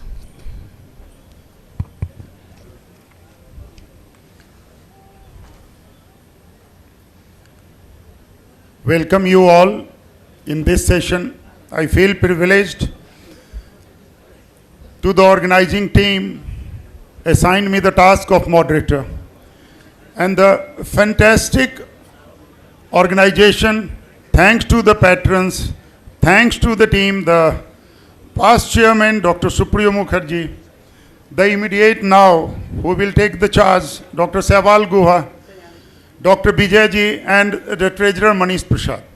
They have done a meticulous job. Thanks. And in this session, the different topics are there. 4 speakers, 6 chairpersons, and the time assigned is 1 hour, and 5 minutes have been assigned for the question session in the last, if you so desire. And the first topic is very important, and this is the universal thing which is happening and exponentially happening in the world. That is artificial intelligence. And this is also a challenging topic, and our speaker is Dr. Amit Kumar Dey. And Amit will simply deliberate on the artificial intelligence, how it works as a tool, what are the benefits, and what are the challenges. Dr. Amit Dey. Thank you. Sorry to interrupt you, Chairperson, sir. There is a small announcement. The lunch is being served, flexi lunch, at basement step-up hall. It is being served, so all the delegates are requested, pharma partners, they are requested. You can take their lunch from step-up hall. It is being served there. For faculties, at 4th hall number 4 in 7th floor, it is being served. It is a flexi lunch. Scientific program is going on and lunch is being served, so you can spare time and take your lunch. Thank you. Over to you, sir.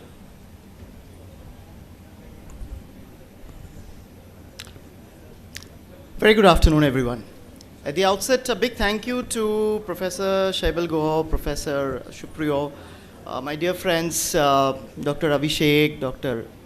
Subhash Kumar, for the kind invitation.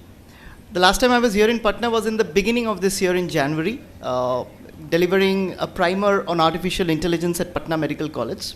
And here I am at the end of the year, again back in Patna, talking about artificial intelligence in healthcare with the RSSDI BIHAR chapter. So thank you so much for the invitation.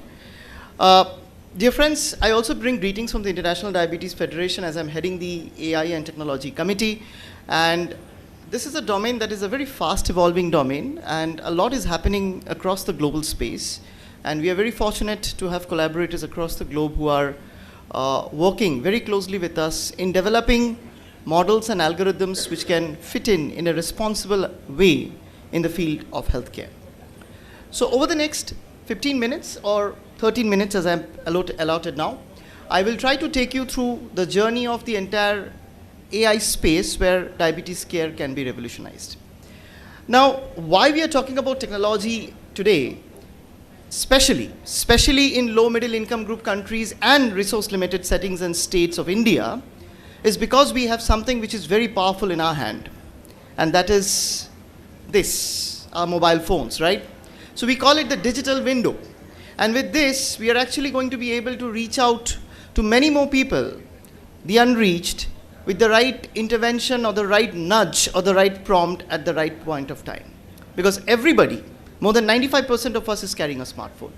And I think this is the biggest advantage that we have, and we must explore this technological advantage that we have even in the field of diabetes care. So why artificial intelligence in diabetes care? Because it will help us provide personalized management. It provides more precision and enhanced care, remote care with the help of telemedicine, and it will help us optimize the resources. Now again, it's a common myth and misunderstanding to think AI means expensive. Well, it's not. The true essence of a technology is when it's affordable, available, and accessible to all. So in a resource limited setting, if the resources can be rightly optimized, then we can use artificial intelligence in a very, very simple and effective way. Where do we see AI coming in the field of diabetes care? Primarily these four modalities as you see on the screen. In the insulin pumps, which are now getting developed and will be coming in the next generation pumps, in clinical decision support system. Now CDSS is a new term which many of you sitting here will be hearing, but this is something which is going to come in a very big way in the next 5 years of our practice. In diabetes self-management education through virtual chatbots, which is a reality now, and in prediction of various diabetes events and complications, like for example in prediction of microalbuminuria and prediction of diabetic retinopathy and so on and so forth. So continuous glucose monitoring devices are already getting AI enabled algorithms. Insulin pumps are getting them. For the last 8 years, I have personally used AI in retinopathy screening, and we have some fantastic work conducted here in India on that. Risk prediction models will be built out of AI, and mobile health apps with telemonitoring facility will also get augmented with artificial intelligence. The evolution of technology in AI has been wonderful, with the introduction of the rule-based calculators in the pumps to gradual machine learning or expert system in medicine, and today we are looking at possibly hybrid closed loop. Tomorrow we are looking at clinically decision support system which will be approved by FDA, maybe the CDSCO in our country as well, and they will have a large language model going forward in these clinical decision support system. Now the pumps are rapidly improving, although most of us have not used it or do not find it conducive enough to prescribe to our patient because of the cost, but it really improves the disease burden, especially in type 1 diabetes individuals. And this increases with precision if you're adding a layer of machine learning to it. So how does AI work in the pump? It collects the patient's data, processes with an algorithm, gives a prediction of hypoglycemia and hyperglycemia in a proactive way, gives the right alert to the patient at the right time, and it integrates with all the user interface devices which the patient is connected. This looks a little complex, but this is what happens in the back end of an insulin pump, whether it's a Medtronic's pump or whatever you're using. This is the algorithm that works. It's called a PID algorithm, or a proportion integral derivative algorithm. And today there are researches happening in the US with some of our colleagues who are working in adding a layer of machine learning to this PID algorithm. And this is a very, very interesting space to watch out and read out for. There will be some limitations in terms of variations with exercise and meal, because there's going to be a lot of personalization happening. Troubleshoot will be a problem. Malfunction addressing needs to be done. Variable success rate and algorithmic refinement will be required. Now, continuous glucose monitoring, I believe we all have used, and this is a segment that is going to see use of artificial intelligence as a predictive alert, and this is already there in the Roche CGM which they are bringing, and it's not here in India, but very soon they will launch. It's at the moment for approval. It's already available in Singapore, and just last week I was in Dubai. It's also available in the Middle East. So this is interesting as it predicts hypoglycemia to the individual before it even happens. It gives a 30 minutes pre-prediction. So this is the proactive care of artificial intelligence. In predictive analytics, as I have told you all, that we will be able to predict microalbuminuria and progression of CKD in a much early stage, probably in a preclinical stage, or even maybe in a primordial prevention stage if we have the right algorithms being used. And a lot of studies are happening. There's a lot of prediction algorithms on gestational diabetes using multiomics. And I think there are many other phases of diabetes stage development that we can use these predictive algorithms using machine learning to predict. This is a segment which we have actually explored and used artificial intelligence. So in the field of retinal complications or diabetic retinopathy screening. And I have used a retinopathy camera which is AI enabled for the last 8 years. We've done some work. This is one of our publications. We conducted a community screening on 5,000 individuals in the populous place of Chandni Chowk in Kolkata. And we found that the sensitivity was very high of these AI enabled cameras. What these cameras use is a deep learning algorithm which runs on neural network or artificial neural networks in the backend. Now, the most hype thing about AI is what we are all using and we all are familiar with is something called ChatGPT and Perplexity. What is that? That is generative AI. Means it is able to create new content or generate content.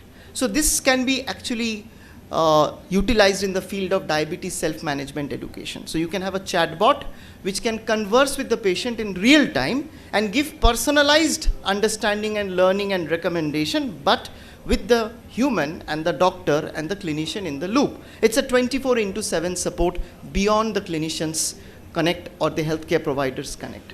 So they will work on a foundation model with a real-time response, dynamic content, and quickly it will have multi-device platform integration happening, and which is very easy to do. This is a doable thing. It's already there in our country and many people are building it. We have developed one and it's in use. The evidence which is there published, good user satisfaction, good confidence in terms of adoption. We often talk about insulin inertia, etc. It can be used to minimize these inertias, and of course it should have A1C reduction. So this is one paper that looks at the A1C reduction using a diabetes self-management education chatbot with AI. This was one of my very early publications where we given a viewpoint how ChatGPT can actually improve diabetes self-management education in diabetes care, and you can scan the QR code here with your digital device, your mobile phones, and read this paper if this interests you. We built something called Madhu AI, which is like a chatbot using AI with a backend. It's on WhatsApp user interface. It has been validated and evaluated by more than 100 doctors in the country, and earlier this year I presented this in ATTD in Amsterdam, and then also in the last year in the ATTD Singapore.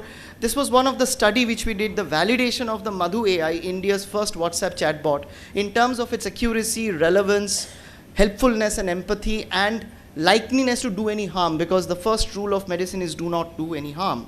So this is an attempt to establish responsible adoption of artificial intelligence in healthcare.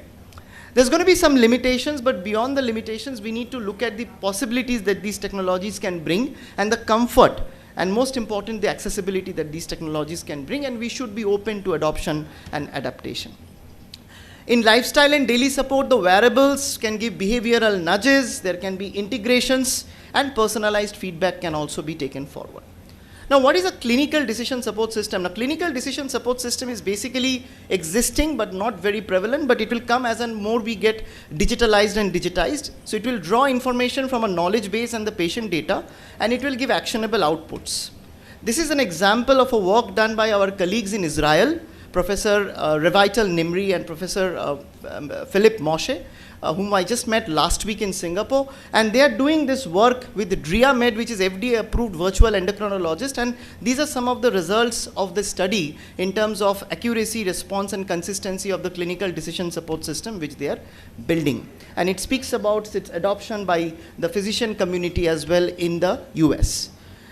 Now in 2026, all of us is going to see another new thing, and that is called agents or agentic AI. What does that mean? It means it's going to be an AI ecosystem that can function autonomously on its own in the environment without always requiring user input or instructions.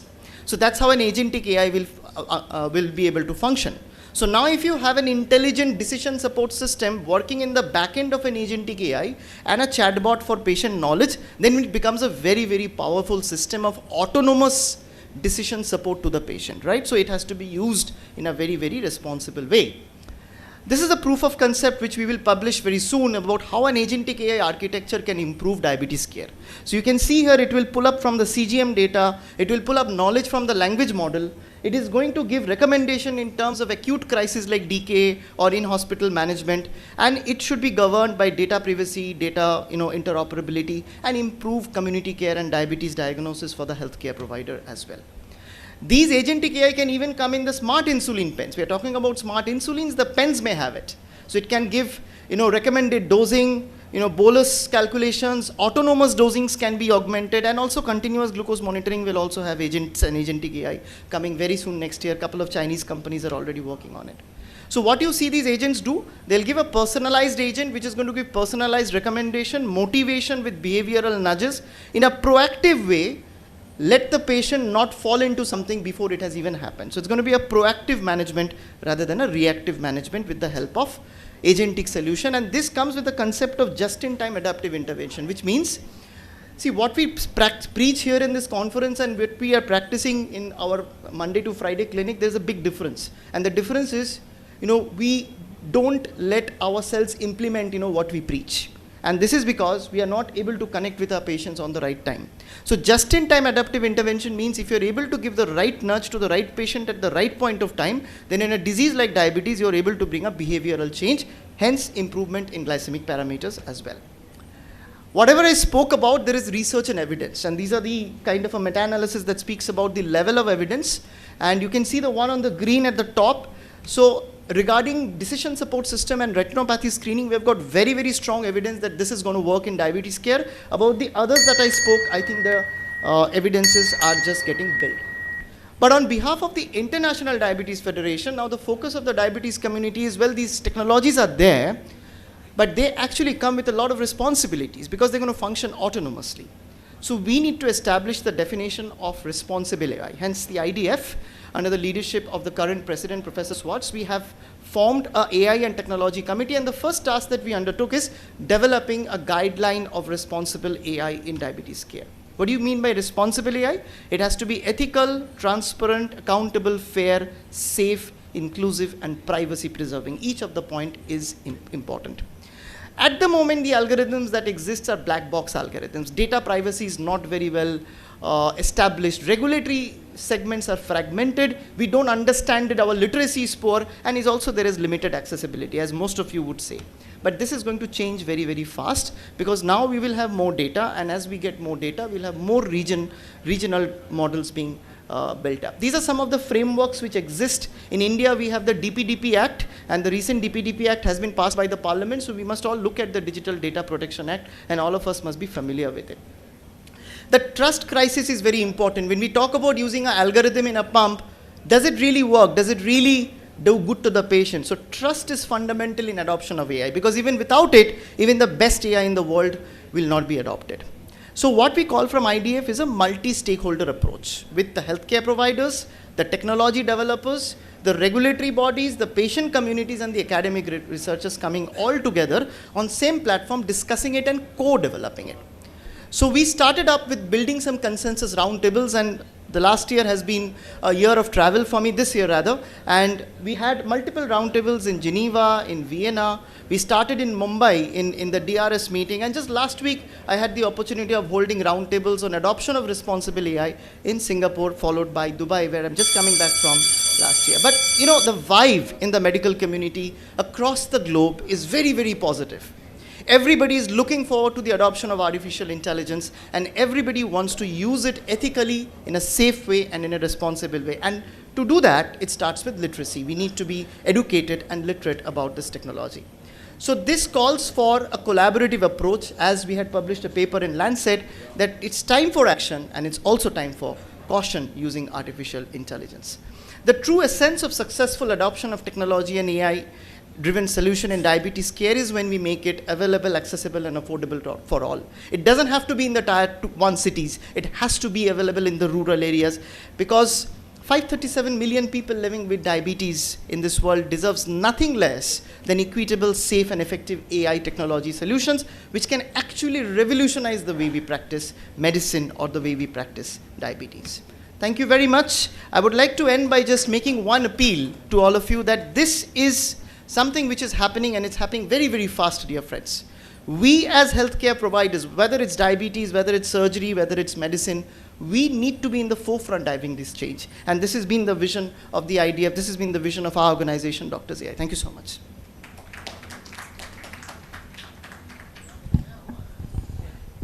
Thank you, sir. Thank you for such enlightening talk with respect to the AI that we are handling these days right now. So I hope we will use AI further in our clinical practices for prevention as well as management of the patient. Thank you. Thank you, sir. We are running out of time, I think, so we will be taking the questions afterwards. Thank you. Thank you, sir.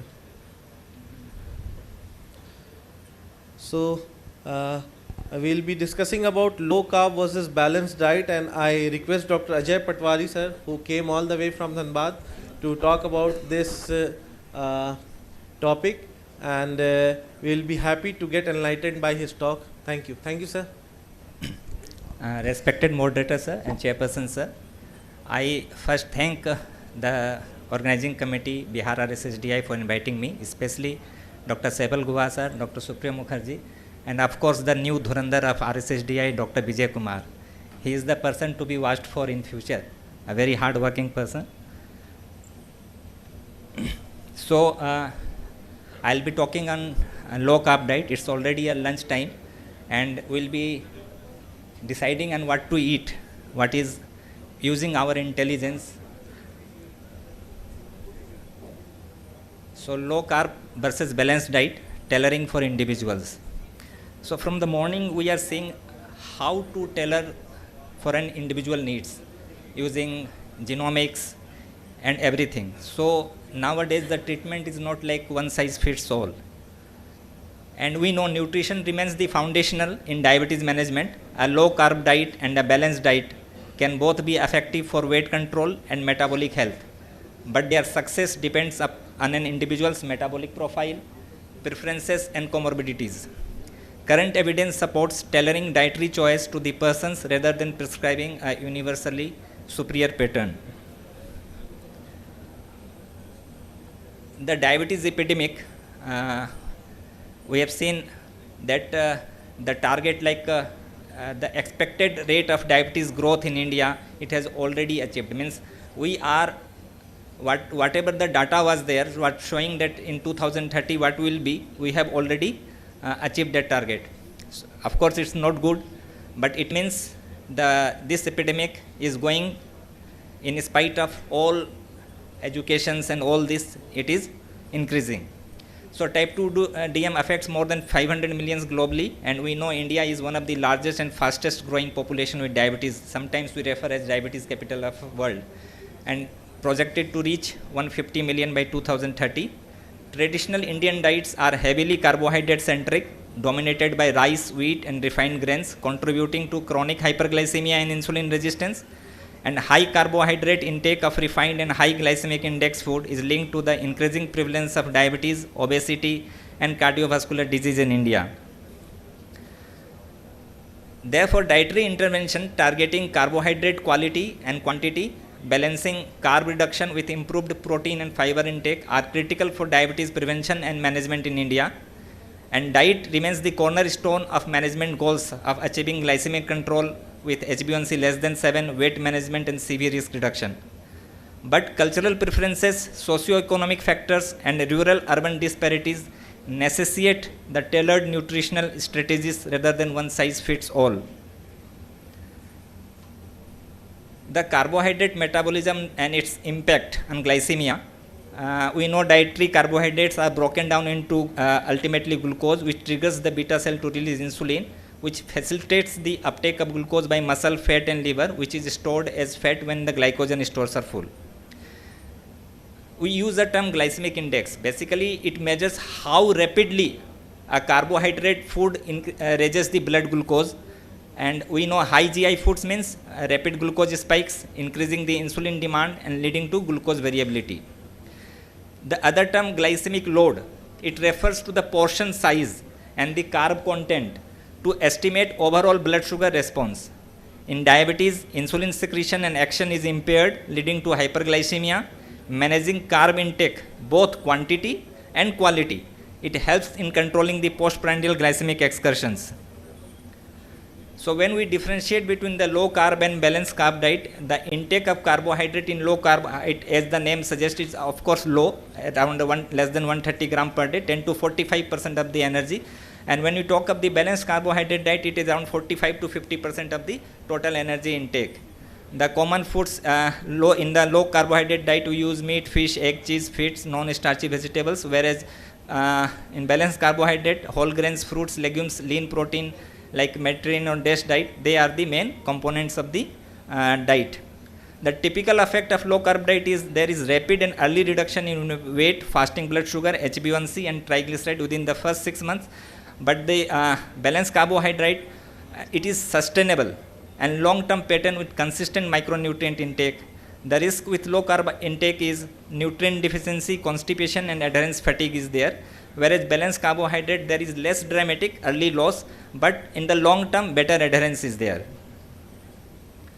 So in 2022, a Cochrane review of 61 randomized controlled trials, it found that there was no difference or little difference in weight loss, HbA1c and blood pressure or LDL cholesterol between both the low carb and the balanced diet over up to 2 years. Above 2 years, when these two groups were compared, both diabetic subjects and non-diabetic patients, adults, both plans can reduce the weight and improve cardiometabolic markers when calorie intake is appropriately restricted. So initially there may be more weight loss in the low carb diet, but in the long term, both have almost similar in terms of weight loss and the LDL and triglyceride patterns. There was a study which was published this year, ICMR India B nationwide study, which was had a sample size of more than 18,000 and it was spread over 30 states and union territories and led by MDRF by Dr. B. Mohan and his team and ICMR. It was the first comprehensive all India dietary assessment linking food pattern to the metabolic disease risk. It found that there is a risk of high carb diet. Those who were on high carb diet, they were at more increased disease risk. Diabetes was increased by 30%, pre-diabetes by 20%, general obesity by 22%, abdominal obesity 15%, and cardiovascular disease complications were increased. We know when we mill the grains, what happens, the milling breaks down the grain structure and increases the glycemic index dramatically and leading to more sugar spikes. The data from the study showed that the protein gap was there. Only 12% of the total energy was from the protein, and the plant protein consisted majority from the cereals, pulses, legumes, and dairy products had only 2% of the total calories, whereas animal protein had just 1% of the total calories, and even the northeastern states has the highest intake of the animal protein due to fish and meat consumption more in this part of the country, around 13.6%. When we talk about the fat, total fat intake was 25%, that was well within the recommendation, but the saturated fat was high intake, that was too high in nearly every state. Almost all states had more of saturated fat. Monounsaturated fat was too low, that is nuts, seeds and healthy oils. Omega-3 polyunsaturated fats were also low. That is found in fish, walnuts, and flax seeds, and it all adds to cholesterol and heart disease risk. Therefore, the individual tailoring is there. The recent research underscores that response to diet, they vary widely due to genetics. There were 2-3 talks from the morning I was listening talking about individualization in everything, whether in medicine or prevention also. So gut microbiome and postprandial metabolism, and this 2024 randomized trial using personalized dietary program based on glucose and triglyceride response, microbiome data, and health history, it showed that greater reduction in triglyceride, waist circumference, and HbA1c compared to one standard guideline. So it's not like one standard guideline and it will suit each and every person. So it has to be tailored individually. So what does the major society recommendation? Talking about ADA, it says that it should be individualized, flexible carbs with quality focus, and low carb options supported. EASD, it is also says that it should be patient-centered, macronutrient flexibility should be there, nutrient-dense food and education should be part of the dietary regime. ICMR, our own ICMR says that cultural adaptation should be there. If you have to continue the diet for long, so you have to give preference to cultural preferences, reduce the refined carb, and increase the whole grain intake. Protein and policy focus should be there. So personalized focus, what should we think when we personalize a therapy for a diet therapy for a patient? We should assess his metabolic markers like his glucose, lipids, insulin sensitivity, body composition like waist circumference, BMI, etc. We should consider his comorbidities like whether he's diabetes, he's having fatty liver, he's having CKD, CAD, and incorporate preferences, cultural food patterns, and psychological readiness to continue the diet. And adjustment with professional monitoring and data feedback should be there. There are several health considerations which require low carb diet. We know metabolic syndrome and obesity, epilepsy and neurological disorder, low carb diet because of facilitating ketosis, polycystic ovarian syndrome, metabolic acidosis prevention in CKD, genetic carbohydrate metabolism disorders, celiac disease and IBD, and cardiovascular disease. They all require low carb diet.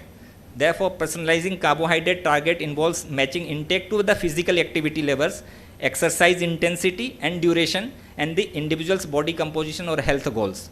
So these points taking into consideration like light activity or skill sports like golf and yoga, which are light activity, you can give 3 to 5 gram per kg per day. Moderate intensity, you have to increase to 5 to 7 gram per kg per day. Endurance or high intensity, even higher, that is 6 to 10 gram per kg per day. Ultra endurance, 8 to 12 gram per kg per day. So those who want to lose weight, shed weight, they have to reduce the carb intake, lower end of the spectrum. Muscle gain or athletic performance, high carb intake, and general health, middle range, adjusted for overall caloric needs. Sometimes periodization also you have to do, like a patient need carb intake, he may have to, like when he is exercising, he has to increase the carb intake. So timing and distribution, pre-exercise, post-exercise also, they can change the amount of carb intake according to their needs. Flexibility should be there. And rest days or lighter days, you can reduce the carb intake, and exercise day, you can increase the carb intake. If you are doing high intensity or long duration workout, you can increase the carb intake. So customizing carbohydrate targets by monitoring activity, health status, body composition changes, and subjective performance ensures optimal energy, performance, and metabolic health. So the practical tailoring strategies, how should we proceed? So we should decrease the carb to moderate to low carb, like 30% of the energy should come from the carb. Can involve glycemic and TG control. For athletes or lean individuals, we can go for higher carb diet or balanced diet, which supports glycogen dependent performance. For type 2 DM patient, both models work. Adherence and nutrient quality like fiber and unsaturated fats predict outcomes more than the macronutrient ratio. For CKD and low GFR status patient, balanced diet with moderate protein is preferred. So some phenotypes like newly diagnosed obese patient who have obesity, insulin resistance, and moderate hyperglycemia, their low carbohydrate diet will be preferred because it will decrease the insulin demand and it supports the weight loss and improves the glycemic control rapidly. Young lean type 2 DM patient with normal or low BMI, possible beta cell dysfunction, balanced diet with controlled carbohydrate. And elderly with comorbid condition like old age and multiple chronic condition and frailty, Moderately balanced diet with ample nutrient density and avoid extreme carb restriction should be avoided.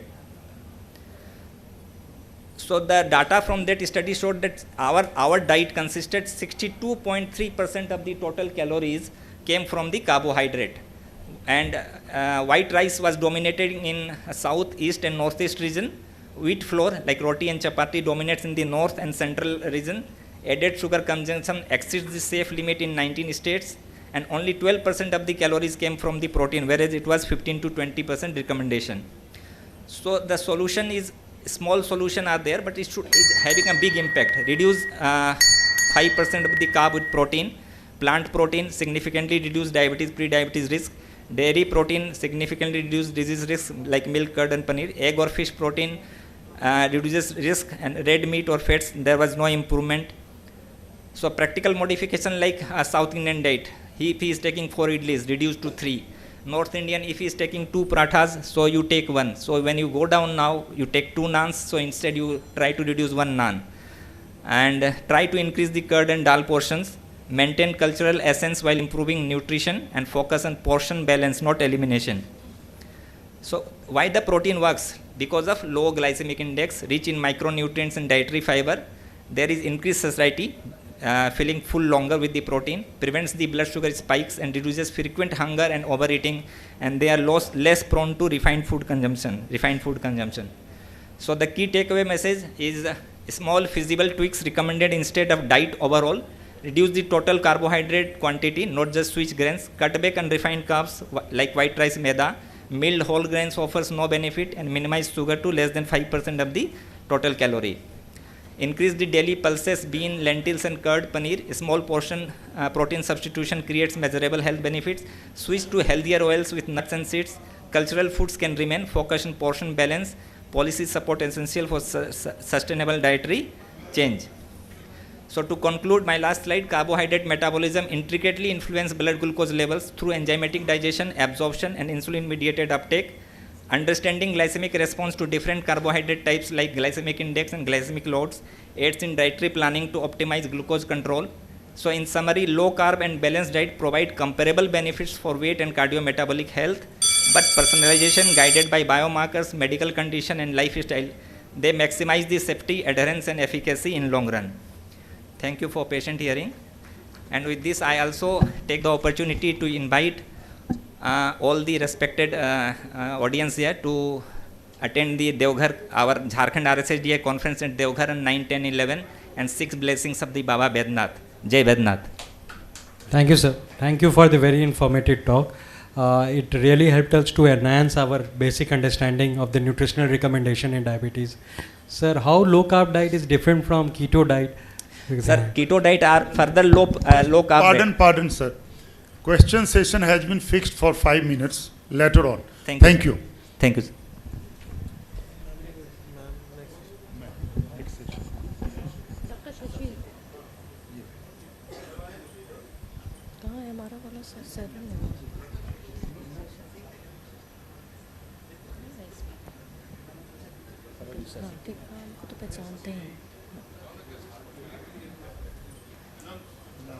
Welcome, Dr. Sashi, my senior and renowned nephrologist in Patna. He's also an esteemed academician. So, Dr. Sashi, you can continue the. So good afternoon to all, respected chairperson, teachers, seniors, and dear colleagues. Thank you for your kind word of introduction, and thank you organizers for giving me this platform to talk on a very important topic, that is on. Oh, my slides. Oh, no, these are different slides. Just page बना के रख देते हैं हर एक speaker.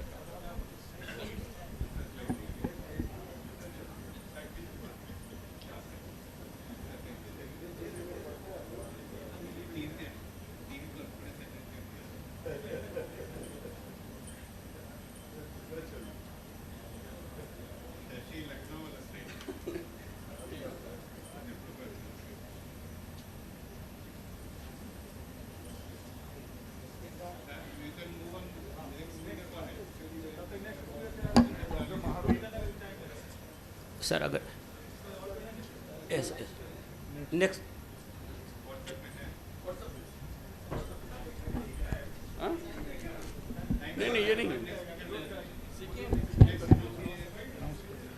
Now I inviting Dr. Mahabir Thakur sir for giving his next speech. And topic is heart failure, diabetes as a forgotten driver. Good afternoon, everybody. At the outset, as chairpersons, I am thankful to the whole organizing team of RSSDI, especially Dr. Vijay, Dr. Supriyo, and above all, Dr. Seval, for giving me an opportunity. Still now, I see many prescriptions in my clinical practice. They are still glucocentric. They forget about this lipid management and cardiovascular problems. And we all know, still there is no coronary artery disease, a lot of heart failure, and sometimes there is a presenting feature in diabetes. This is, yeah. So my statement, I will justify in next few minutes with few slides. So diabetes classically framed around neuropathy, nephropathy, and retinopathy we focus mostly, and there remains critical cardiometabolic sequelae, particularly heart failure, and that is mostly unappreciated despite major impact on function, hospitalization, and survival. Look at the magnitude of problem. The scale of problem is diabetes is 2 to 5 times higher risk of heart failure versus non-diabetic. Up to 40% of patients with heart failure have coexisting diabetes. And prevalence is rising globally, heart failure, driven by aging, obesity, and metabolic disease. And look at the trends in India also. The red line as in every compartment. It can be first cardiovascular presentation in diabetes, occurring before myocardial infarction.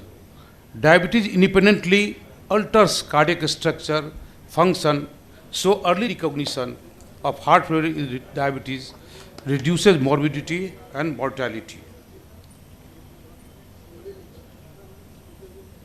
Can you help? Oh, yeah, please. Yeah. So what happens? Frequently overlooked is chronic hyperglycemia, insulin resistance, microvascular dysfunction, and myocardial fibrosis. All converge, leading to osteostress, advanced glycation end products, ectopic myocardial fat, microvascular angiopathy, and all converge to progressive systolic and diastolic dysfunction.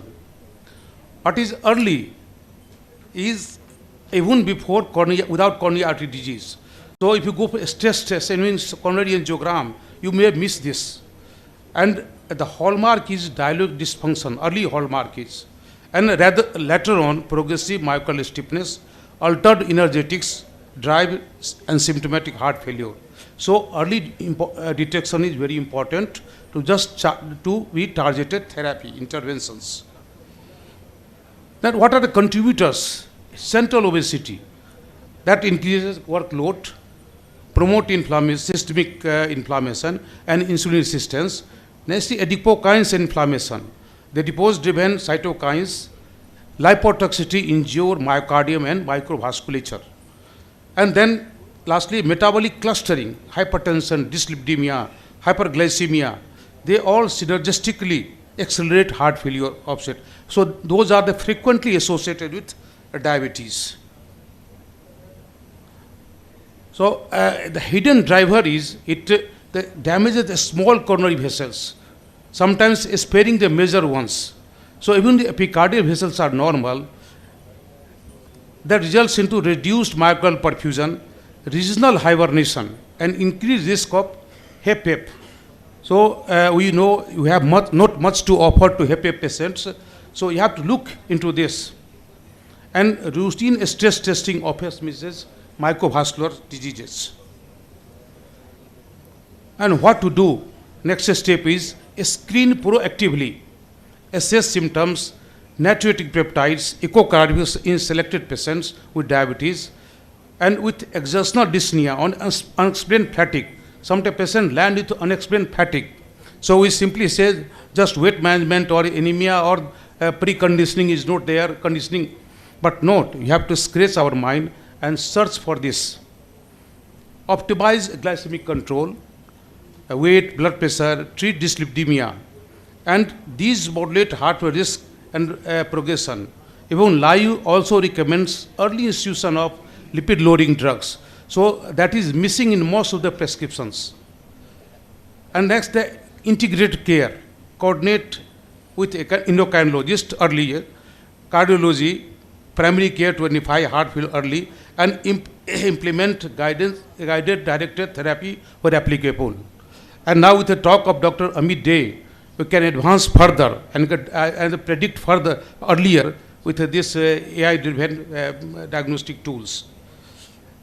And trials focusing on FF in diabetic population, microvascular diagnostic and metabolic interventions are urgently needed. So the key presentation is the same: dyspnea, exertion, on exertion, progressive exertional fatigue. This is most important. We frequently miss it. And then the paroxysmal nocturnal dyspnea and orthopnea, peripheral edema already there, reduced exercise tolerance, early fatigue with minimal exertion. So sometimes we label this with misattributed aging, deconditioning or anemia. So that leads to diagnostic delay. What contributed this? Long-standing diabetic duration, cardiovascular comorbidity existing like hypertension, coronary artery disease, prior MI, arterial atrial fibrillation, poor glycemic control, the persistently raised elevated HbA1c that frequently happens in clinic. Most of the patients are not fully controlled on. Most of the patients having more than 8.5 HbA1c, and they frequently correlate with microvascular and macrovascular diseases. Albuminuria, very important marker of endothelial and vascular dysfunction, so predicts heart failure risk. And BNP and anti-proNP suggested subclinical cases. When you suspect having incipient heart failure, must go for BNP and anti-proNP and further for risk stratification. Now pragmatic for diagnostic workup, history, focusing symptom, pattern, orthopnea, JVP, crackling edema, they should be searched. ECG must do for LVH, ischemia, arrhythmia. In selected cases, go for the BNP, anti-BNP, rule out heart failure, baseline and follow up sometimes. Echocardiography in selected patients to just diagnose with ejection fraction, diastolic dysfunction, wall motion and chamber size. In some cases, cardiac MRI is also important to early detection of fibrosis and infiltration. So screen high-risk diabetic patients at regular intervals and escalate to imagine if biomarkers or examination are abnormal. What should be our management goals and strategy? The primary aim is relieve symptoms, reduce heart failure hospitalization, slow progression and prolonged survival. Then coming to individual approach, then treat according to heart failure phenotypes. So HEP, and mid-range, other comorbid condition, renal functions, that's so important in the last few talks, and what the patient goals you have to fix. And then multimodal care, combine lifestyle optimization, evidence-based pharmacotherapy, evidence device therapy when indicated, and specialized referral. That should be at proper time. Then you all know lifestyle and dietary sodium restriction, moderate, consistent physical activity, tight and safe glycemic control to avoid hypoglycemia, smoking cessation, alcohol moderation or cessation, weight management is very important, and refer to a structural program for obesity. Now standard therapy you all know, AC inhibitor ARB, just to reduce remodeling, monitoring renal function and potassium. So even there is no hypertension or be suspicion at the AC inhibitor ARB. Beta blocker improves mortality and liver function, already established as so many studies, trials. MRA, reduce morbidity in appropriate patients. Loop diuretic, just for symptomatic relief. And therapy must be tailored to phenotypes, renal function, blood pressure, and tolerability. So, but very important is SGLT2 inhibitors. Agents, all know, empagliflozin, there's a class effect, IMPA, DAPA, even ERTO or CANA. They reduce heart failure hospitalization and cardiovascular death. Benefits extends to no diabetic heart population. Already discussed by so many speakers, so I'm not going to highlight this. And provide renal protection, cardio-renal benefit, independent of glycemic control. So that's why it is being prescribed, even if non-diabetic also. And this is recommended early in diabetic patient at risk of heart failure. So not only this, when in my clinical practice, IP said, I try to prescribe from day one to this molecule because of a lot of hidden patients are there. And of course, you have to take care of renal monitoring function, volume status, genital infection, and euglycemic ketoacidosis. Now, a few lines for GLP-1 receptor agonist, weight reduction, improved endothelial function, lower atherosclerotic event, and considered for obese patient with cardiometabolic risk. So very important. RNA, this is now the seat anchor of the treatment, guidance-based treatment. So proactive and advise the patients to stick to this RNA also. The report is only 20% patients are GDMT on GDMT. So of course, lot of factors on the physician side, on the patient side, and of course the cost factor is also there. And device and advanced care, ICD for primary care of SCD, CRT in selected patient, and left ventricle assisted device or transplant for refractory interstitial heart disease. So those should be put on the early or appropriate time. So by talk focusing on the primary care to cardiological evaluation, heart failure specialized center, and follow-up and monitoring. So these are all 4 pillars. By this, by proactive screening, early use of evidence-based agents, tailored and device advanced therapy, timely referral, improve outcome for patient diabetes, at risk for and living with heart failure. So the main motto of talk is we should integrate in clinical practice a diabetologist, cardiologist, dietitian, and physiotherapist. So patients require a coordinated multidisciplinary approach. Patient education significantly improves adherence and long-term outcome. So what are the challenges we are facing in clinical practice, particularly when we are practicing in rural area, rural district? Late diagnosis. The delayed presentation and diagnosis limit treatment effectiveness. Just I talked initially, many of my patients land in the stage of cardiac failure, and then I back to let's investigate the patient having diabetes. High cost burden, high costing therapy create barriers to access and adherence. Just for GDMT, only 20% are on a GDMT for HRF, heart failure ejection fraction. So this is also very important. Limited infrastructure, insufficient specialized heart failure centers across region. Awareness gap, low awareness among patients and healthcare practitioners alike. We should be proactive. I just, to start with my talk, that I have seen many prescriptions, only glucose-centric. And we know after 2008, 2 things came, the omnistoxate and evendy episode. After that, every drug must be cardiovascular safety or at least neutral. And screening, lastly, a screening gap. Lack of structured heart failure screening in diabetic clinics. So the solution is early screening, SGLT2 inhibitors at the early institution, telemedicine. So not all the patients from the remote area can go to referral centers or higher centers. So telemedicine can be, and strengthen referrals, improve primary care awareness and referral systems. So friends, ladies and gentlemen, I will conclude my talk with this heart failure is under-recognized complication is that can be easily missed complication of diabetes.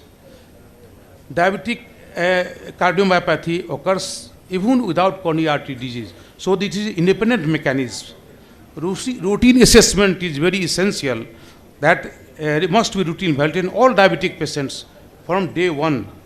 And SGLT2, of course, transform this care. So we must try to just put this medicine from day one, if it is. And of course, I just talked, our focus has shifted from not beyond glucocentric to comprehensive cardiovascular metabolic protection. Thank you.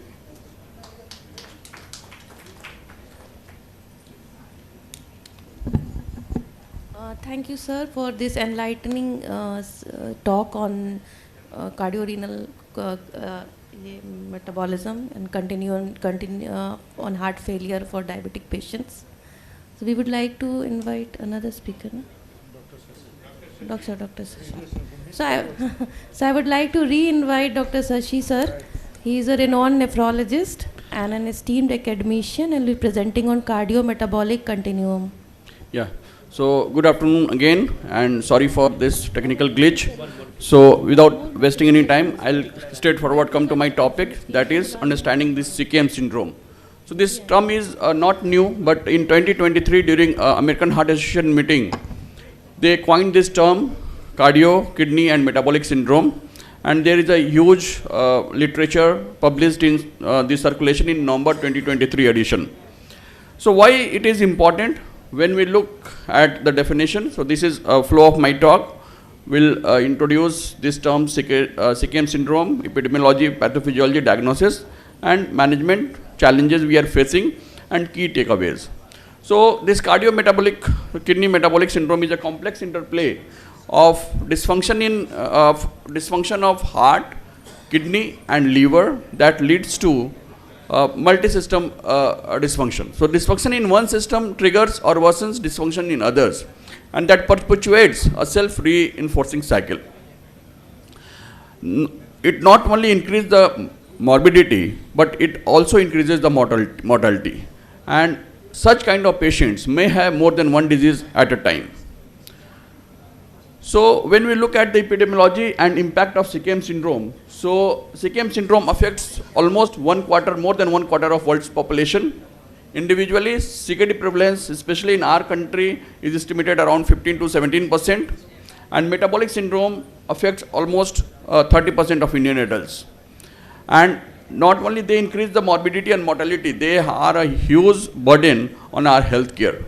So as per estimation, a non-RRT CKD patient costs almost $1,500 per year, and God forbid, if patients require some kind of renal replacement therapy, the cost increases to almost 3 times. So this rising burden of CKM conditions and healthcare costs reflect their shared pathophysiology, where heart, kidney and metabolic dysfunctions fuel each other. So when we look at the pathophysiology, it starts with excessive dysfunctional adipose tissue that leads to ectopic fat deposition in this MSLD, leading to inflammation, oxidative stress, insulin resistance and vascular dysfunction that cause, on one hand, hypertension, dyslipidemia, metabolic syndrome and diabetes. On other hand, it causes glomerular sclerosis, tubulointerstitial fibrosis and chronic kidney disease, and further down in heart, it may lead to atherosclerosis, myocardial remodeling. And this is a complex interaction between kidney, liver, heart and various metabolic organs that ultimately lead to increased cardiovascular morbidity and mortality. So what are the risk factors? They include obesity, extra body fat around our waist, high blood pressure and cholesterol, kidney disease, diabetes and metabolic syndrome. These all are risk factors for this CKM syndrome. Now we need to understand the socio-ecological framework of CKM. So we have multiple levels of influence, right from society, community, interpersonal and individual. The important part is social determinants of health. That is again very important, and access to healthcare, environment and lifestyle factors strongly affects disease development. It has been seen that those persons who are living in a low strata in society, they have increased risk for this CKM syndrome. Apart from that, we have some biological disposition also. So individual patient's genetic and phenotype may affect its CKM progression. Now, how will we diagnose this CKM syndrome? So a healthcare provider can use multiple tests to diagnose this. That includes measurement of blood pressure, sugar, kidney function, BMI, and coronary artery calcification. And this is the typical CKD heat map for your EG reference, where we classify our patients based upon GFR as well as albuminuria. I want to highlight this albuminuria part because previously, before 2012, this is the only way to classify our CKD population, but seeing the robust interaction and correlation with albuminuria and CVD, we came with another classification in 2012, which includes your albuminuria as well. So we all are aware less than 30 is normal, 30 to 300 is microalbuminuria, that is A2, and more than 300 is macroalbuminuria, that is A3. And this is GFR. So I want to highlight a point here that instead of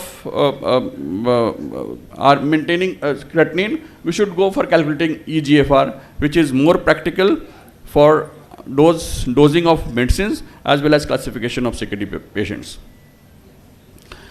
Now, after diagnosis, how can we stagify? So we'll go for stage. How can we? There are 4 stages of CKM. Stage 0, when patient have no risk factors. Stage 1, when patient has extra body fat. Stage 2, when patient is suffering from type 2 diabetes, high triglyceride, high blood pressure or kidney disease. Stage 3 is subclinical CVD, and stage 4 is cardiovascular disease. So this is the pictorial diagram of stages of CKM, where stage 0, patient has no risk factor, living a healthy lifestyle. Stage 1 is excessive or dysfunctional adipose tissue. Stage 2, that is metabolic risk factors, that includes hypertension, metabolic syndrome, hypertriglyceridemia, diabetes, and moderate to high risk CKD. Stage 3 is subclinical CVD, and stage 4 is clinical CVD in CKM syndrome. Now, coming to current management. So with every chronic disease, the management of CKM again starts with lifestyle modification. And especially for this CKM, I must highlight that the lifestyle modification is the most important treatment for this CKM. So what are those? First is low calorie diet. Second, DASH diet, or you can say a Mediterranean diet, which includes more vegetables, fruits, whole grains, in moderate quantity of poultry and this fish products, avoiding red meat. Third is reduce weight, physical activity, and good control of blood sugar and blood pressure. So this is the various lifestyle and risk factors modifying therapies. Now this is the stage-wise specific lifestyle modification for CKM syndrome. For stage 1, especially, it starts as a primordial prevention in children and in adulthood. So what are those? Dietary intervention, physical activity, it reduces BMI in children, exercise leads to modest reduction in BMI, and multi-component health education. That is again a very important point, and we are repeatedly telling our government to introduce health education in class 8 or class 9, so that the children in their early ages can be stimulated for these health benefits of lifestyle modification. Now the treatment for stage 1, lifestyle modification treatment for stage 1, that includes weight management and metabolic risk prevention, that including your calorie restriction leads to weight loss, low fat diet and physical activity decreases risk for type 2 diabetes, and long-term weight loss is similar across reduced calorie diets regardless of macronutrient composition. Similarly, in stage 2, what we need to do is reducing metabolic risk reduction and lifestyle modification, that includes your Mediterranean diet. Mediterranean diet decreases significantly your CVD events. For stage 3, which are subclinical CVD management, includes again the Mediterranean diet and physical activity, and stage 4, that leads to diet, exercise, high intensity walk, plus the 6-minute walk test in peripheral arterial disease. So these are the crux of various lifestyle modification stepwise in our patients.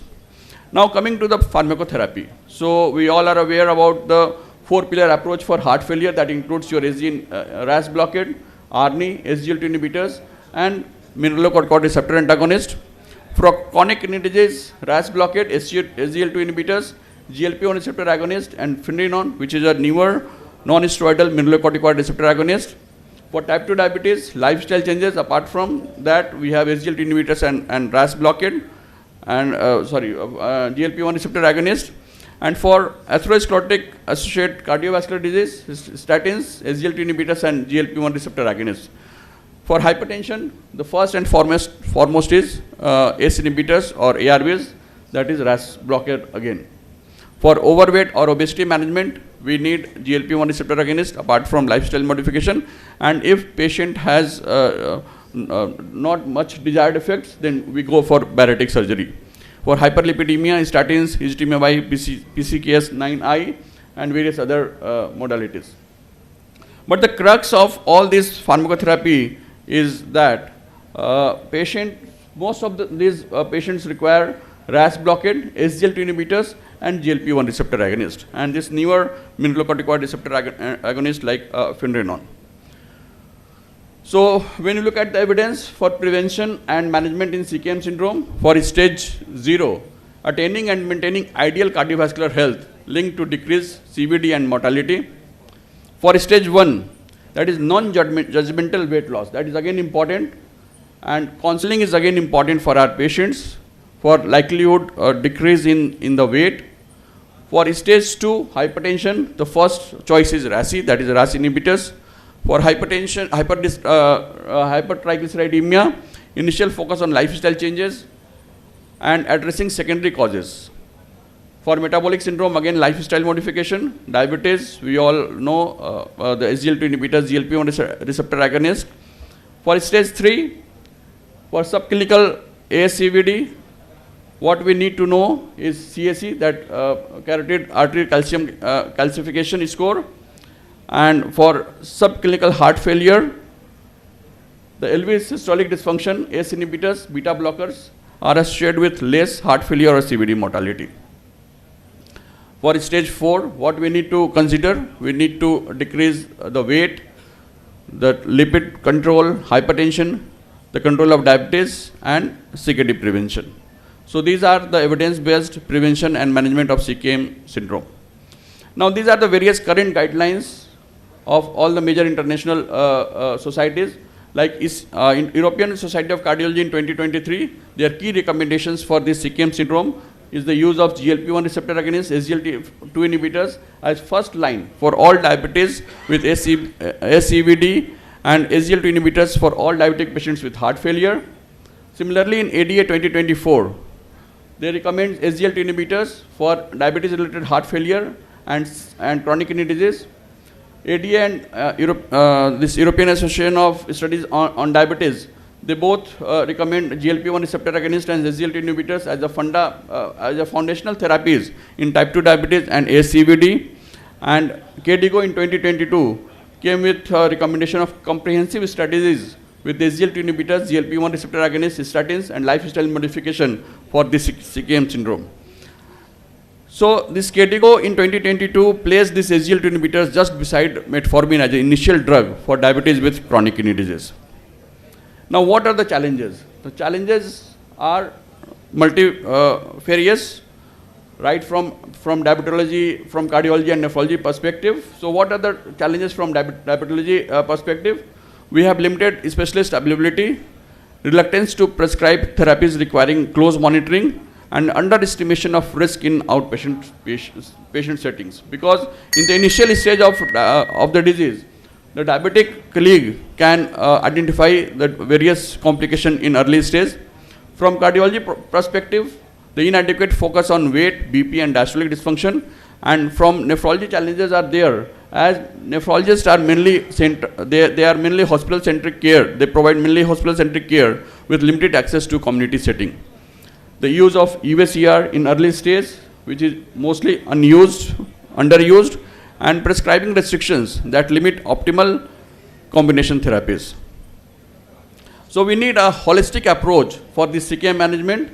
So what are those? The telemedicine and remote monitoring and timely coordination across various providers, the shared care, the general practitioners for prevention and specialists for advanced CKM management, and patient-centered model that use unified guidelines and better access to diagnose and therapies. So a streamlined multidisciplinary approach is key to effective CKM management. These are some emerging therapies. I will not go in details, but triple receptor agonist which acts on GLP-1, GIP and glucagon receptors. The LPA receptor antagonist, the second generation selective MRAs who have less risk for hyperkalemia, and ongoing studies evolving in SGLT2 inhibitors. So these are emerging therapies. And now last but not the least is the technology in CKM management, where we can easily use artificial intelligence and digital health tool in CKM. So artificial intelligence can predict CVD events early, detecting CKD in early stage, and personalizing diabetes management. And how can we use digital health tool in CKM? By various wearable devices, remote monitoring, and smart insulin pumps like we have with Medtronic. Now, it's a time to call to action that includes your consideration for societal determinants of health, access to pharmacotherapies, addressing research gaps, interdisciplinary care, CKM education, enhanced obesity management, implementation within and across health centers, and supporting healthy lifestyle in communities. So it's time to call for action for future CKM care that includes integrate evidence-based therapies, leverage technology for personalized care, prioritize lifestyle intervention and early diagnosis, and promote multidisciplinary care. So to summarize my today's talk, CKM syndrome arises from interconnected cardiovascular, kidney and metabolic dysfunctions. Rising global prevalence adds major health and economic burden. Early detection and staging are critical for better outcomes. Evidence-based therapies like SGLT2 inhibitors, GLP-1 receptor agonist, Finrenon form the backbone of management. Holistic, multidisciplinary and patient-centered care is essential. Technology and emerging therapies offer promising future directions. So thank you for your patience hearing. Thank you, sir, for this enriching talk and your comprehensive coverage of CKM, all the evidences from the recent trials, and also central role of SGLT2 and GLP-1 receptor agonists. Now I would like to invite Dr. Thank you, sir. Now I would like to invite Dr. Vinay from Ranchi, Vinay Dhandhania from Ranchi, who will be speaking on the topic managing post-meal hyperglycemia, matching prandial insulin to patient needs. Thank you. Thank you, madam. Respected seniors, dear friends, good afternoon. I sincerely apologize for being late today. I'm going to talk on a topic which is very, very important. We all are listening about HbA1c targets and not achieving HbA1c targets, and blaming doctors' inertia and patients' inertia for not achieving HbA1c targets. But let me tell you, post-prandial hyperglycemia is very, very important, because the moment you reach a HbA1c of 8 and 8.5, you have to look into the post-prandial hyperglycemia. Only then you can reach something closer to 7% and less. So this is very, very important that you take care of the fasting first, but don't forget to take care of post-prandial hyperglycemia. So this is a talk been sponsored by CIPLA, and I'm presenting the slides been provided by them. But this is a very standard slides presentation, and I'll take into some cases which are going to be very, very interesting for discussion. Postprandial glucose problem in India, need for PPG control, prandial insulins, need for titration of bolus doses, and choosing a prandial insulin and the case studies. So I'll try to fast the middle slides and go into the case studies with the introductions. So postprandial hyperglycemia is a real problem, because we all know that our diet is rich in carbs, so it causes greater prandial glycemic excursions and increased glucosidase and incretin activity in the gut, higher lipemia because of high triglycerides especially, and associated cardiovascular disease. And dietary survey, the very popular study by our Dr. Padma Shri Dr. Shashank Joshi, that shows very clearly that most of our diet, especially in the Eastern India, if you see 65% is by the carbohydrate, the total meal is carbohydrates. So this cross-sectional study showed that complex carbohydrates constitute 64.1 of the total energy. And believe me, complex carbohydrates are not that bad compared to the refined sugars and the things like maida and suji, which are more dangerous because of the glycemic index. And there was clear non-adherence to dietary advice in type 2 diabetics group. I could see Dr. Sashi presenting CKM syndrome and talking a lot about the lifestyle changes, and it's very, very important that a repetitive dietary advice is very, very important. Like we say, you have to take GLP-1 receptor agonist lifelong for maintaining your weight. Similarly, you need a nutritionist and a physical trainer lifelong to maintain a good nutrition and a good diet and a good physical health. So that is what is very, very important. हम लोग एक dietary advice लेते हैं, हमारा काम लगता है ज़िंदगी भर के लिए हो गया, हमको खाना मालूम है, but that doesn't help. You need to keep changing your diet. Similarly, your physical trainer needs to keep taking care of your health. So Indian consumes a diet which comprises of around 64% of carbohydrates and sometimes more.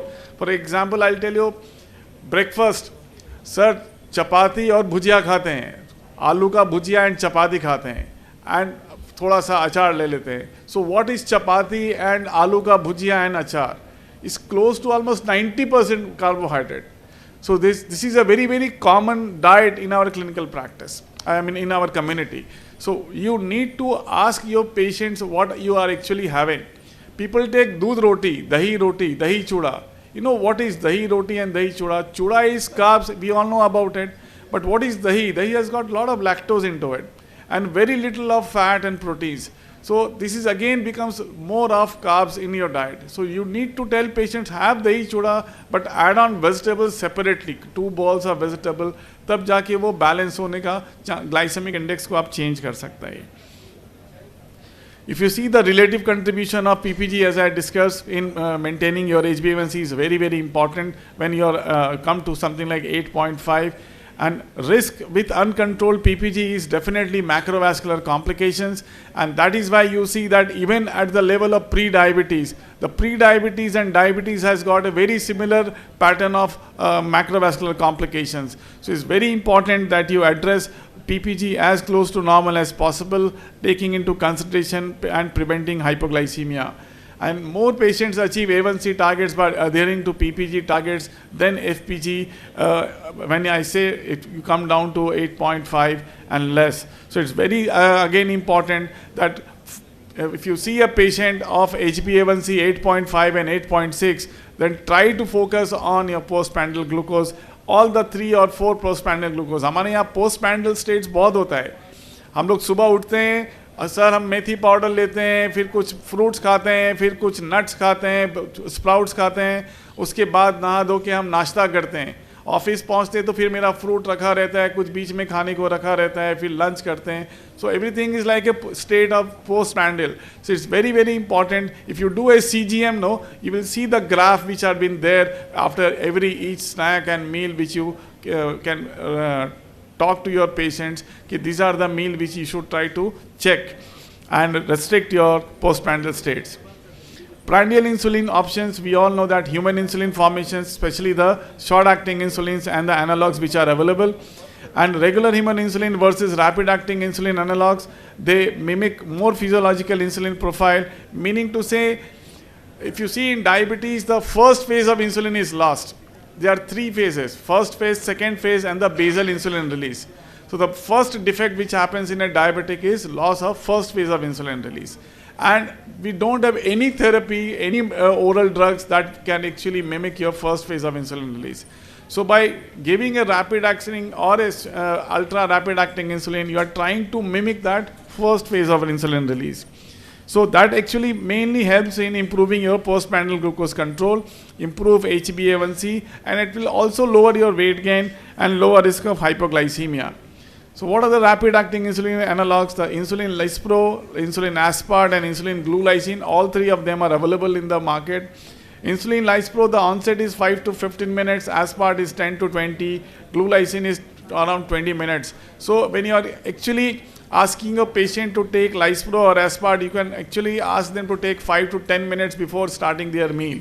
And the peak action is almost around 1 hour, and the duration is 3 to 4 hours. So that is how it actually spikes faster and tapers off even faster. And when you compare with the human insulin, if you see the spike of analogs is higher than the spike of human insulin. And the duration of action of human insulin is for the longer duration of the conventional human insulin. And if you see, it tapers off early in the course of injection.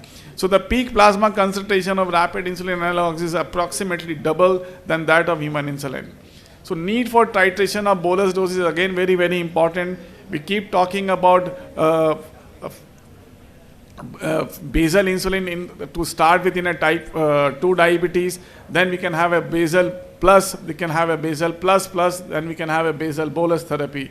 So this is how you do. First, you actually, even the ADA recommends that you can give either a GLP-1 to start with, if the patient affords and tolerates it. If it doesn't tolerate, then you can put them on basal insulin. And basal insulin, you actually can give up to 0.5 units per kg body weight, the maximum possible dose. And if after that the patient is not maintaining the target, you can start with something like 4 units per day of a basal plus. And that basal plus has to be given at the main meal, where the patient has a very high carb meal. There you can add 4 units or 10% of the basal insulin dose. And this is how is the RSSDI titration algorithm, that given preferably at bedtime to achieve glucose to reduce the hepatic glucose production. That is for the basal insulin, and the prandial insulin initiate along with meal with highest glycemic excursion and start with 4 units and increase by 1 to 2 units per day as per the spike post meal. And when to titrate prandial insulin, it can be titrated every 2 to 3 days. So you can actually educate your patient that every 2 to 3 days you can increase by 1 to 2 units till you achieve a target of less than 180 that has been recommended. And postprandial glucose is 2 hours from beginning of the meal, not from the end of the meal. Many of your patients will tell you, sir, खाना खाने के 2 घंटे के बाद कब देखना है? So it's always from the beginning of the meal. And self-titration is the best because patients come to you with a good glycemic control. That is what is very, very important. And DSMES is very useful, diabetes self-management education and support, that actually helps in titrating the dose as faster, and patient getting empowered and motivated to take their own control of diabetes. And that actually helps in reaching target A1C in more number of patients in most of the studies which we have today. So what is customization options with prandial insulin? You can customize as per the need, U100 or U200 according to the need of the patients. Even you can use the junior quick pen where you can titrate up to half unit of insulin. So this is how you can use Lispro 100 for smaller doses, Lispro 200 for higher doses, and you can use the quick pen for even 0.5 units, especially in pediatric and elderly population. So this is what I'm more interested in. I'll take 2 to 3 more minutes. Case studies. Case 1 is consideration of basal insulin intensification. Mr. Sharma, these are all hypothetical cases.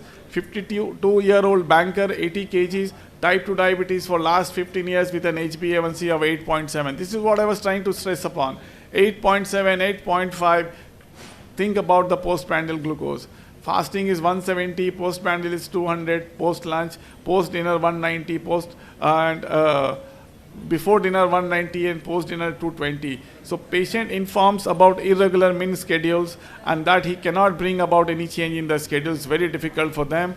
And metformin, sitagliptin and insulin glargine 25 units bedtime. So this is how this patient, is a very common prescription which we see in clinical practice. So you can add a dose of insulin Lispro according to the most the spike which you see after lunch or after dinner. So here you see most spike is after dinner. So you can start a rapid acting insulin after just before a dinner. So that will actually help in reducing your postprandial glucose load and also helping in maintaining HbA1c. So metformin, sitagliptin, patient was advised to continue insulin glargine and add 1 subcutaneous Humalog injection prior to dinner, 4 units pre-dinner, and dose was titrated at bi-weekly interval to achieve post-dinner goal of less than 180. And once you achieve a post-dinner target, then you should start targeting the post-lunch and the post-breakfast glucose as well. Case 2 is consideration of insulin Lispro 200 units per ml. And this is Mr. Ghanshyam Prasad, 58 years old, 98 kg, sweet shop owner, medical history, type 2 diabetes for last 6 years, and not consistent with dietary restrictions, intolerant to GLP-1 receptor agonist, and presentation with high glucose levels for past 3 days. HbA1c is again 8.9. Now, whenever you are actually titrating insulin, you should always take a small history regarding whether they have missed the dose of insulin, they take it regularly, और दे many times you write 25 minutes they will say sir मैं 15 ही लेता हूँ, मुझे डर लगता है कि रात में शुगरवा कम नहीं हो जाए, इसलिए हम थोड़ा कम ही करके लेते हैं, उसी से ठीक रहते हैं. So a little history is going to be helpful. Why? Because when you are adding another dose of insulin, if he is not taking a correct dose, he is likely to have hypoglycemia. So it's very important that you ask a good history before escalating the dose of insulin. So you need to titrate this patient. The insulin dose was increased, glargine to 24 units bedtime, and insulin Lispro 8 units with every meal, breakfast, lunch and dinner. Now here, if you see the patient's weight is 98 kgs. So patient is actually overweight or obese, which is a very high possibility. Here he should be very, very careful regarding his diet and modification of diet, and then balancing with the insulin is important. Otherwise, he'll keep on increasing his weight. The weight gain is going to be a real problem in this class of patients. Since the last case, Mr. Arun Lal, 70-year-old elderly patient, type 2 diabetes for last 15 years with hypertension and peripheral neuropathy, patient with recurrent episodes of mild hypoglycemia with an HbA1c of 6.9. And this is one patient who is going to be benefited with even 0.5 titration of insulin, 0.5 units of titration. And they actually, patient needs precision dosing of prandial insulin, switch to junior quick pen, which allows precise dosing of 0.5 units, thereby aids to address the need of the insulin sensitive people with diabetes. So this is again available, the green cap which is there on the metallic pen which is available with Eli Lilly. So to conclude this presentation, traditional Indian diets are carbohydrate rich. Across A1C ranges, PPG contribution remains high in Indian population, and compared to regular human insulin, the rapid acting analogs have faster absorption, peak plasma concentration is high, and time to maximum concentration is approximately less than half of the regular insulin, and choice of prandial insulin should be tailored as per patient's requirement. And insulin Lispro is a prandial insulin analog which offers different options for diverse patient needs. And one thing I tell you, it has got a special indication, especially in patients with gestational diabetes or diabetes with pregnancy, or patients who have undergone surgery where you need a rapid acting insulin and a lesser hypoglycemia. So I thank you for your patient listening, and I thank the organizers for this opportunity, and I also congratulate the whole team of RSSDI BIHAR for an excellent meeting. Thank you very much. Thank you, sir. Thank you. Thank you all speakers of this session for exquisite presentations. Should I allow? Oh, yeah. Chair allows for question answer session. Any question from audience? From any of our speakers of this session?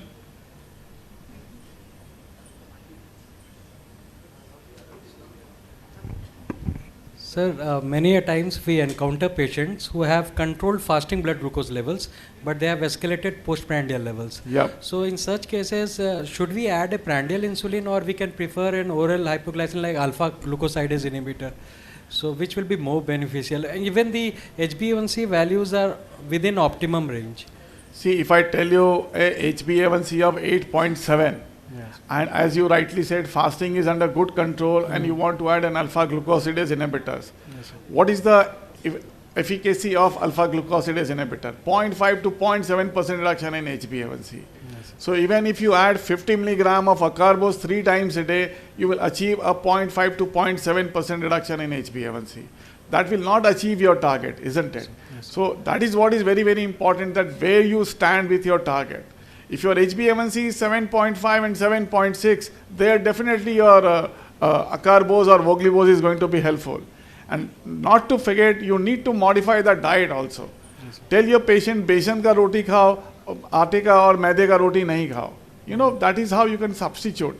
Tell them to have moong dal ka chilla in the morning instead of having upma and poha and all those stuff, which is very, very common. Bread, you know, bread is a very, very staple diet in our community. Toast khana hai. You know what is bread made up of? Maida and shakkar. There is 25% shakkar and 75% maida. So you can ask few changes in the diet also. And drugs like voglibose and acarbose only work when you have a very smaller target to be achieved. Yes. That is where you get the benefits. Thank you, sir. Thank you. Thank you. Any question? I have a question to Amit Dey, sir. So, when it comes to experience with AI, you are the most experienced in this hall. And regarding the clinical relevance, the real world use of AI, so how can we adopt it in rural telemedicine approach for treating diabetes in the rural areas? Because the patients find it very difficult to travel to the cities. Yes. So I think telemedicine is something which we have all experienced, especially during the COVID days. And that was with just digital integration. So you are using electronic health record. There is a user interface with the patient, which the patient is able to communicate to you, and you send the patient gets to download the prescription. How AI can come in here? One is by improving the user experience. So in this way, the algorithms which will work in the back end will give more of a personalized experience for the patients. There is another concept which is called augmented reality and virtual reality. So that can be augmented using artificial intelligence, and telemedicine experience can be augmented. Simplistic way of using telemedicine is what we do in our practice, is that if you have these kind of AI generated chatbots, they can be given to the patient's app, and the patient can continuously be in conversation to the chatbot in their regional language. Isme patient doesn't have to speak in English. They can ask in their regional language, in Bengali, in Bihari, in whatever language they can ask, and they can get recommendation. The only thing is, the whole thing has to come back to the clinician's electronic health record, so that the healthcare provider is supervising the entire conversation as giving a recommendation as a follow-up. So these things are integratable, and it can be done as more and more we get digitalized. Thank you, sir. Now the session is going to close. One thing I will have my remark, that such a complex condition, doctors must appreciate is timely, and patient must be made aware about the condition.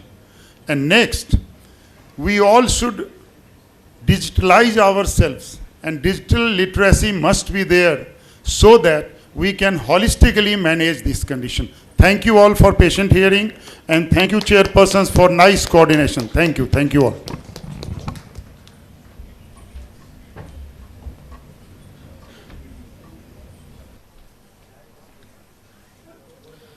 Thank you, sir. Now I will request the speakers and the chairpersons to move to the side stage for felicitation. I hope everyone has had their lunch, which is being served on the 7th floor.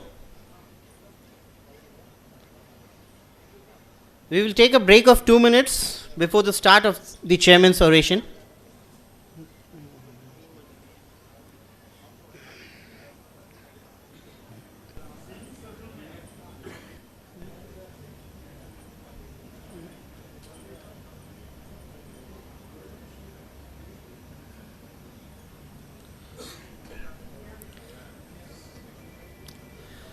The addiction to knowledge can be one of the greatest addiction to have, and I must salute all of you who have braved this cold to assemble here to strengthen and gain more knowledge for yourself.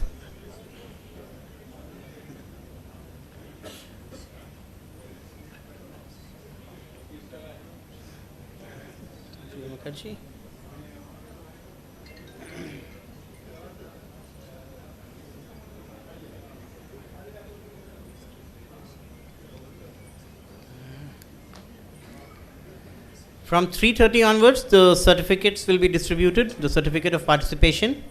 So you can collect it from the reception area.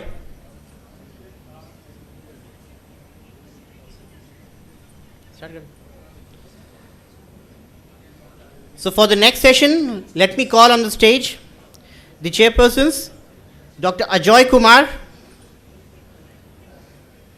Dr. Supriyo Mukherjee, and Dr. Subhash Kumar.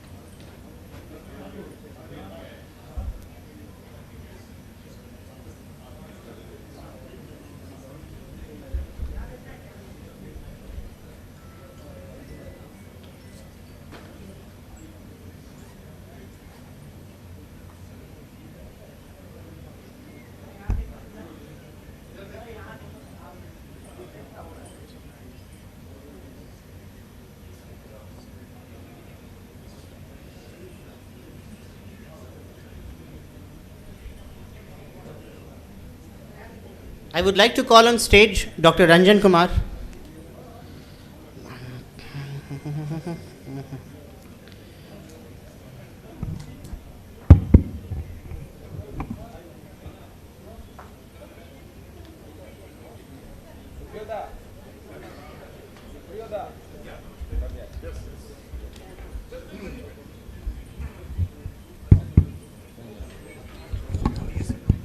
Hello.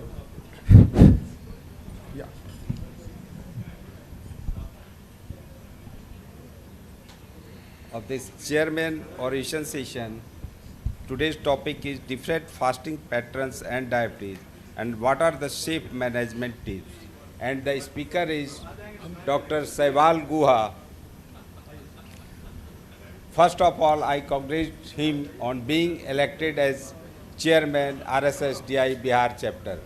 Give him a big clap. Over to Guha. Guha, please. चलो वहाँ चलो आइए sir please come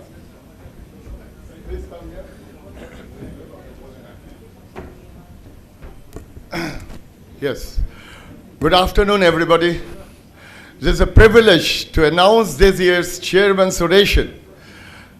And that is delivered by Dr. Sehwal Guha, chairman, and he does not require any introduction, but this is the customary to introduce him. He is an associate professor of Department of Medicine, Netaji Subhash Chandra Medical College, Beta, former registrar, Department of Internal Medicine, IGIMS Patna, and Scott's Hospital and Research Center, Faridabad, chairman-elect. Now he is chairman, RSSDI Bihar chapter, secretary, CCDSI Bihar and Jharkhand, and past secretary API Bihar. He is a speaker at Epicon, National RSSDI Bapicon, Bihar chapter of RSSDI Meet, Jharkhand chapter RSSDI and API Meets, and ICDE Virtual Dubai, and ICE Virtual Argentina. Presented e-posters in ICE 2021, ENDO 2021, and ADA 2021. Principal investigator of a few diabetes trials and have publication in Index Journal. Over to Dr. Sehwal Guha. It's a big applause we require.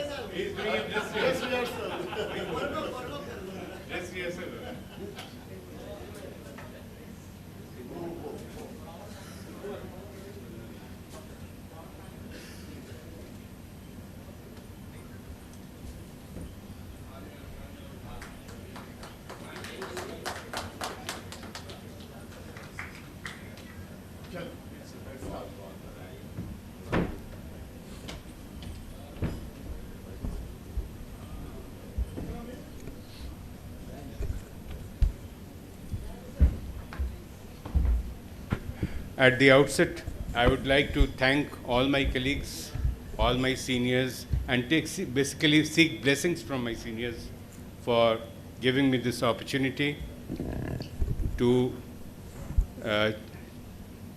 hold this post. And I would like to thank all my friends, and I would assure them that I will do my level best to maintain the sanctity, dignity, and academic performance of this organization. I have been allotted the topic by the present chairman, because I am not yet the chairman. It's though we have exchanged man, and he has given me the gantry, but I'll be holding the post, strictly speaking, from April onwards. So I've been given this topic by Dr. Supriyo Mukherjee, the present chairman, and I'll be talking briefly about the different fasting patterns and diabetes. What are the safe management tips? Fasting patterns are basically various intervention strategies when persons are subjected to varying periods of fasting and feasting.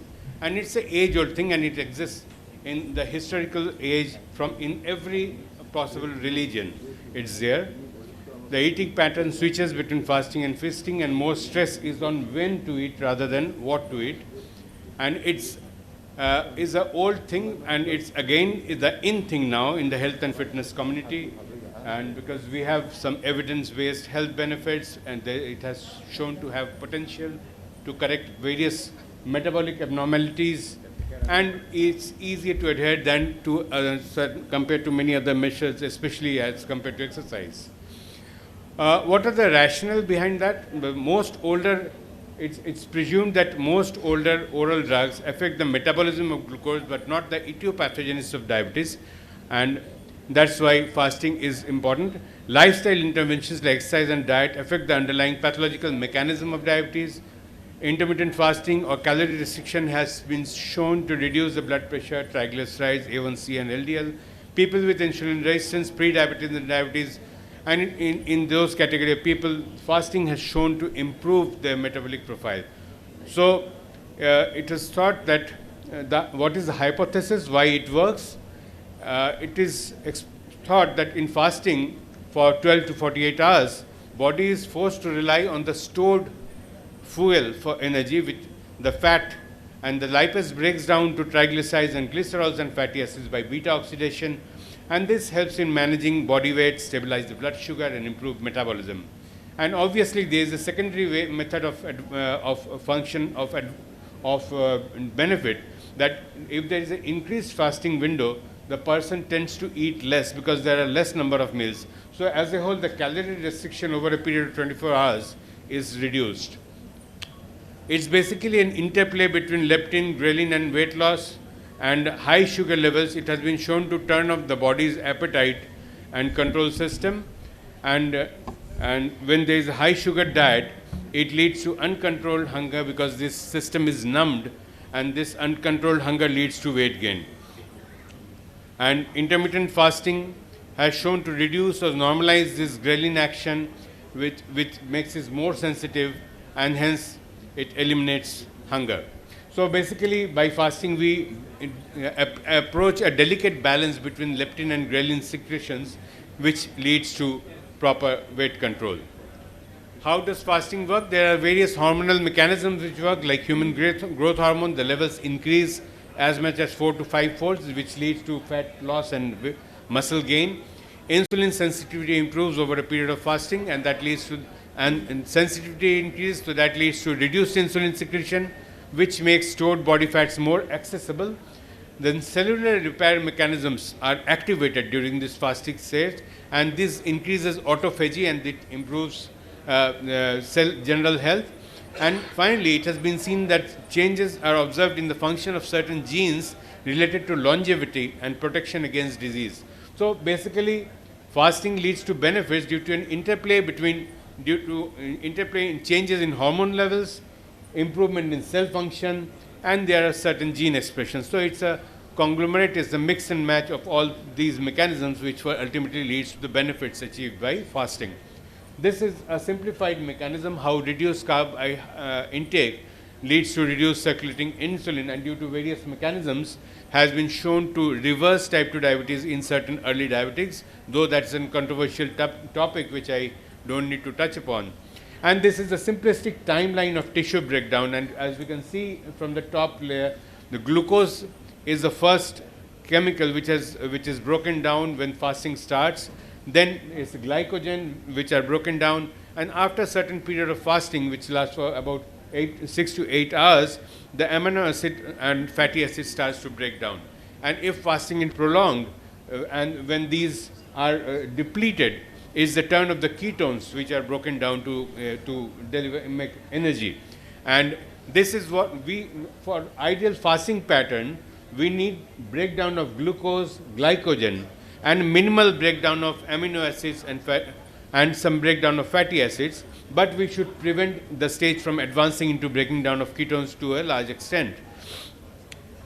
There are various common fasting patterns. I am just mentioning the common among them. The first is the religious fast, like what we see in the Ramadan's period. It's a time-bound, absolute daytime abstinence from food and water. Then there is a time-restricted eatings, where there is a daily eating window which is restricted to 6 to 8 hours, and fasting for the remaining 14 to 16 hours in each 24-hour period.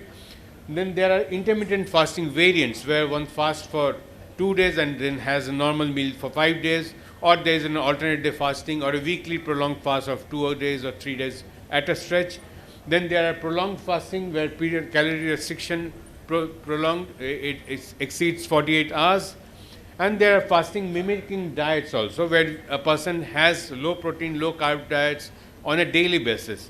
So there are various patterns, all of them have shown to show some benefits or other, and each pattern presents with different physiological challenges like glycemic variability, counter-regulatory responses, dehydration, nutritional timing.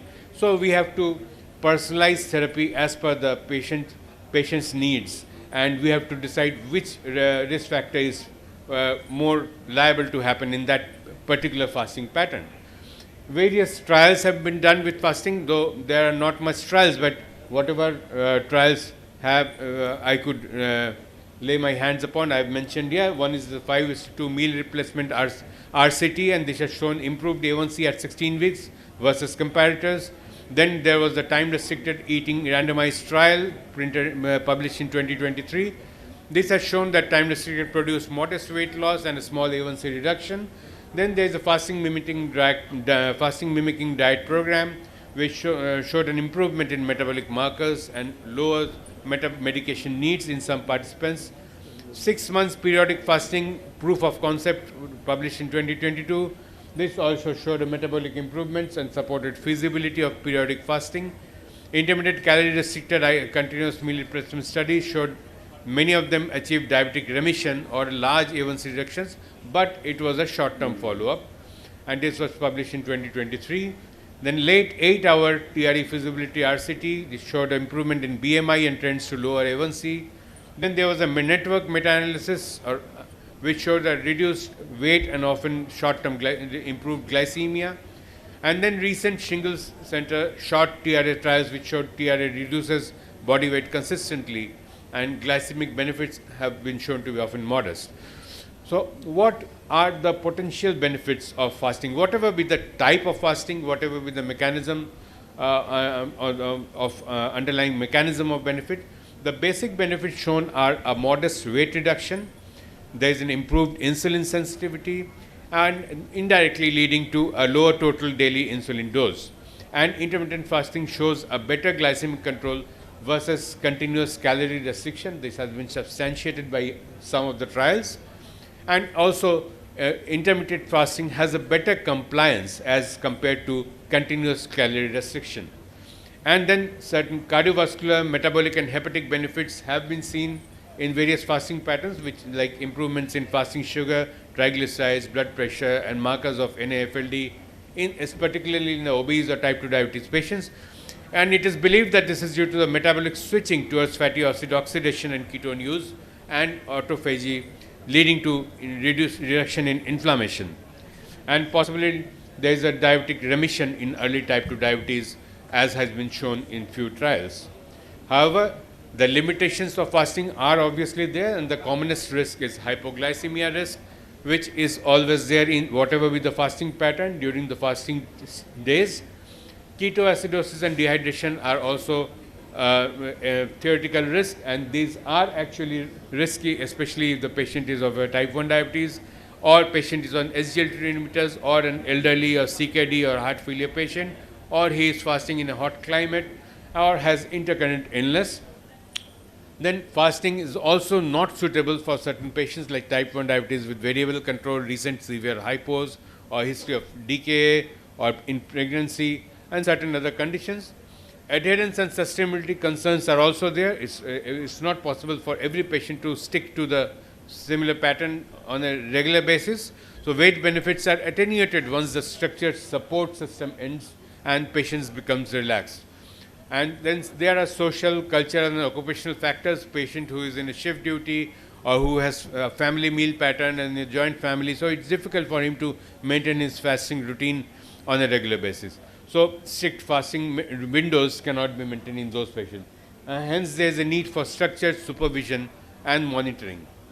There are certain classes of people who are at increased risk of hypoglycemia and other complications in fasting, and they have especially patients of type 1 diabetes with unstable control, history of hypos in the prior 12 months or decay in prior 12 months, patients with hypoglycemia unawareness, A1C markedly high or markedly low, and then insulin treated type 2 diabetes who have a very complex insulin regimen, that is who are on multiple daily injections or a complex basal bolus regime, patients with marked hyperglycemia or marked and like with a A1C more than 10% or sugar more than 300, acute illness or patients having a history of recent hospitalization, patients with diabetes who had complications like CKD stage 3 to 5 or advanced hepatic disease, or pregnant patients and those who are breastfeeding, then elderly age group with frailty, with various eating disorders. These are the categories of patients where fasting should be dissuaded from adopting fasting, and if at all they insist on it, they should be more than extra careful in preventing the various risks attached.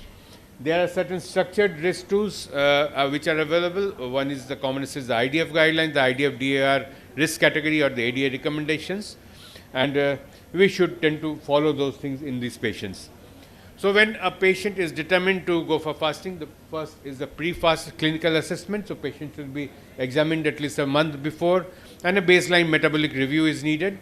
Then the support system at home has to be ensured, that access to glucose monitoring, the occupational risk should be ruled out, recent A1C, renal function, electrolytes should be done, stratify the patient into high, moderate and low risk types.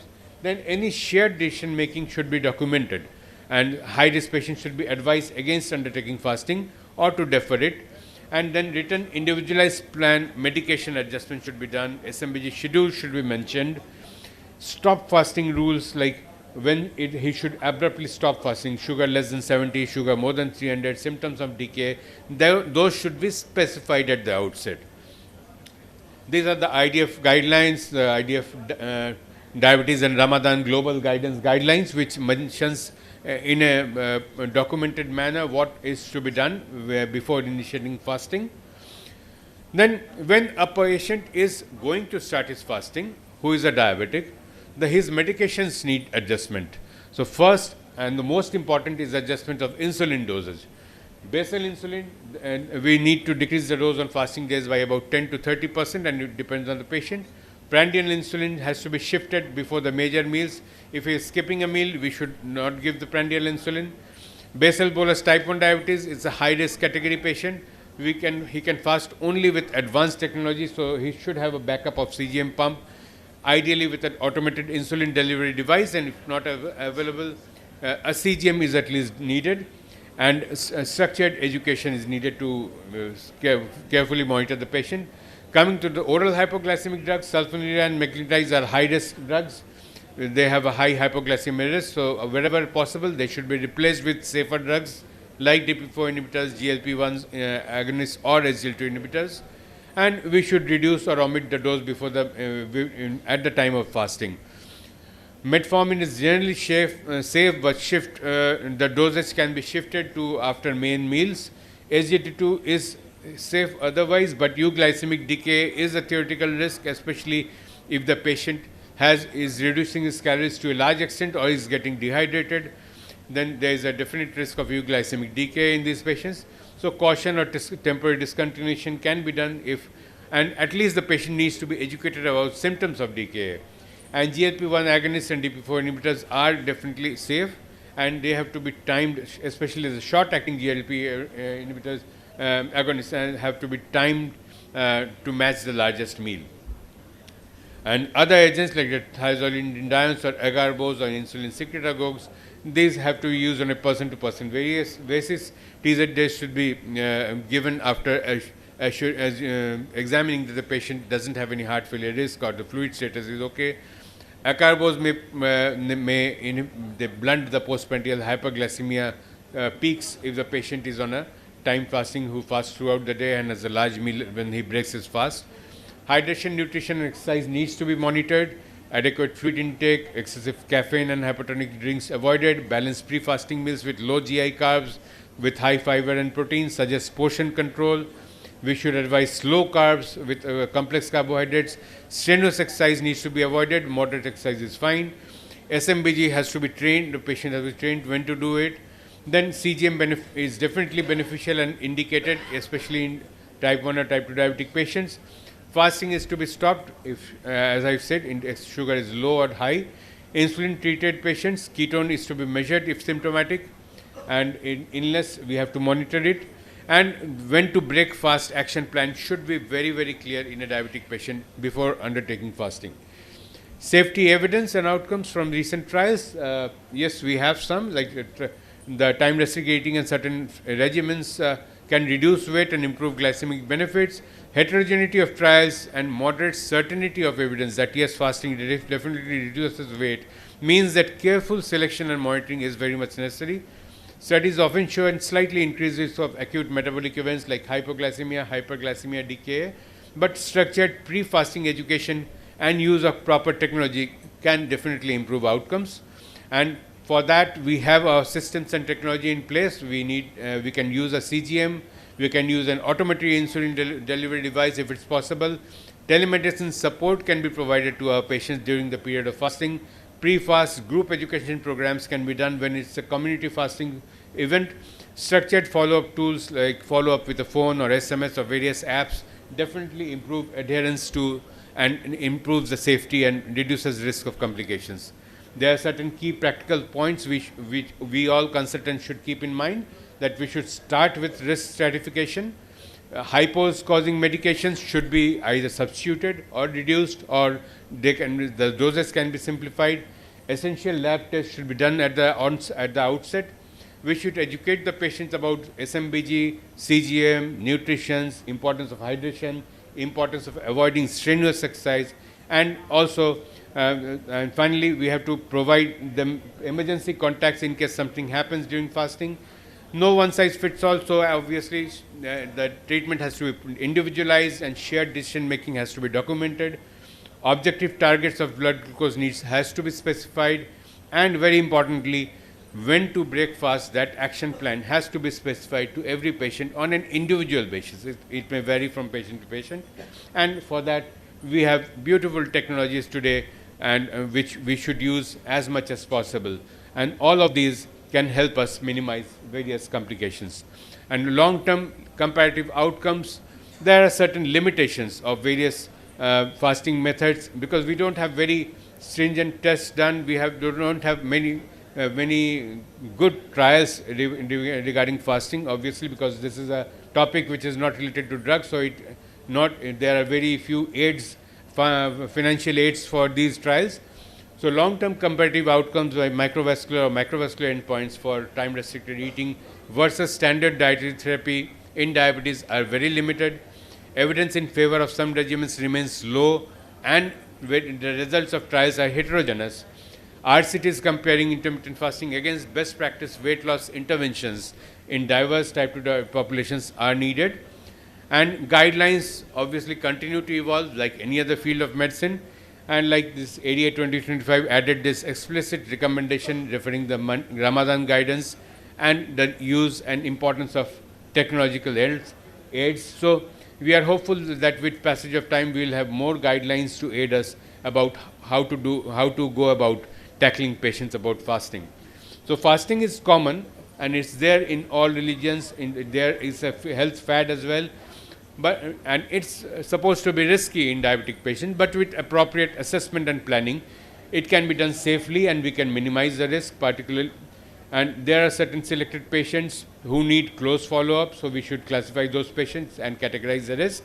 The keys for consultants are risk stratification, medication adjustment, education of the patient, clear numeric action thresholds, and access to monitoring and support in case of emergency. High-risk individuals should be dissuaded from going into fasting, but if at all they insist, we should be extra careful about them. Recent guidelines support supervised intermittent fasting in selected type 2 diabetes patients, and there is a very important role of structured pre-fast education and diabetes technology for follow-up. Thank you for patient listening.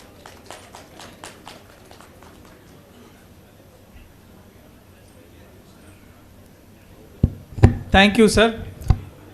Fasting is deep rooted in our religion and culture, and it is becoming increasingly used in metabolic strategies. So as it is a chairman's oration, so there should not be any question answer. This is a third chairman oration since we started. First was Dr. Ajay Kumar, second was Supriyo Mukherjee sir, and now Sehwal sir. So thank you, sir, for highlighting all the details. Thanks so much. Thank you.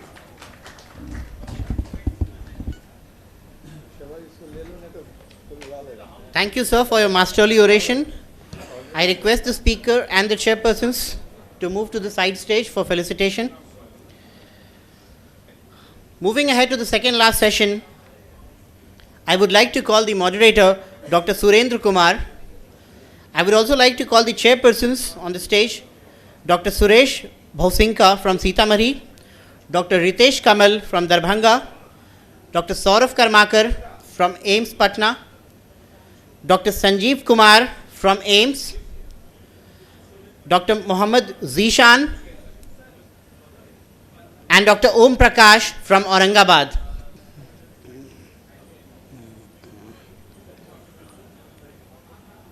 Over to the chairpersons.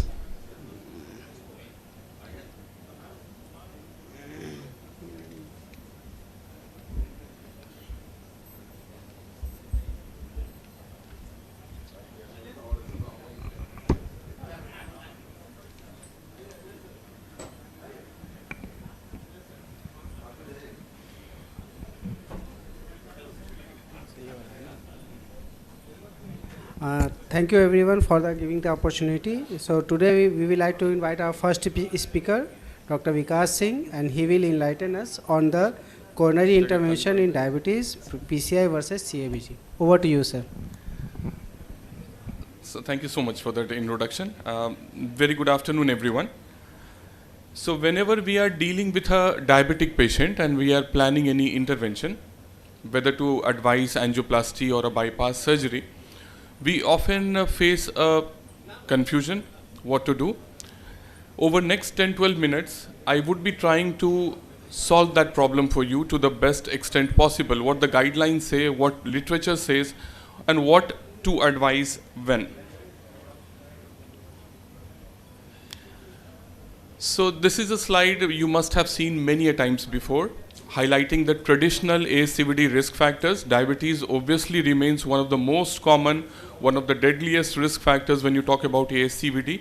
Of course, the newer guidelines, the newer literature talks more about psychosocial risk factors as well, which includes income level, behavioral risk, psychological factors, etc. So why so much noise about diabetes and CAD? Because CAD causes around 65% of deaths in diabetics. Diabetics, not only that, they have earlier, more severe and more diffuse atherosclerosis. And why do we want to have a choice of CABG versus PCI? Because that determines not only survival, but also quality of life for these patients. So what makes the diabetes subpopulation challenging when you talk about revascularization, because in diabetics, the small caliber and diffusely diseased vessels limit the success of revascularization, not only the stenting part, but also the bypass surgery. Restenosis and new lesions commonly occur post-procedure. So that is a second problem that is very common. Now, it's important to understand that when we are talking about coronary artery disease, we are talking about many things altogether. We can have a situation where the patient is only having a single vessel disease. We can have a patient who is having a double vessel disease or multi-vessel disease, left main disease. We can be dealing with an acute coronary syndrome situation. So you have different options for different conditions. It's not a uniform CABG versus PCI for each and every patient of diabetes that we discuss. So this question of PCI versus CABG is not for all patient population. There are certain scenarios where PCI or angioplasty is hands down the better option. For example, if you are talking about a patient of ST elevation MI, suppose he's a diabetic patient, doesn't matter. The best strategy for him or her is going to be a PCI, because that is not only safe, but here you can manage time, you can make it all very quickly, and that is the reason why guidelines talk about primary PCI, not primary CABG. CABG in ST elevation MI patients is only reserved for cases where for some reasons you are not able to do PCI. Suppose the vessels are such that PCI is not possible, or a case where mechanical complications are there. Suppose a rupture of papillary muscle is there, patient has presented with mitral regurgitation, where in any case you are going to open up the heart.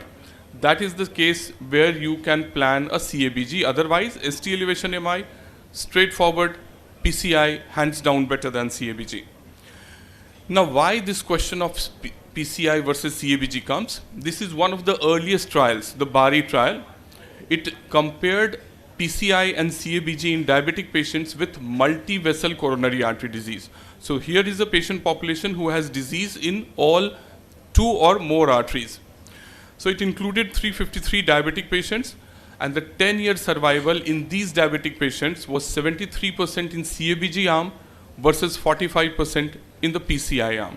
And that is the reason you have CABG as the first option when you talk about multi-vessel disease in diabetic patient population. This data still holds true. In fact, the final 10-year follow-up results from the BARI randomized trial, if you look deeper into that, you'll find that 10-year survival is almost same with PCI or bypass surgery, but it's only when the patient has diabetes the data is screwed in favor of bypass surgery. If no diabetes, the two strategies are equally good, but with diabetes, CABG is better compared to angioplasty. Further ahead, you had a freedom trial which included 1900 patients with multi-vessel, again coronary artery disease, and these were randomized to PCI versus CABG. The median follow-up was 3.8 years. Primary endpoint was a composite of death, MI, or stroke. If you look at the data here also, death from any cause or primary composite endpoint, those were all better with CABG compared to PCI. In fact, the follow-on study of the freedom trial, which continued up to 7.5 years, the mortality benefit with CABG was maintained, which confirms the durability of surgical revascularization in diabetics with multi-vessel coronary artery disease. In fact, recently you had a meta-analysis of many trials, controlled trials, including over 4,500 diabetic patients, and results have consistently showed that CABG reduced all-cause and cardiac mortality as well as repeat revascularization. So these findings, all of these findings confirm CABG's long-term superiority over PCI. So here is a condition: if the patient is diabetic, he's multi-vessel coronary artery disease, there should not be any confusion. CABG is the better option compared to angioplasty. But then there are many modifiers as well. It's not always that simple. Surgical risk assessment is very crucial, which all guidelines talk about. Suppose your patient is having a very high surgical risk, obviously knowing very well that CABG is better, you may not be going ahead with CABG. So these are all practical things that has to be taken into account. Another very important consideration is if your patient is unable to assess, tolerate or adhere to dual antiplatelet therapy. We know after stenting, the patient requires to be put on dual antiplatelet therapy. If for some reason that is not possible, CABG again has to be contemplated. Having said that, not all multivessel diseases are the same, and that is the reason why focus is on a term called syntax scoring. Now this scoring system calculates the severity of coronary artery disease. So even in multivessel disease, if the lesions are less severe, PCI can be an alternative to CABG, can be a good alternative to CABG, but in less critical or less complex lesions. So with time, PCI has advanced as well. So the data, the BARI trial is a long, trial came a long time back, and from then, PCI has advanced a lot. We now are using much better stents. In fact, you have now intravascular imaging techniques. You talk about zero contrast PCI, so the kidney functions are also well preserved. And that is the reason why the newer guidelines which talk about complex lesions, here you find little differences even in diabetic patient population when you compare CABG versus PTCA, but still with multivessel disease, CABG has an edge. Also, it is to be remembered that not all bypass surgeries are going to give you the same benefit. Bypass means left internal mammary artery graft, the Lima graft. That is one graft which is very durable, and that is the reason of giving superiority to CABG. So this data does not hold true for saphenous venous grafts which have the tendency to degenerate. The newer guidelines also talk about shared decision making. So whatever the data is, just talk and discuss with your patients. Every decision has to be patient-centered. So many a times the decision may not be ideal, but it has to be in tune with what the patient or their attendants want, and that has to then to be offered to them. Also, a lot of emphasis of late has focused on heart team approach. So a cardiologist, a cardiac surgeon, clinical cardiologist, everyone needs to sit and discuss with the patient so as to plan a strategy for them which suits them the best. And this is what the recent consensus of guidelines across different societies is. Multivessel CAD, CABG is the #1 option, but PCI is considered if even in multivessel disease, the lesions are less complex. Now moving to the future directions, we are now moving towards hybrid revascularization, which combines angioplasty with bypass surgery. Now what is that? Before moving, let me make it very clear. Many of us have a tendency to think that cardiologists and cardiac surgeon, they are two streams which are competing with each other. We are now looking to collaborate in a much better way so that we can offer much better to our patients. And before going to the next slide, this is a real life scenario. I had my maternal uncle with a myocardial infarction just few months back, right at 2 a.m. in the night, and I was the one who was taking care of him. So he was a 60-year-old diabetic hypertensive male, inferior wall MI, window period of 8 hours. He had severe triple vessel disease, left main involvement also there. RCA was totally knocked off. So at 2 a.m. in the night, I just opened up the artery, the right-sided coronary artery, did not put in any stent, and sent him for bypass surgery the next day. Now this is one way how you can utilize the best of both worlds. Had I put in a stent, he would have a difficulty going ahead with a bypass surgery, which was definitely a better option for him. But at that point of time, I needed to open up the artery because that was what going to give him problems. So this is one area which is now going to come up, hybrid coronary approach. Here what you do, you put in a Lima to left anterior descending artery and then a stent the other coronary arteries. Now what difference does it make? You do not need to do a sternotomy. You can put in, do it by minimal invasive techniques. So this is one aspect of area, or which this is new, one area which is going to come up in a big way probably in times to come. CABG along with PCI in eligible patients. And you can do it as a one-step hybrid operation or two-step. So let me now move to my final slides. So there are certain patient characteristics where you favor angioplasty.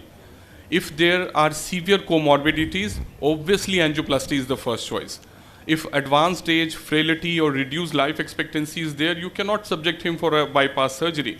Restricted mobility, conditions that affect the rehabilitation process, angioplasty is a wonderful option. Diabetes, reduced LV function, contraindications to dual antiplatelet therapy, all of these are places where CABG would be a better option for them. So CABG is the #1 choice, no doubt, in multivessel disease with diabetes, but PCI is a wonderful option for someone who cannot tolerate CABG or who is not willing to go ahead with CABG for some reason. Now, this is something I find here also, exchange of ideas, inspiring each other, assisting each other, and that is what is collaboration, which I can see here as well. And that is the basic essence or basic requirement for success. Thank you so much. Thank you. Thank you, Dr. Vikas, for revisiting such an important topic, discussing the treatment algorithm for the coronary intervention. Now I would like to invite Dr. P.K. Sinha to give his talk on air pollution and diabetes. Sir, please come to the stage.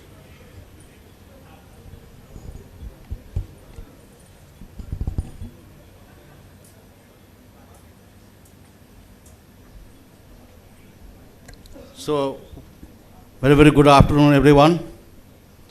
Friends, ladies and gentlemen, air pollution, one of the most talked, most disturbing topic of these days. Our day-to-day life is in agony simply because of air pollutions. Well, friends, ladies and gentlemen, air pollution is a major environmental health risk and is one of the most pressing global public health challenge of 21st century. Is it working? Hello? This one?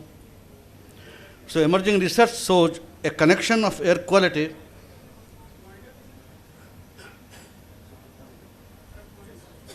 Thank you.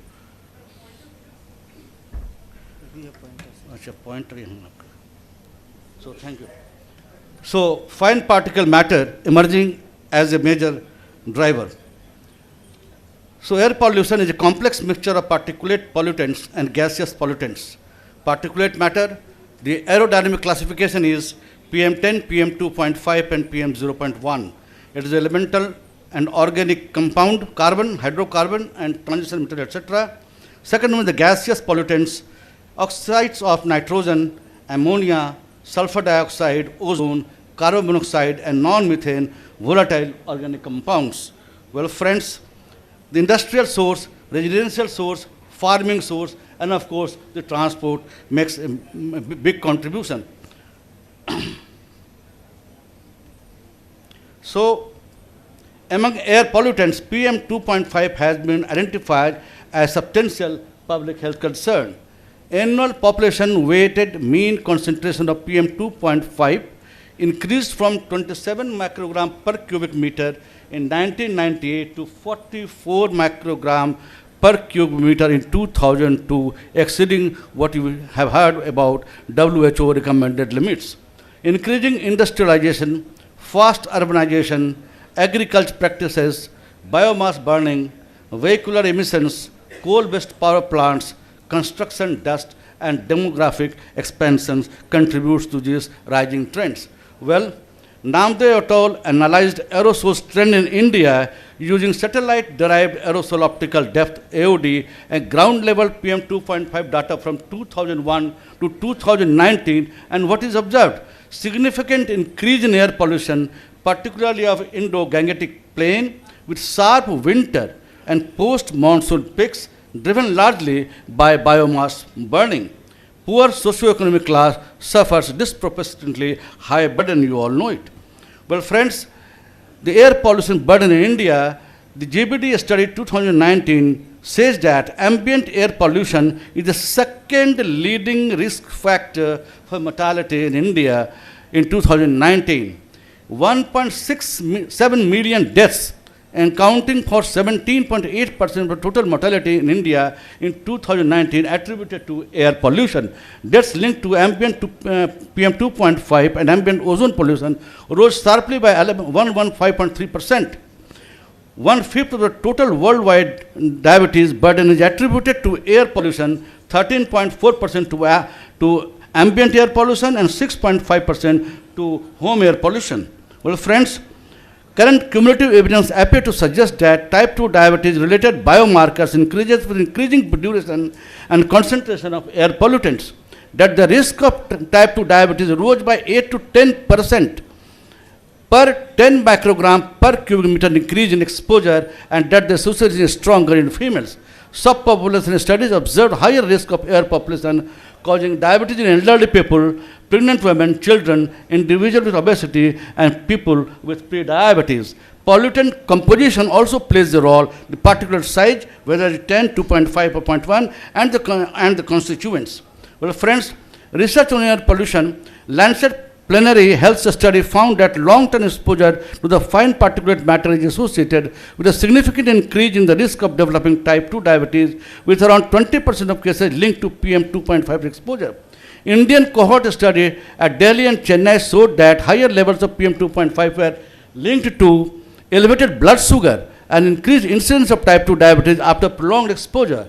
Meta-analysis of epidemiological studies reports that exposure of PM 2.5 and nitrogen oxide is significantly associated with a high risk of type 2 diabetes in multiple populations. Large Chinese cohort in 2025 showed that changes in PM 2.5 concentration and its components are strongly linked to incidence of type 2 diabetes and altered glucose and lipid indicators.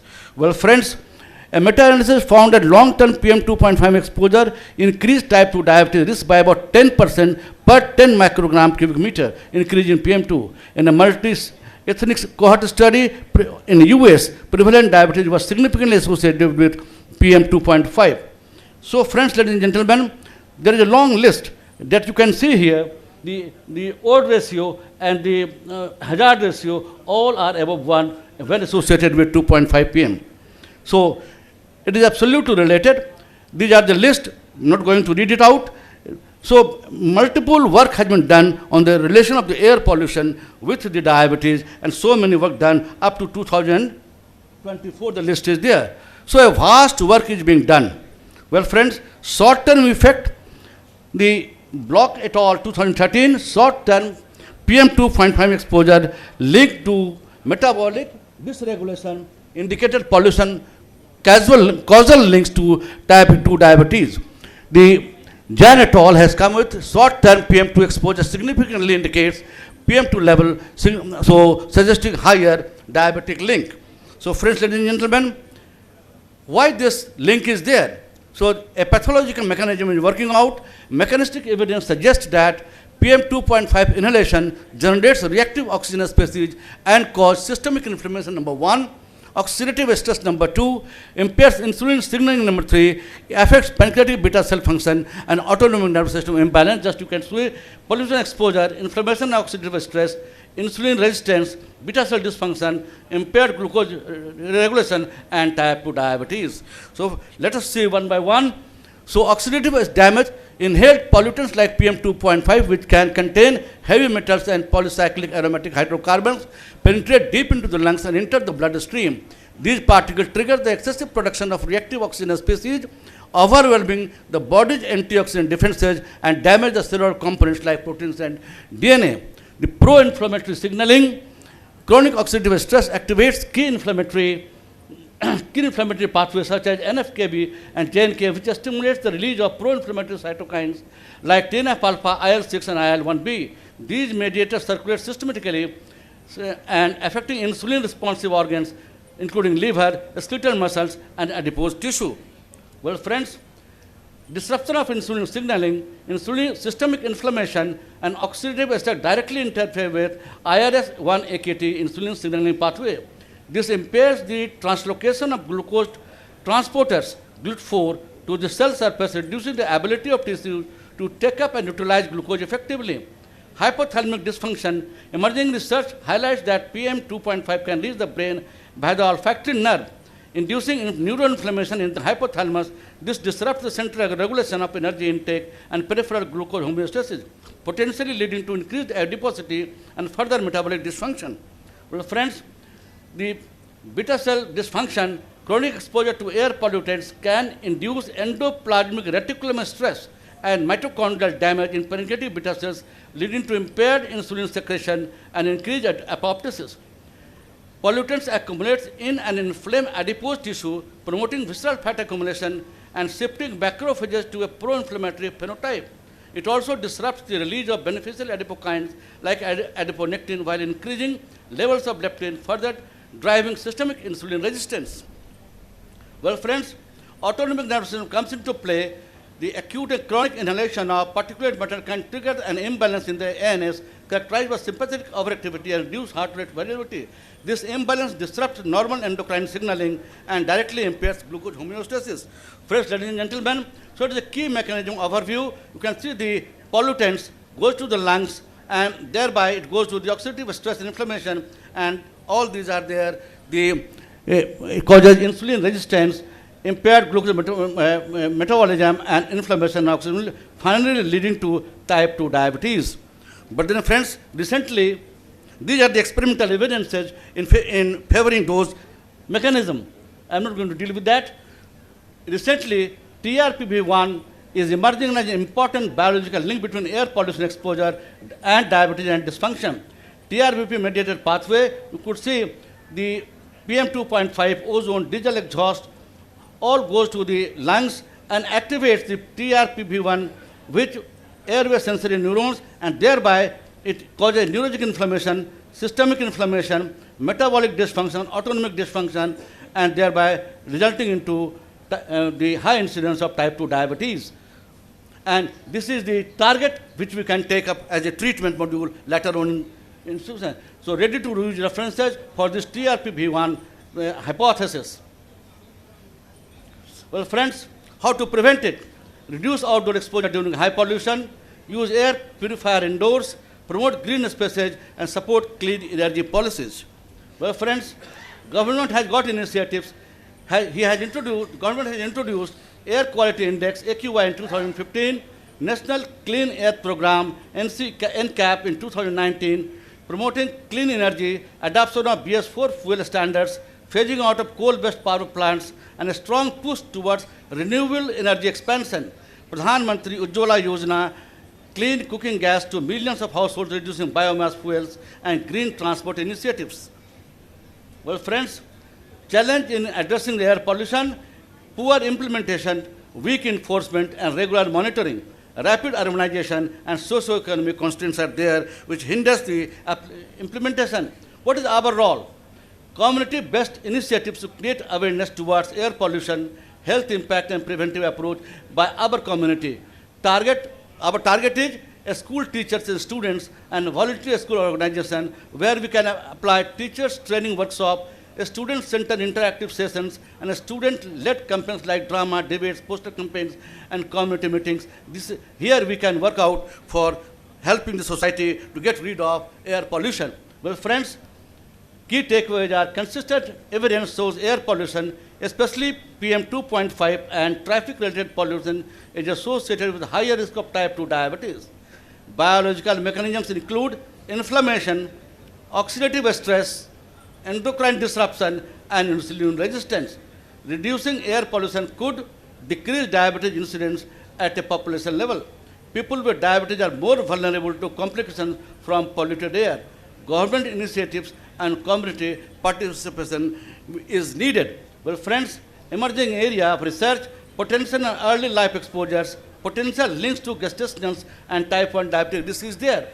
Epigenetic changes, environmental pollution may influence gene regulation related to metabolism, and personal predictive tools combining environmental exposure and health data using AI mode will help us to get rid of all these problems. Thank you very much for patience hearing. Thank you very much, sir, for such a for explaining. So in the era where we are looking for AI-supported medical management, on the other hand, we are fighting with the most common problem of air pollution. So we need to look upon this. Thank you.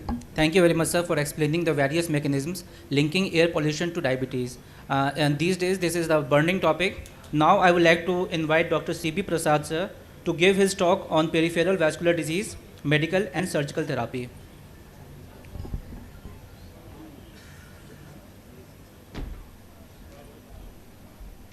Good afternoon. My topic is a little bit different from this diabetes conference.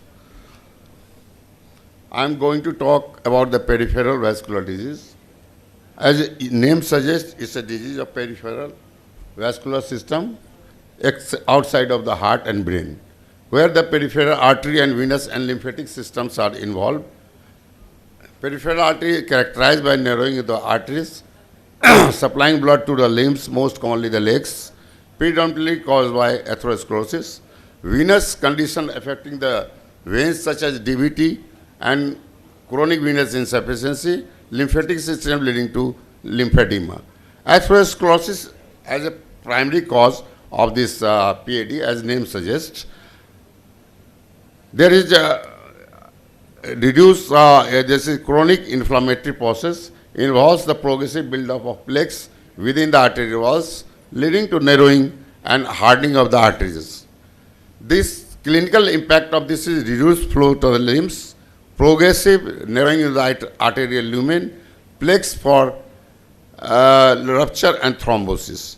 So key contributors are hypertension, smoking, diabetes, and hyperlipidemia. We can see in the picture there is a reduction of the 50% of the luminal diameter.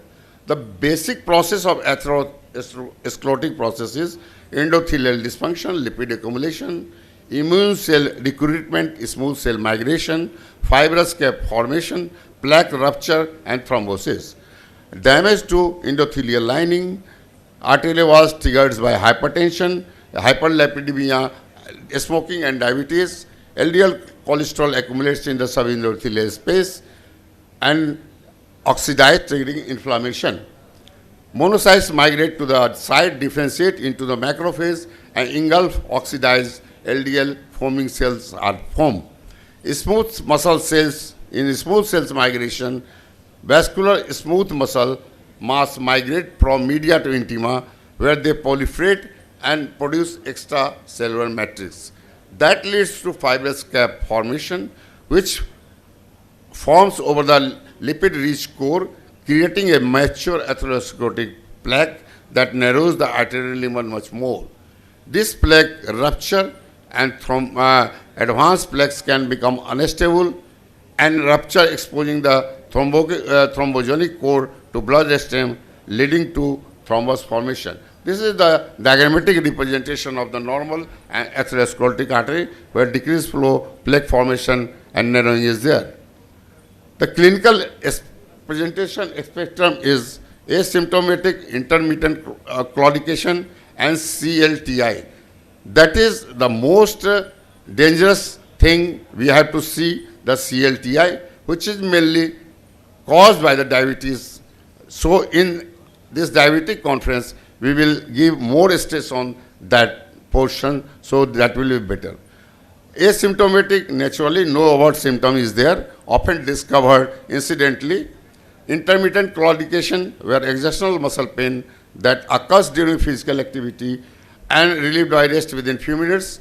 Chronic limb-threatening ischemia, severe form requiring urgent intervention, include ischemic rest pain, non-healing ulcer, and potential gangrene formation. So, definition, prevalence, clinical implication, screening of the high population, individual over 65 years, those over 50 with history of diabetes and smoking, individuals with known coronary artery disease or CVD. Intermittent claudication is the hallmark of the symptoms. The key characteristics are pain location correspond to muscle group distal to arterial obstruction, typically relieved within minutes of rest, consistent pattern of pain with the same level activity. Common locations are calf and thigh and buttocks. This is the basis based on the oxygen supply demand, increased demand, restricted supply, ischemia, and metabolic aspect. CLTI, ischemic rest pain, non-healing ulcer, that is medical emergency. It requires urgent intervention to prevent limb loss.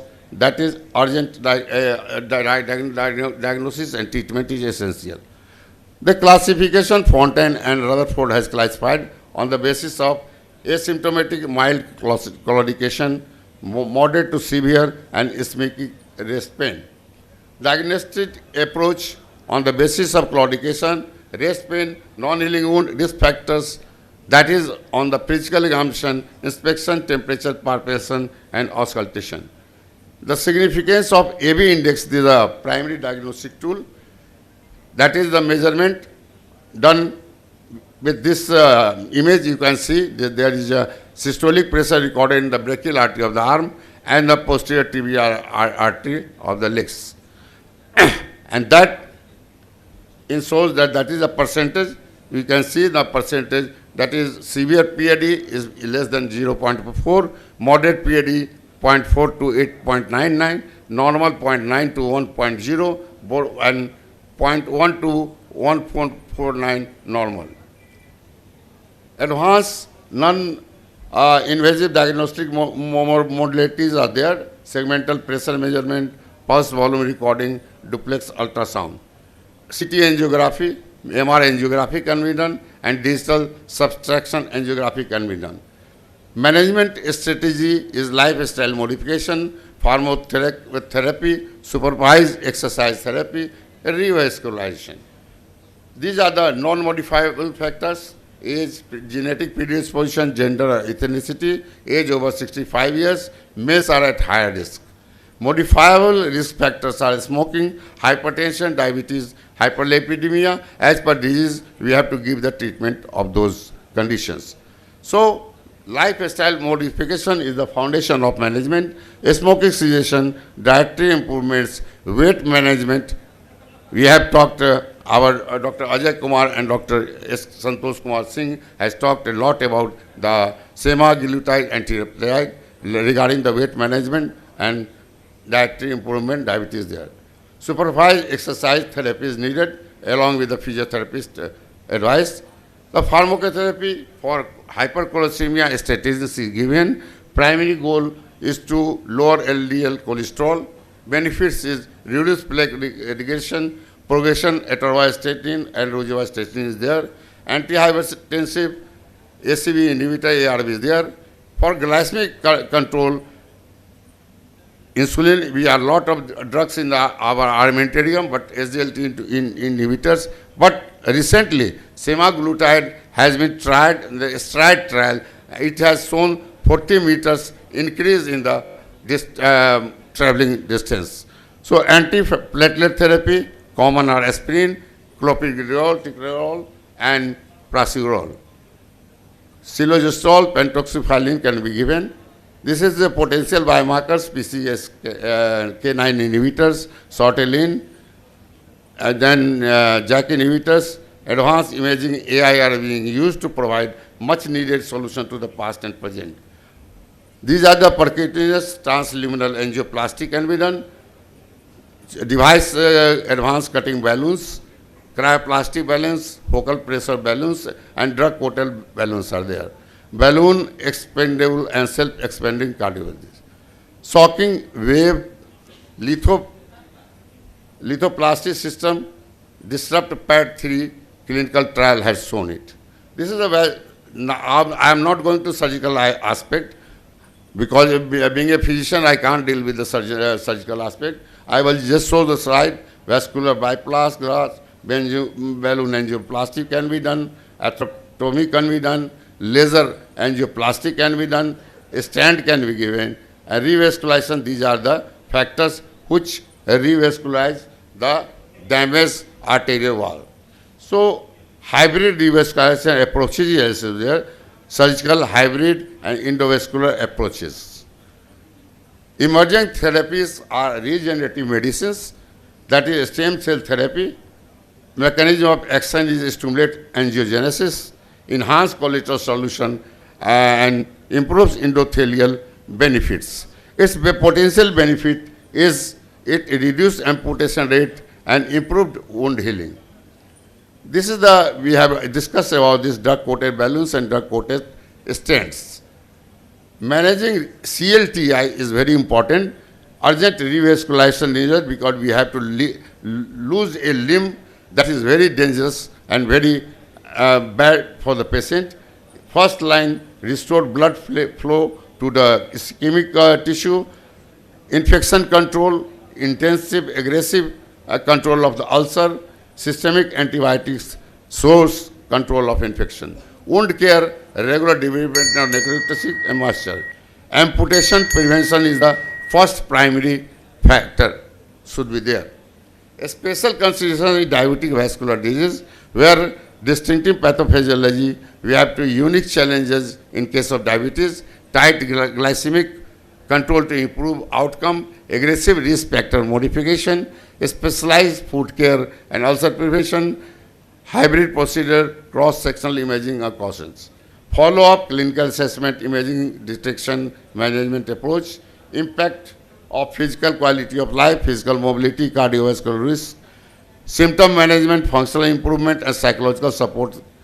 It is a multidisciplinary team approach, vascular specialist, interventional cardiologist, wound care specialist, podiatrist and primary care physicians all are needed. So healthcare disparity is always there, it is regional and central. Key takeaways: early diagnosis, risk factor management, personalized treatment, regenerative, advanced technology, novel pharmacological approach. Thank you. Thanks a lot. I have to escape surgical aspect because I am not a surgeon. So basically, STRIDE trial have shown a role of semaglutide. It increases 40 meters increase in walking distance. It helps in revascularization also and helps with proper revascularization of the limbs. So for CLTI, we have to give more emphasis in peripheral artery disease, chronic limb threatening in CLTI, ischemia, that is maximally due to diabetes. Thanks a lot. Thank you, sir, for such a nice presentation on the peripheral artery disease. Now I would like to call our next speaker, Dr. S.N. Jha sir from Darbhanga, and his topic for presentation is sarcopenia in diabetes, the overlooked complication. Over to you, sir.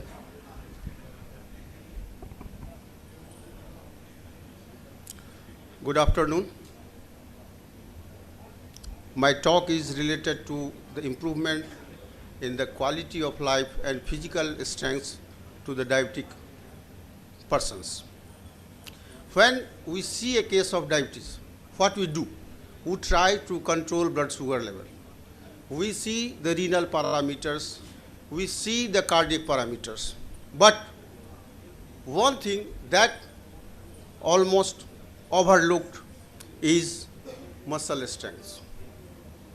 If you control blood sugar, cardiac profile and renal profile, in spite of that, if patient is bedridden, then I think all our effort is not fruitful. So, the sarcopenia.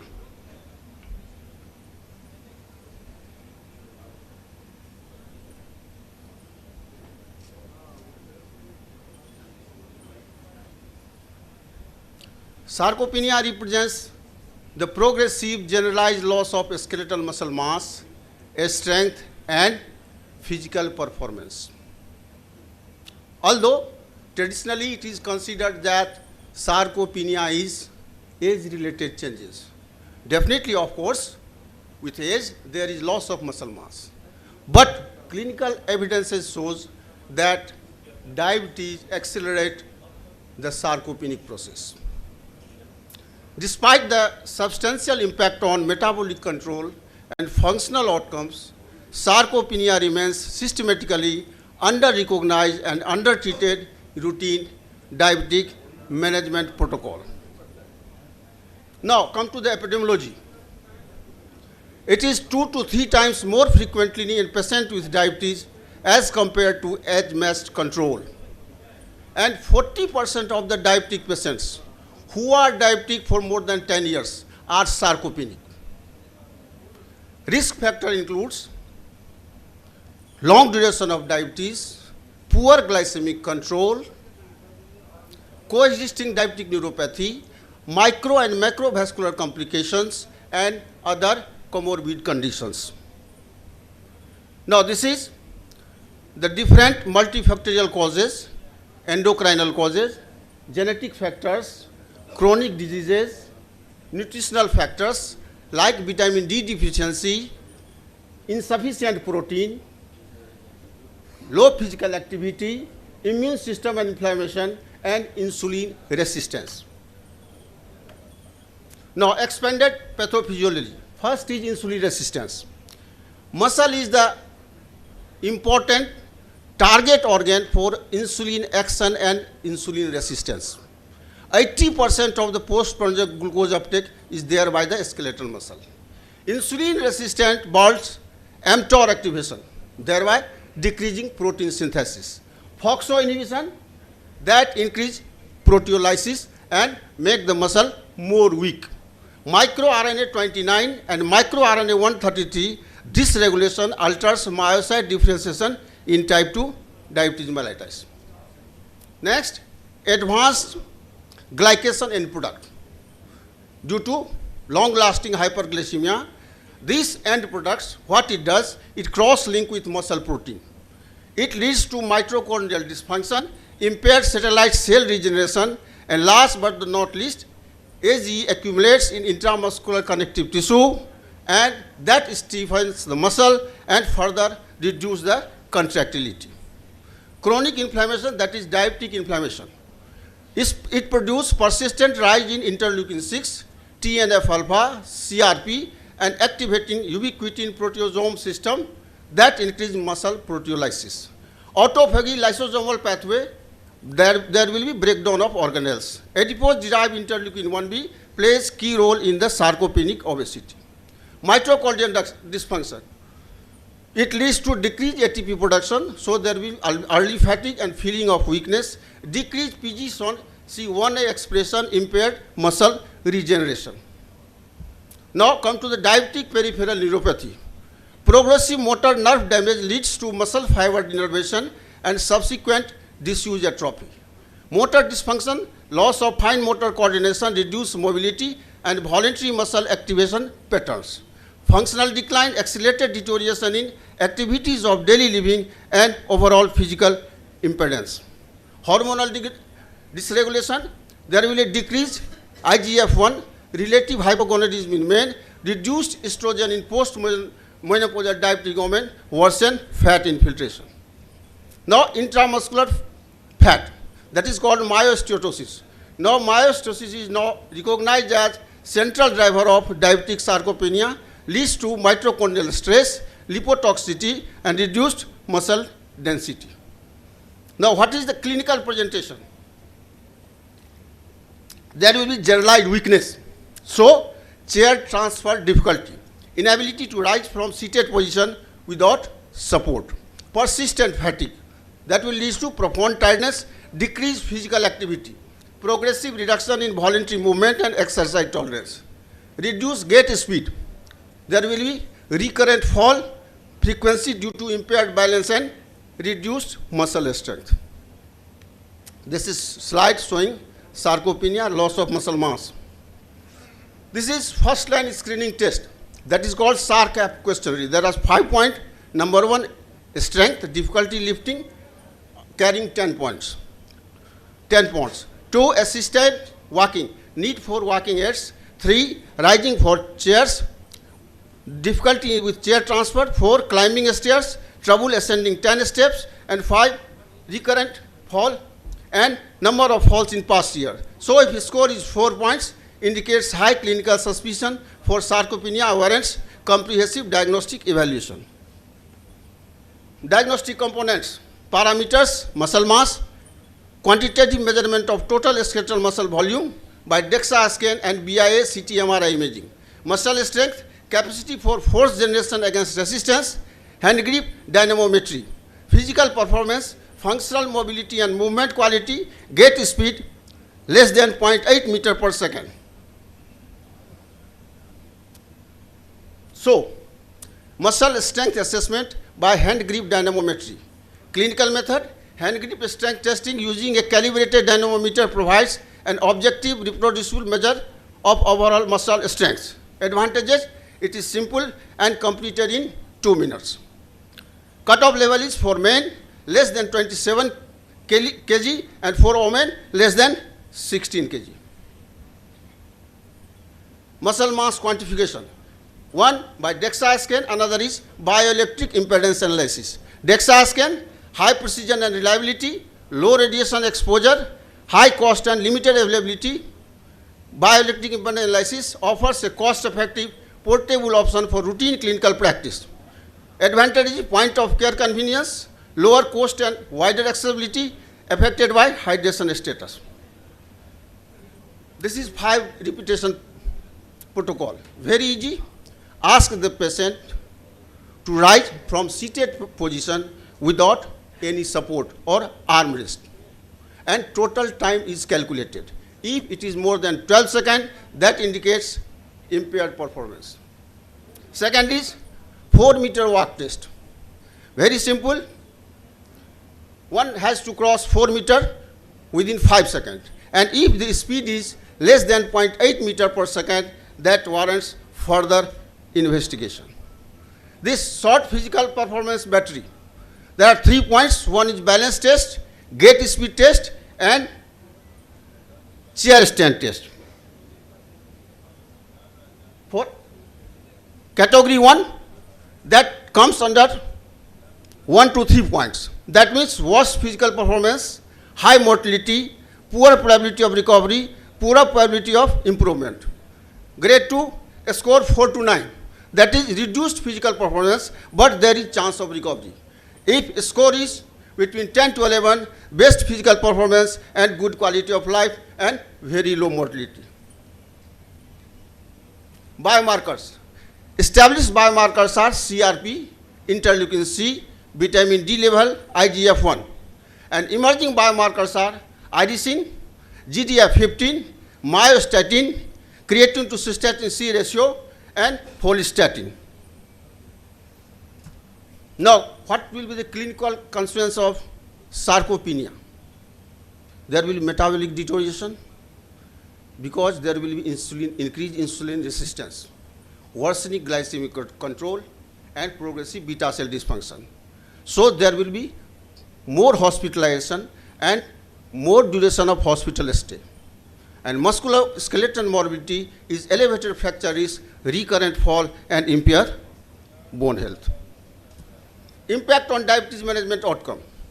Definitely, muscle is weak, muscle is working less, so there will be more insulin requirement. There will be exercise intolerance, marked reduction in aerobic capacity and ability to engage in physical activity intervention. So cardiovascular fitness will be low, deterioration in cardiopulmonary functions, compounding overall disability and metabolic dysfunction. Now, this is very important, that 3 pillars for the management, and 3 pillars all act synergistically. If you focus on one pillar, that will be not sufficient. All 3 pillars are structured exercise, targeted nutrition, and glycemic control. In structured exercise, progressive resistance training as foundation therapy.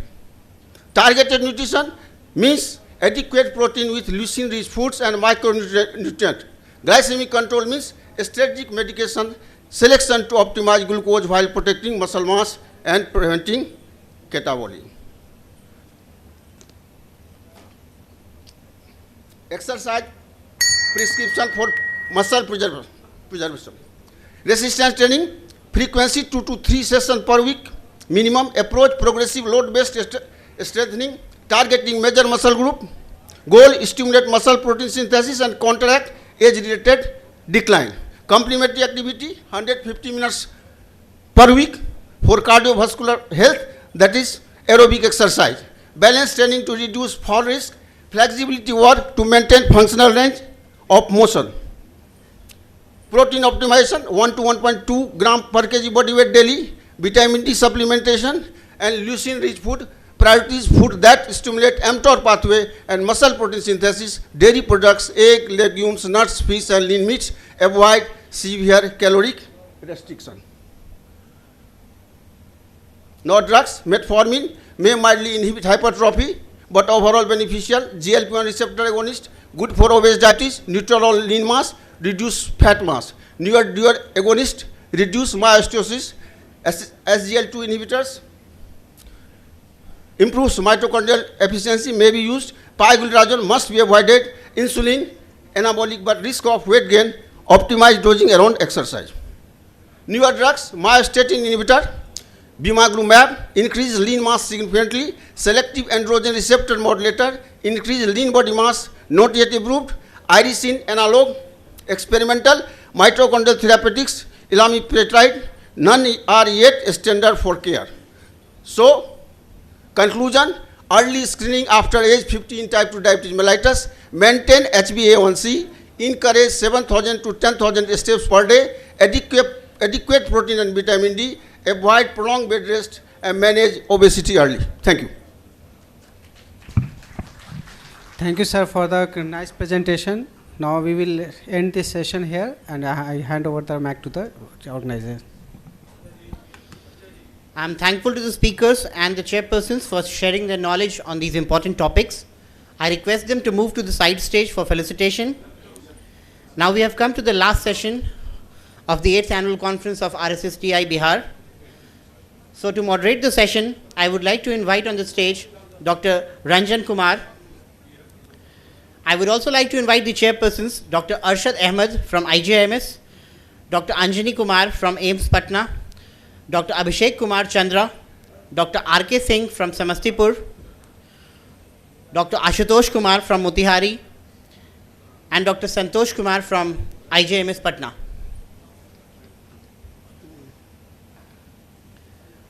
Over to the chairpersons. So we have reached the fag end of this conference, and this is the last session, and I would like to call Dr. P.M. Srivastava from Darbhanga to deliver his talk. Topic is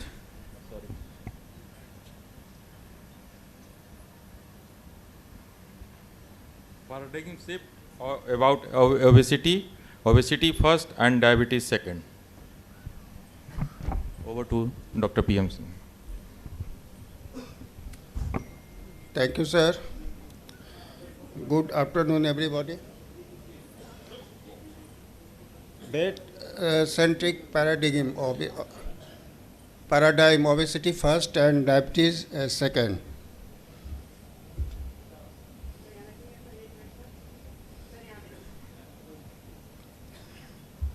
There are two paradigms, glucocentric paradigm and weight-centric.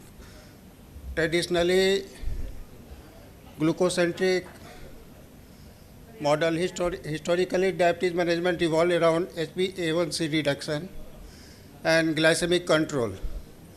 The focus on fasting and postprandial glucose led to development of numerous glucose rolling agents across multiple therapeutic classes. The result was progressive beta cell failure, increased insulin dependence, and persistent cardiovascular and renal risk. Tight glycemic control reduces microvascular complications but not measure macrovascular complications, revealing fundamental limitations of glucose-centric approach.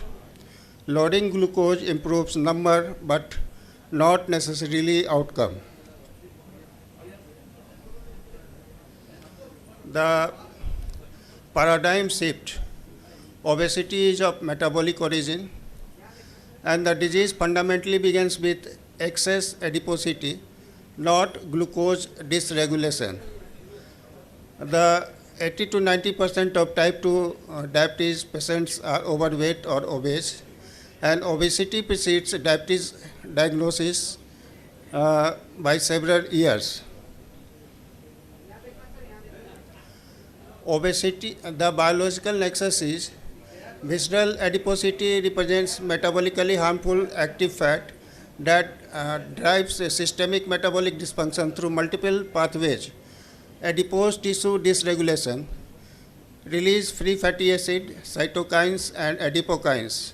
The key cytokines are tumor necrosis factor alpha, interleukin 6, and resistance levels increases, while protective adiponectin decreases, creating a pro-inflammatory insulin-resistant metabolic environment.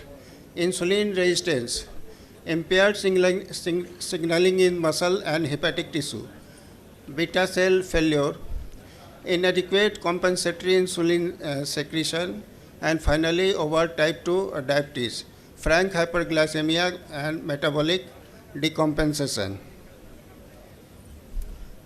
Adipocytes produces over 600 bioactive molecules, adipokines, fundamentally transforming our understanding of fat tissue from inert energy storage to highly active endocrine organ.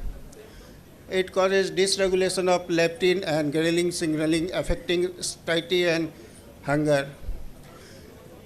Decreased adiponectin and increased resistance impair glucose metabolism and impairs insulin signaling. Inflammation, pro-inflammatory cytokines promote chronic low-grade inflammation, and endothelial dysfunction is responsible for vascular dysfunction and increased cardiovascular risk.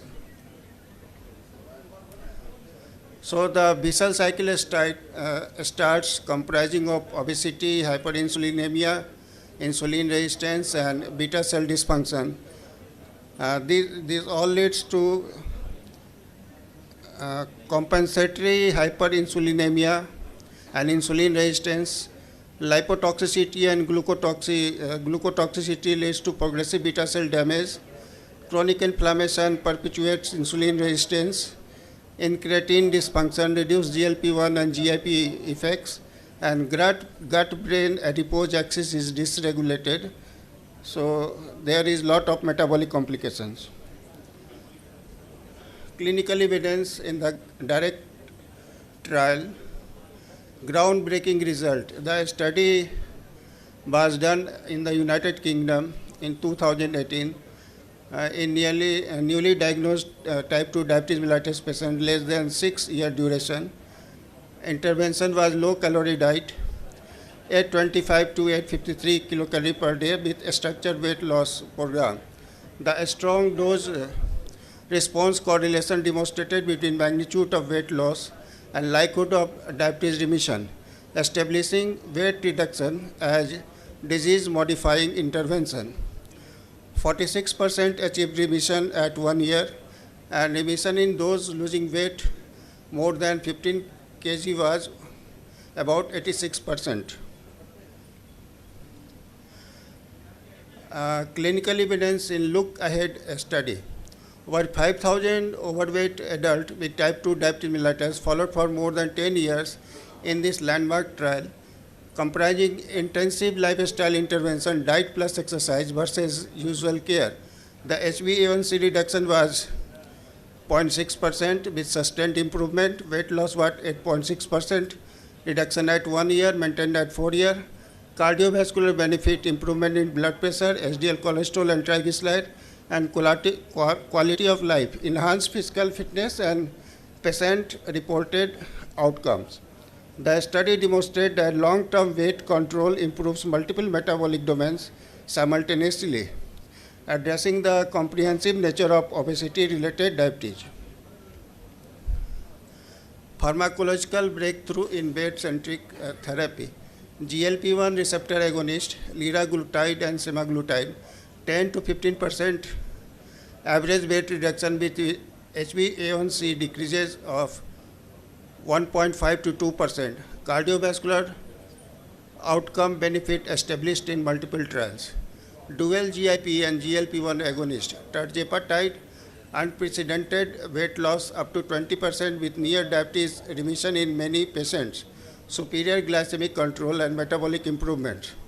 Cardiometabolic benefits of these two drugs were reduced cardiovascular event, decreased renal disease progression, improved liver function, and lower inflammatory markers.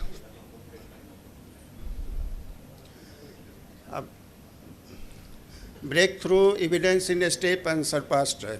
In a STEP trial, semaglutide 2.4 milligram demonstrated remarkable efficacy with 15% weight loss achieved over 68 weeks. This represents a paradigm shift in pharmacological obesity management with sustained metabolic benefit.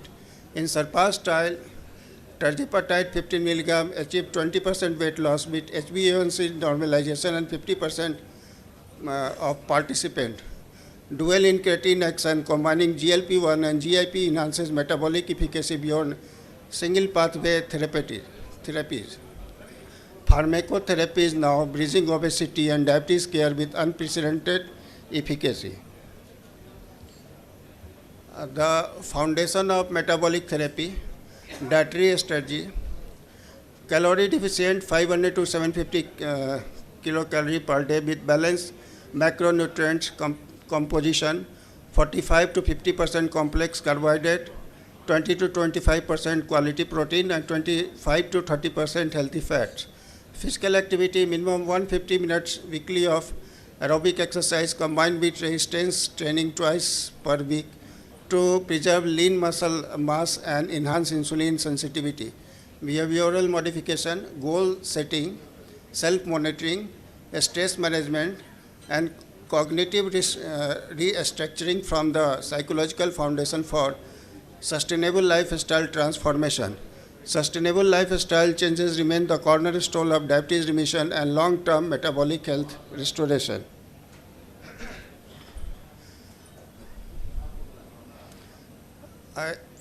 Metabolic surgery eligibility criteria recommended for patients with BMI more than 35 kg per meter square presenting with uncontrolled type 2 diabetes mellitus despite optimal medical management. Mechanism beyond weight loss, hormonal modulation with increased GLP-1 and peptide YY secretion, altered bile acid metabolism affecting metabolic pathways, beneficial gut microbiome restructuring, and diabetes remission rates 50 to 80% sustained at 2 to 3 years. Bariatric surgery has evolved into metabolic surgery with profound endocrine outcomes that extend far beyond simple weight reduction. Clinical algorithm for obesity first approach. First, you identify comprehensive anthropometric assessment including BMI, waist circumference, and body composition analysis. Evaluate, assess patient motivation, readiness for change, and comprehensive comorbid disease screening. Intervene lifestyle modification as first line, pharmacotherapy with GLP-1, receptor analog, and dual agonist, and metabolic surgery when indicated. Monitor regular tracking of weight trajectory, HbA1c level, and comprehensive cardiovascular risk profile, and maintain ongoing behavioral support, a structural follow-up protocol, and long-term adherence strategies. The comprehensive benefit of weight-centric management, metabolic restoration, medication reduction, significantly reduces or eliminate the need for insulin therapy and multiple oral anti-diabetic agent. Organ protection improves cardiovascular, renal, hepatic outcome with measurable reduction in organ damage. Quality of life enhances mental health, sleep quality, physical mobility, and overall functional capacity with sustained improvement. Disease modification achieves long-term disease modification with potential for complete diabetes remission in selected patients. Clinical case study. A 45-year-old male with 6-year history of type 2 diabetes mellitus and BMI more than 33 kg per meter square. Baseline HbA1c was 8.4% on triple oral therapy plus basal insulin. Intervention and results. Initiated semaglutide 1 milligram weekly combined with comprehensive dietary counseling and a structured lifestyle modification program.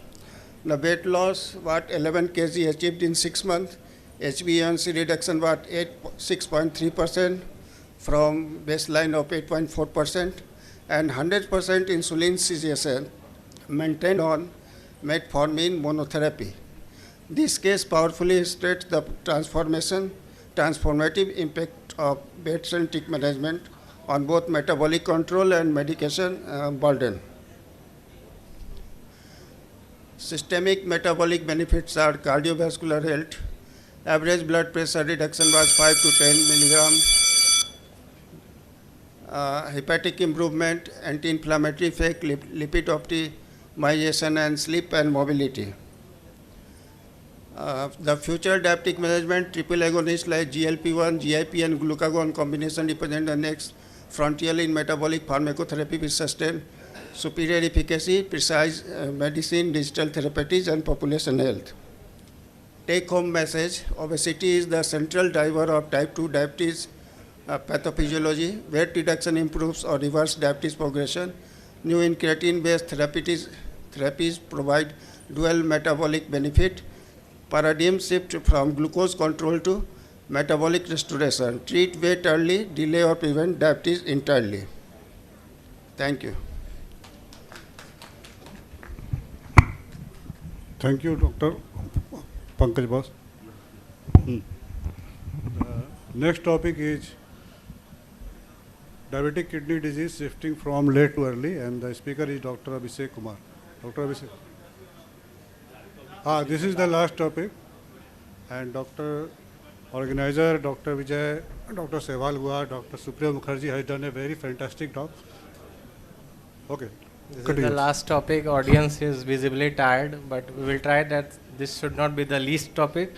I'll try my best. So, before I start the topic, let's see this nice picture on this chilly evening in Patna, this nice warm house. This is obviously not my house, but this is a nice picture depicting a good house. This is not so good house. This is slightly tense house. Some smoke is coming out. And this is further more tense. The house is completely on the fire. What do you do in these two situations? You will call what? This fire ambulance. But tell me, where do you expect the result to be better? In the house number 1 or the house number 2? Very obvious that in the house number 1, the results of calling this ambulance would be much better than when you call in the second, in this situation. So, the idea is, the earlier you act, you can prevent lot of things. Even better, you have to act even before the things set in. You keep an firefighting system beforehand, that whenever there is a fire, you immediately jump on. And so this is the gist of the today's talk. So with this, we will start the talk. The diabetic kidney disease, which is a major microvascular complication of diabetes, as you all know, and it affects a massive 30 to 40% of people with diabetes, or almost 1/3 patients. And unfortunately, it is diagnosed late, and that is why this becomes the leading cause of ESKD, or the end-stage kidney disease globally. And is associated with cardiovascular disease, mortality, and a healthcare cost. A humongous amount of costly treatment is associated. Early identification and intervention will delay the progression to CKD, and late diagnosis, which we do now, it limits the treatment options. So let's see quickly what is the pathophysiology. All starts with the chronic hyperglycemia. This will lead to glomerular hyperfiltration. Since a lot of glucose is there, so a lot of hyperfiltration has to be done by the kidney. And this will lead to the increased intraglomerular pressure. At this stage, if you act, you have a lot of things to save. So this is the early stage. From here, if the disease progresses, it will lead to inflammation and oxidative stress, leading to tubuloinstitutional fibrosis, and ultimately progressive decline in function. Right now, we are acting at this stage, where we don't have much to do. So why early detection matters? Because kidney damage has begun years before the symptoms have come. Early stage diabetic kidney disease is often reversible or at least modifiable. So you have to act early. Late stage intervention, obviously you can act, but the focus will be towards slowing the decline, while in the early you have to prevent the disease. And new therapies, which we will discuss, they work best when applied early. Just see this example, 1.5 creatinine, not very high. So people will think, okay, thoda sa to badha hai creatinine, kya ho gaya? But see the GFR, it's 56. This is CKD. less than 60 GFR, this is already a CKD. थोड़ा सा और creatinine बढ़ता है, 1.5 to 2.5, just 1 milligram increase in creatinine. See the GFR, it has fallen from 56 to 31. This you all can calculate at the calculators. So see, from 1.5 to 2.5, the GFR has fallen by almost 30, almost half. And when we get the patients at this stage, 4.5 creatinine, GFR is already 15. तो अब इसमें करेंगे क्या? बस अगला dialysis का counselling ही करेंगे और क्या करेंगे? So nothing much is left.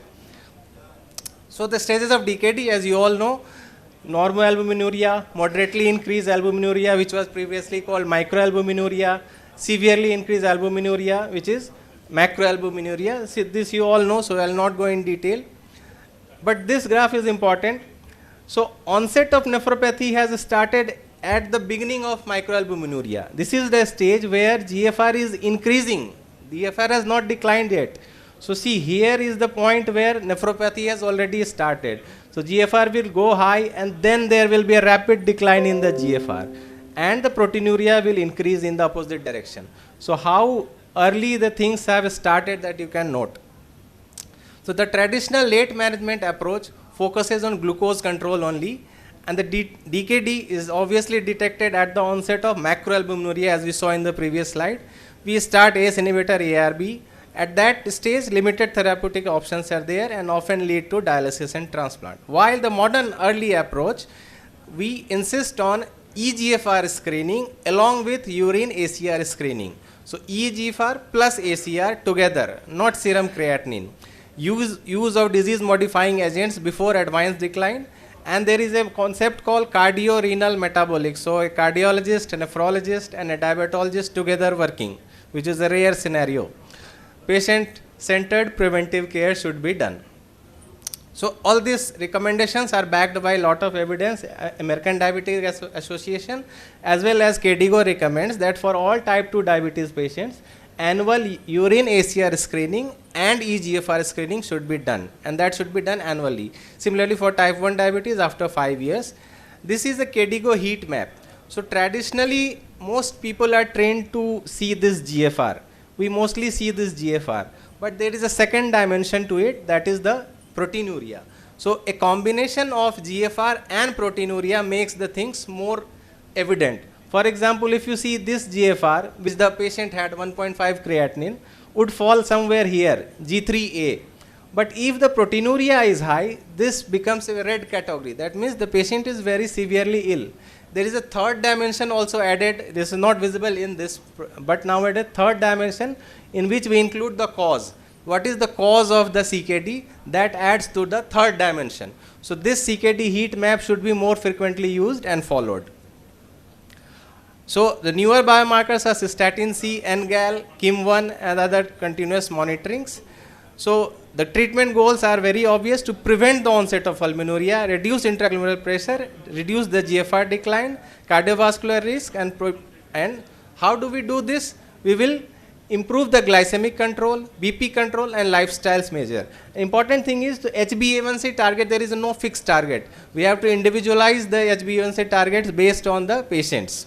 And other things, that BP target, so lifestyle, we'll see in the other coming up slides.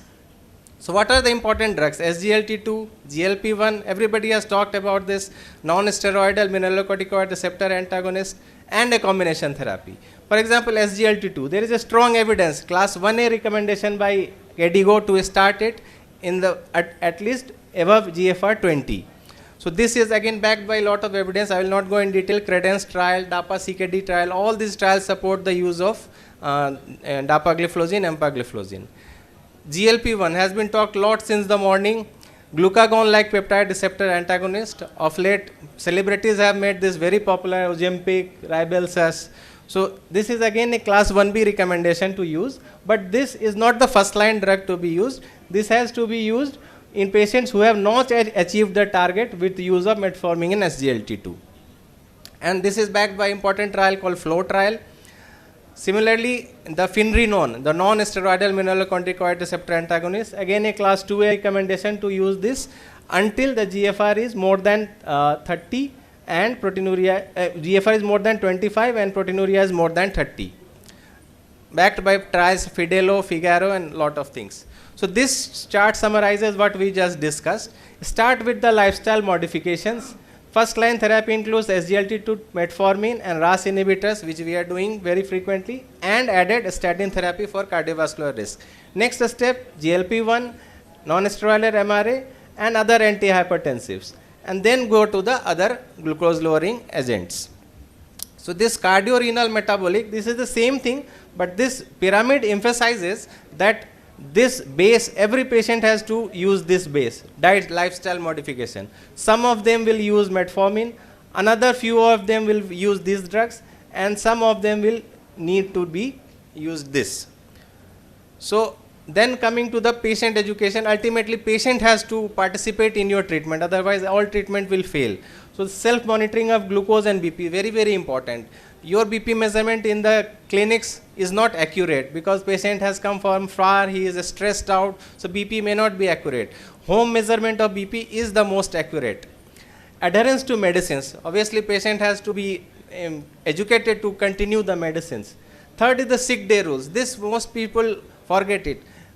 Yes, patient has to adhere to the medicines, but if the patient is severely sick, suppose he has a diarrhea, his BP will obviously fall down. So in those days, he may skip the antihypertensives. ऐसा नहीं है कि 90/60 BP पे भी दवाई खाए जा रहे हैं.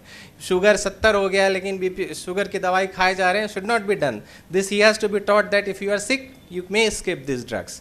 Lifestyle changes and some digital tools and watches that can be used. So these benefits we have already discussed. Future direction, AI based risk prediction has to come because AI is everywhere, so AI has to come. Use of various tools can be there which can predict the onset of diabetic kidney disease much earlier. Then home based eGFR monitoring, like we do the home based glucose monitoring, home based BP monitoring, home based eGFR monitoring has to come. And newer renoprotective agents, we all have to work towards developing better agents which can be which can work even in late stages. So the key takeaways are diabetic kidney disease often progresses silently, unfortunately, and therefore early detection is the key. So we have to shift from a reactive to a proactive approach. We have to act proactively before the things get worse. Evidence supports use of early use of SGLT2 inhibitors, GLP-1 receptor agonists, and non-steroidal mineralocorticoid receptor antagonists. And the cardio-renal metabolic integrated approach is the best way and improves the outcomes. Thank you so much. Thank you for a very lucid presentation. We are very late, so there will be no question answer session, and that I conclude this session. Over to you. Thank you, sir. I request the speakers and the chairpersons to move to the side stage for felicitation. मंजिल उन्हीं को मिलती है जिनके सपनों में जान होती है. मंजिल उन्हीं को मिलती है जिनके सपनों में जान होती है. पंख से कुछ नहीं होता, हौसलों से उड़ान होती है. With these words, I conclude today's scientific meeting and I hand over the mic to Vijay sir. Thank you, Dr. Abhijit, for energizing us. Now, before we conclude, there are some important ceremonial things which we have to conduct. PGs are there waiting for their prize distribution ceremony, of course. So please bear with me for 5 more minutes before the prize distribution ceremony. There are a few other ceremonies which, due to paucity of time in inaugural function, we could not conduct. So for that, may I invite our patron, Dr. Ajay Kumar sir, to kindly come over the dais. Our past chairman, Dr. Ajay sir, to kindly come over the dais. Our chairman, chairman Dr. Supriyo sir, to kindly come over the dais. And vice chairman, Dr. Subhash sir, to kindly come over the dais. Chairman-elect, after that, he may join.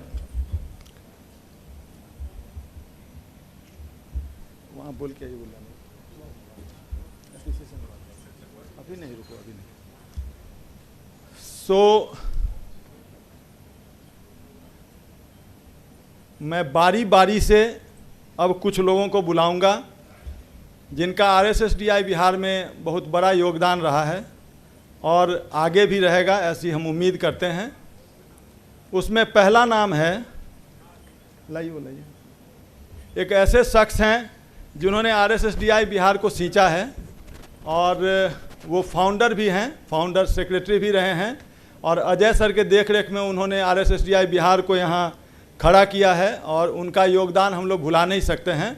अभी भी वो हमारे साथ चट्टान की तरह खड़े रहते हैं और आपको मैं ये बताते हुए मुझे प्रसन्नता है कि अभी GST हमारा जो रेगुलर GST नहीं था, हमारा परमानेंट GST लेने में उनका बहुत बड़ा योगदान है और बिना उनके सहयोग के ये संभव नहीं था कि हम परमानेंट GST ले पाते। मुझे ये एक्सेप्ट करने में कहीं कोई गुरेज नहीं है कि हम लोग उनकी वजह से ले पाए और वो फाउंडर सेक्रेटरी भी हैं, पास्ट ट्रेजरर भी हैं। तो चेयरमैन एप्रिसिएशन अवार्ड जो क्रेडेंशियल कमेटी ने डिसाइड किया था वो कुछ पॉजिटिव ऑफ टाइम की वजह से कल हम लोग नहीं दे पाए थे। तो पहला अवार्ड जाता है doctor Anand Shankar sir, please join us for this chairman appreciation award. Ajay sir to kindly come forward sir. Anand sir please, उसके बाद फिर हम लोग बात कर लेंगे सर। प्लीज आनंद सर, उसके बाद बात कर लेंगे। आ जाइए आनंद सर, प्लीज ऊपर आइए, दीजिए ये लाइए, आ जाइए आनंद सर। नहीं सर प्लीज अभी माइक ना लिया जाए आनंद सर, जब आपको बोलने के बोलेंगे हम लोग तब बोल लीजिएगा सर प्लीज। अभी उसको सर प्लीज रखा जाए, पहले ये लिया जाए sir. So big round of applause. Doctor Anand Shankar ये RSSDI बिहार के पिलर में से हैं। अजय सर और डॉक्टर आनंद शंकर ने RSSDI बिहार का यहाँ फिर से ये जिंदा किया इन्होंने और फाउंडर सेक्रेटरी भी हैं, पास्ट ट्रेजरर भी हैं, हमारे गार्जियन भी हैं, हमारे बड़े भाई भी हैं और हमारे गाइड भी हैं। तो कॉन्ग्रेचुलेसन आनंद शंकर सर, कृपया अपना स्थान ग्रहण करें। आनंद सर ऊपर ही बैठिए, ऊपर ही बैठिए। बहुत बहुत धन्यवाद हम लोगों को अनुग्रहित करने के लिए Anand sir. Now second prize goes to doctor Santosh Kumar. Santosh Kumar, his contribution is that during World Diabetes Day and at RSSDI National Conference, the stall coordinator, as a stall coordinator, he has worked tirelessly and he has managed RSSDI Bihar stall. Sir, may kindly hand over the appreciation award to Dr. Santosh Kumar.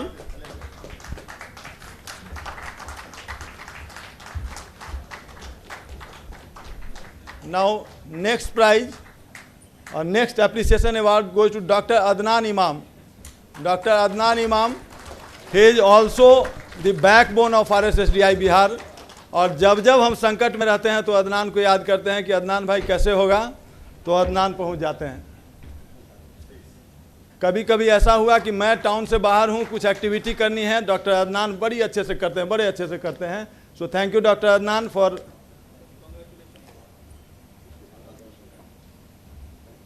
Next appreciation award goes to Dr. Swetav Verma. He is the Joint Secretary of RSSDI Bihar, and though he resides at Darbhanga, but he was part of our organizing team, our organizing committee, and he has also worked tirelessly. So, may I request any of delegate from Darbhanga, or rather let Swetav come, let Dr. Swetav come. Okay, so okay sir, and the next award goes to none other than our master of ceremony, Dr. Abhijit Abhishek, Abhijit Kumar Abhishek. He is our new discovery, and of course his talent we have witnessed for last 2 days.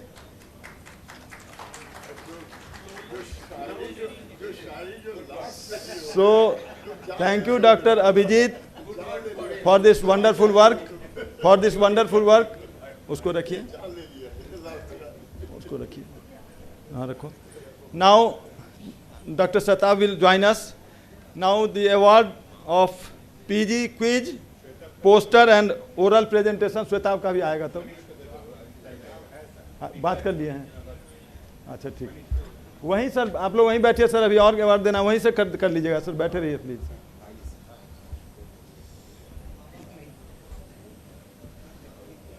So, for PG quiz, there were so many teams, but the award, हाँ लगाइए, quiz का लगा दीजिए, quiz का PPT लगाइए। There were so many poster and oral presentations, and based on the decision of judges, now we have 4 awards. In quiz, there is a tie at second position also. So there are 4 award winners. आ जाइए, यहाँ आ जाइए, आप आ जाइए ऊपर, मैं आ जाइए, आप ये लगा दिए। So the third prize goes to Dr. Satyam Kumar and Dr. Rishabh Kumar. Dr. Satyam and Dr. Rishabh, may I know from which institute you belong? IGMS, please. So the third prize for quiz participation goes to Dr. Satyam Kumar and Dr. Rishabh. Photographer photo लेते रहिएगा जरा बच्चों का। Then they tie at second position. They tie at second position, and the award goes to Dr. Kailash More and Divakar Kumar Thakur from AIMS Patna, but I was not the judge of that session, so that is my disclaimer. Dr. Kailash More and Dr. Divakar Kumar Thakur from AIMS Patna, and Dr. Neha Raj and Dr. Muhammad Adil from AIMS Patna. They both stand at second position in quiz. Dr. Kailash More and Dr. Divakar Kumar Thakur and Dr. Neha Raj and Dr. Muhammad Adil. So, ताली बजती रहे भाई, congratulations.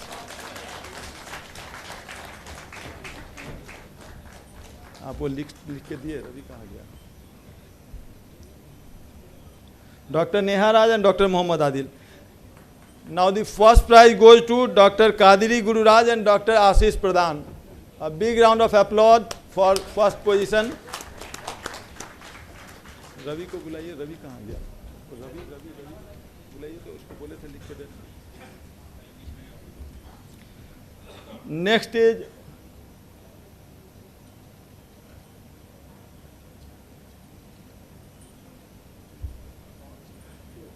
Next is for oral presentation. Next slide, please. Next slide, please. Next slide, please.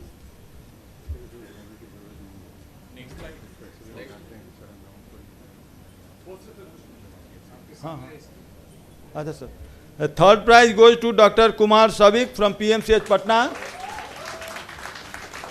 PMCH वाले ज़्यादा हैं, इसलिए तालियां ज़्यादा बज रही हैं. Congratulations Savik. Please join us. Second prize to Dr. Pooja again from PMCH.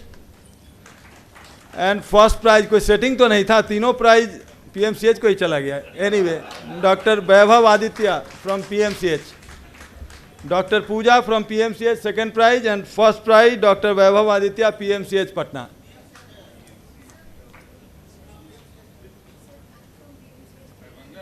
अच्छा, यहाँ इसमें लिखा गया, फिर क्या नाम है आपका?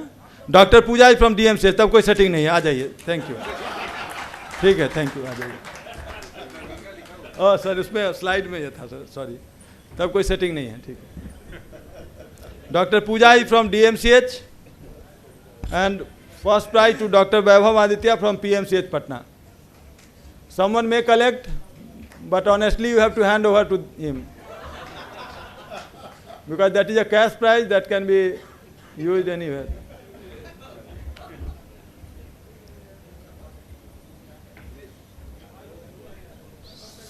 So others of PMCH, they are witnessing. We have handed over the prize of Dr. Vaibhav Aditya. Now the oral presentation. Next slide. Oral presentation. And all the 3 prizes on these category, they have been sponsored by Morphil Pharma, Morphil Healthcare. So third prize goes to Dr. Gulshan Banjare, IGIMS Patna.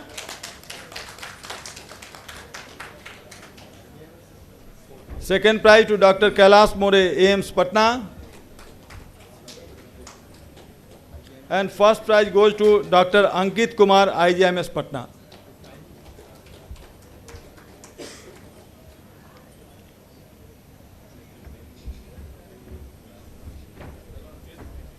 वो list दिया, वो लिख के list बोले रवि को बोले थे list देना।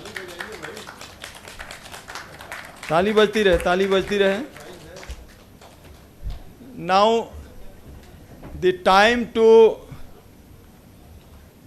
reciprocate the contribution, cooperation and unconditional support of our pharma partners. So one by one we will call, and some of the representatives from their company may kindly join for a group photograph with our patron and our senior faculty. First is Eli Lily. From Eli Lily, if anyone is there. Okay, Novo, please join us. Sir, just a group photograph for their encouragement. They are for their unconditional support and for encouragement. Just for a group photograph.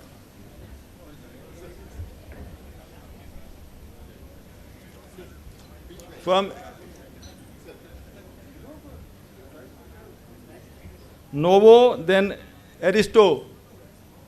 Aristo Pharma से कोई हो अगर तो lupin, आ जाओ नीरज, आ जाओ, आपकी जो team के यहाँ जाइए. They are our established pharma partners, and without their support you cannot imagine such type of conference. So RSSDI Bihar really is thankful for their unconditional support. IPCA से कोई हैं? IPCA से आ जाइए. विकास, सुनील, आ जाइए.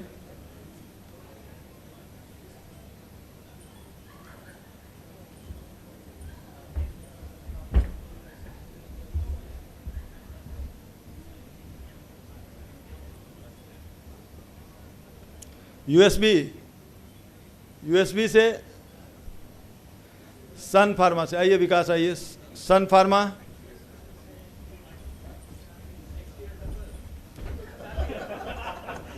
सन फार्मा.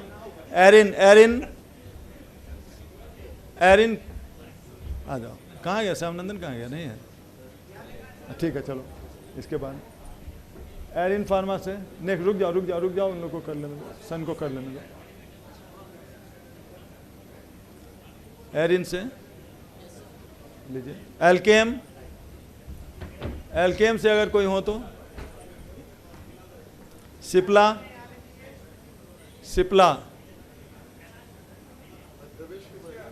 हाँ सबको बुलाएंगे सर, सबका नाम है. मनीष सिप्ला. नहीं, thank you. Manish Cipla.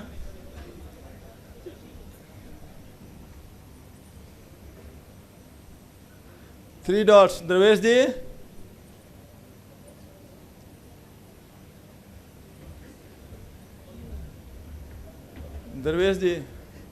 Three dots.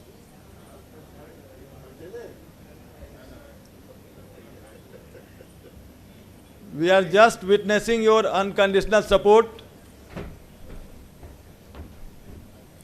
BI, Boehringer. आइए अतुल.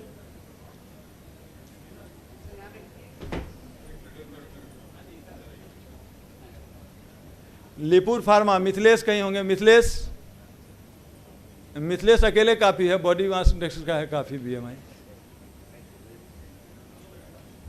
आ जाइए. BI आइए भाई. तालियां बजती रहे थोड़ा.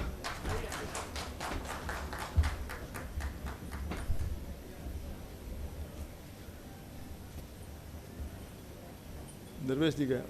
बोरिंगर. देन एमक्योर से कोई हैं? हाँ, मिथिलेश उसके बाद आ जाएंगे. उसके बाद एमक्योर से आ जाइए. मिथिलेश आइए.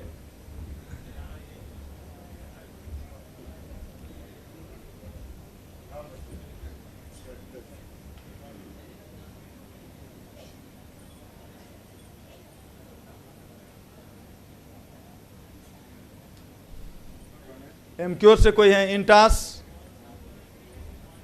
एरिस, एलेम्बिक, फ्रैंको इंडिया, जुवेंटस, क्रियोस फार्मा, क्रियोस आ जाइए, हाँ उसका लास्ट ग्रुप कर रहे हैं, हाँ Kreyos. Last but not the list, Jetline and Morphil, Jetline publisher and Morphil pharma आ जाइए।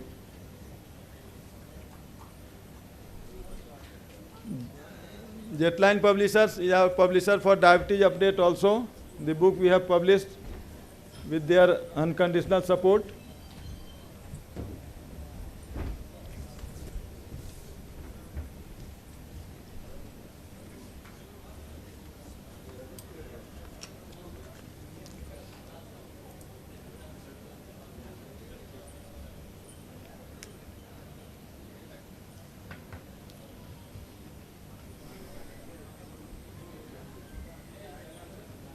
Thank you all.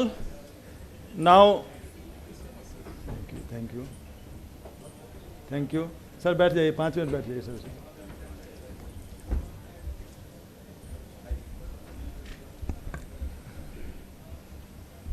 Now just as a matter of reciprocation, मैं इस कॉन्फ्रेंस का organising secretary and RSSDI Bihar chapter का सेक्रेटरी, पहले तो परमपिता परमात्मा को धन्यवाद देता हूं और उनके चरणों में आशीष करता हूं कि उनके आशीर्वाद से सब कुछ अच्छे से हो पाया।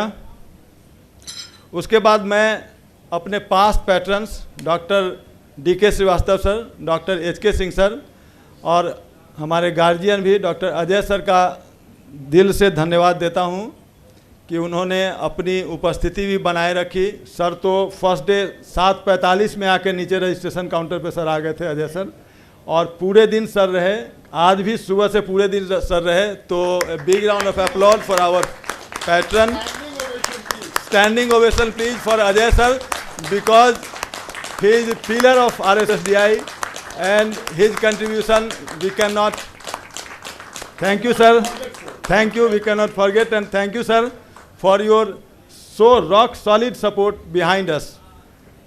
Now our past presidents of national RSSDI, मैं उनको भी धन्यवाद देता हूँ। अभी करंट प्रेसिडेंट डॉक्टर विजय विश्वनाथन, प्रेसिडेंट इलेक्ट, और जो जनवरी में चार्ज लेंगे डॉक्टर अनुज महेश्वरी, और नेक्स्ट प्रेसिडेंट इलेक्ट जो आज आए भी थे कल, डॉक्टर सुनील गुप्ता, इन तीनों का मैं RSSDI बिहार फैमिली की तरफ से धन्यवाद देता हूं कि उन लोगों का मार्गदर्शन बना रहे RSSDI बिहार पे। जितने नेशनल गेस्ट हमारे आए जो RSSDI के नेशनल गेस्ट थे, मैं उनका भी धन्यवाद देता हूं, उनके एब्सेंस में उनको धन्यवाद देता हूं। देन हमारे zonal member doctor BK Singh sir को किसी वजह से जाना पड़ा जल्दी, मैं उनका भी धन्यवाद करता हूं बिकॉज वो भी हमेशा गार्जियन की भूमिका में रहते हैं। हमारे 5 chairman doctor Ajay sir, doctor RP Srivastava sir, doctor Ajay Sinha sir और डॉक्टर और कोई छूटे सर, 5 नहीं अजय सर का बोल दिए, तो जितने 5 चेयरमैन, अजय सर भी, हाँ जितने 5 चेयरमैन, उनका भी धन्यवाद देता हूं कि उनका मार्गदर्शन हम लोगों को हमेशा मिलता रहता है। करेंट चेयरमैन और chapter chairman doctor Supriyo Mukherjee sir का भी बहुत बहुत धन्यवाद देता हूं कि साइंटिफिक प्रोग्राम बनाने में हर स्टेप पे, दो वो समस्तीपुर में रहते थे लेकिन हम लोगों को कभी ये फील नहीं हुआ कि पटना में हमारे ऑर्गेनाइजिंग चेयरमैन नहीं हैं। हमेशा जब हम लोगों ने उनको याद किया वो हमेशा शामिल रहते थे, और डेली हम लोग का पिछले 1 महीने से रात के 10 बजे से 1 बजे तक ऑनलाइन मीटिंग होती थी जिसमें एक एक चीज़ का वो खबर लेते थे कि क्या हुआ और क्या होना है। तो आपका धन्यवाद सर। अपने चेयरमैन इलेक्ट और जो नए चेयरमैन होंगे 1 अप्रैल से, उनका भी धन्यवाद, बिकॉज वो थे तो साइंटिफिक चेयरमैन लेकिन ऑर्गेनाइजिंग को सेक्रेटरी की तरह उन्होंने काम किया, बिल्कुल साथ में कंधे से कंधा मिलाकर उन्होंने एक एक चीज़ पे बारीकी से नज़र बनाए रखा और एक एक चीज़ में उनका सपोर्ट रहा। धन्यवाद आपका भी sir.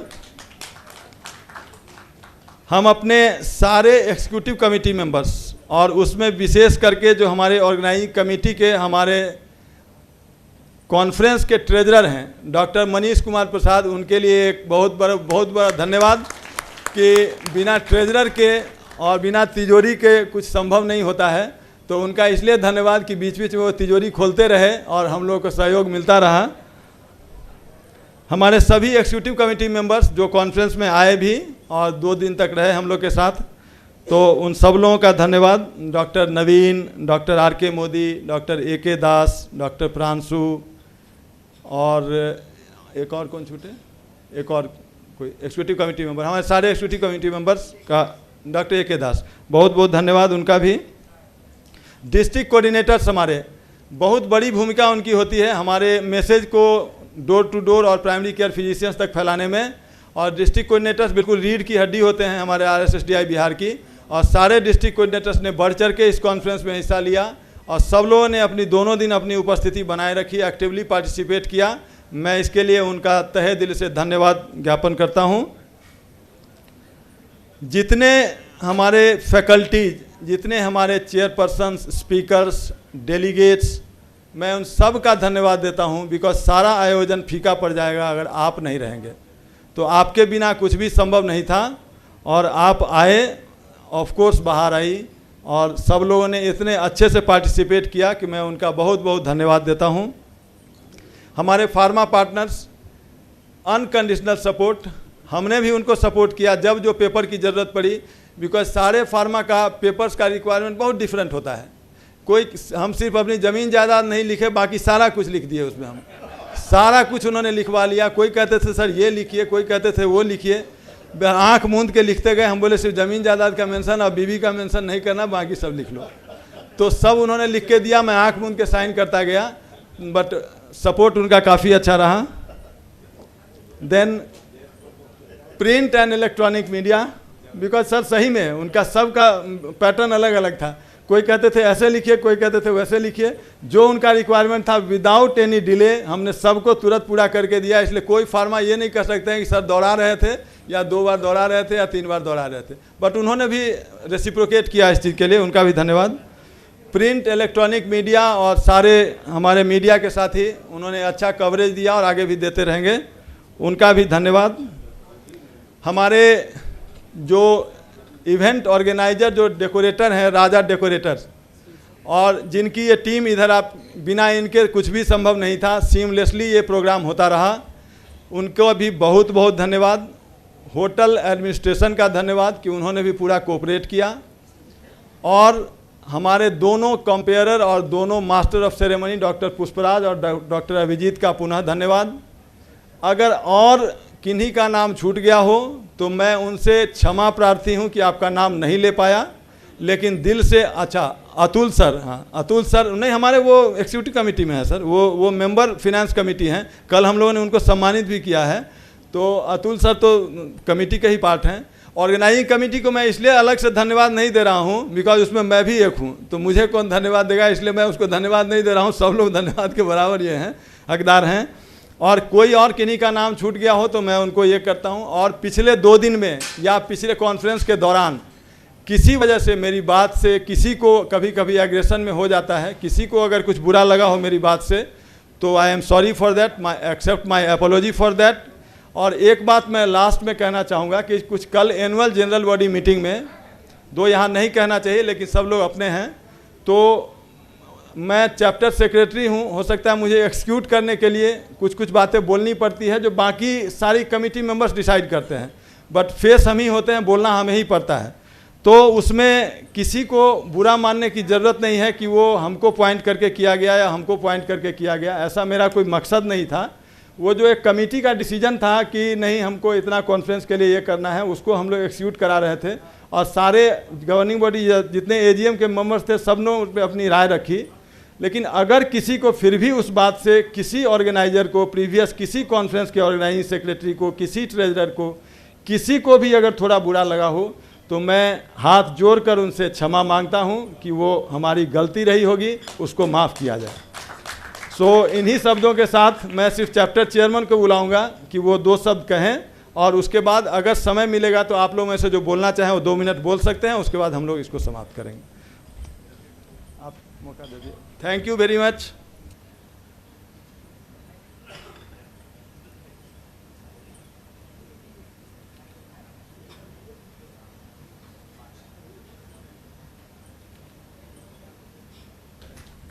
Thank you, Anand sir, for your constructive comments.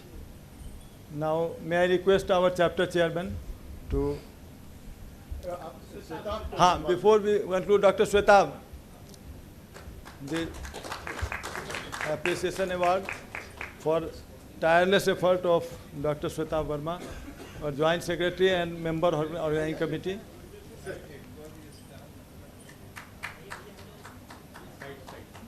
Now, after chairman's address or conclusive remarks, we will have a group photograph of all the dignitaries over the desk. Over to you, sir. Very good evening. Thank you, organizers, press, फर्मा, सबको धन्यवाद. और सबसे पहले मैं बता रहा हूँ कि विजय जी सारी बातें कह दिया है और हम लोगों ने काफ़ी चीज़ों पर, काफ़ी पॉइंट्स पर हम लोगों ने डिस्कस भी किया.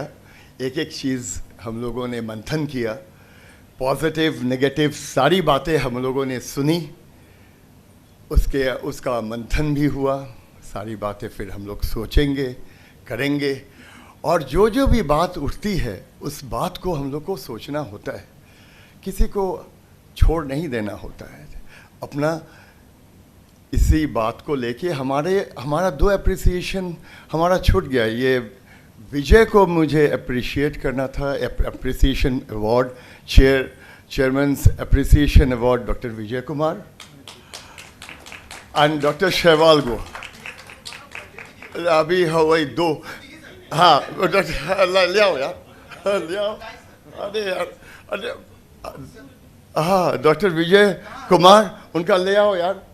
उनका अप्रिसिएशन, ये लड़का किस तरह से काम किया है और किस तरह से जगह जगह के काम किया है. आई नो हम लोग सारे लोग जो भी ऑर्गेनाइजिंग कमेटी में हैं, सारे लोग इंक्लूड करने में ये वो किया है. आइए भी, हम जानते हैं यार, हम ही रखवाएं यार, हमको बोल दो, हम बोलेंगे.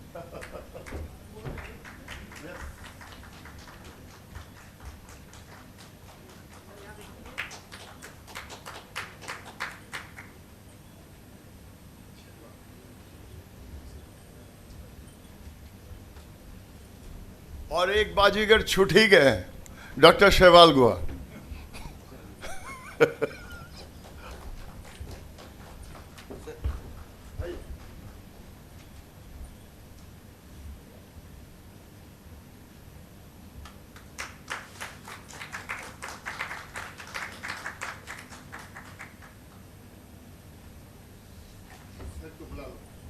तो सब लोग आ जाइए, एक group photograph.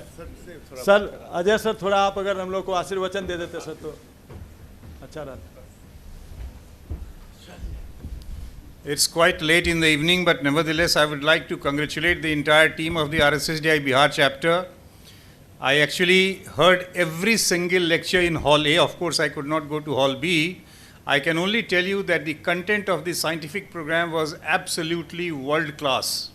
We had topics which actually showed such modern approach to treatment, prevention, and a peep into the future.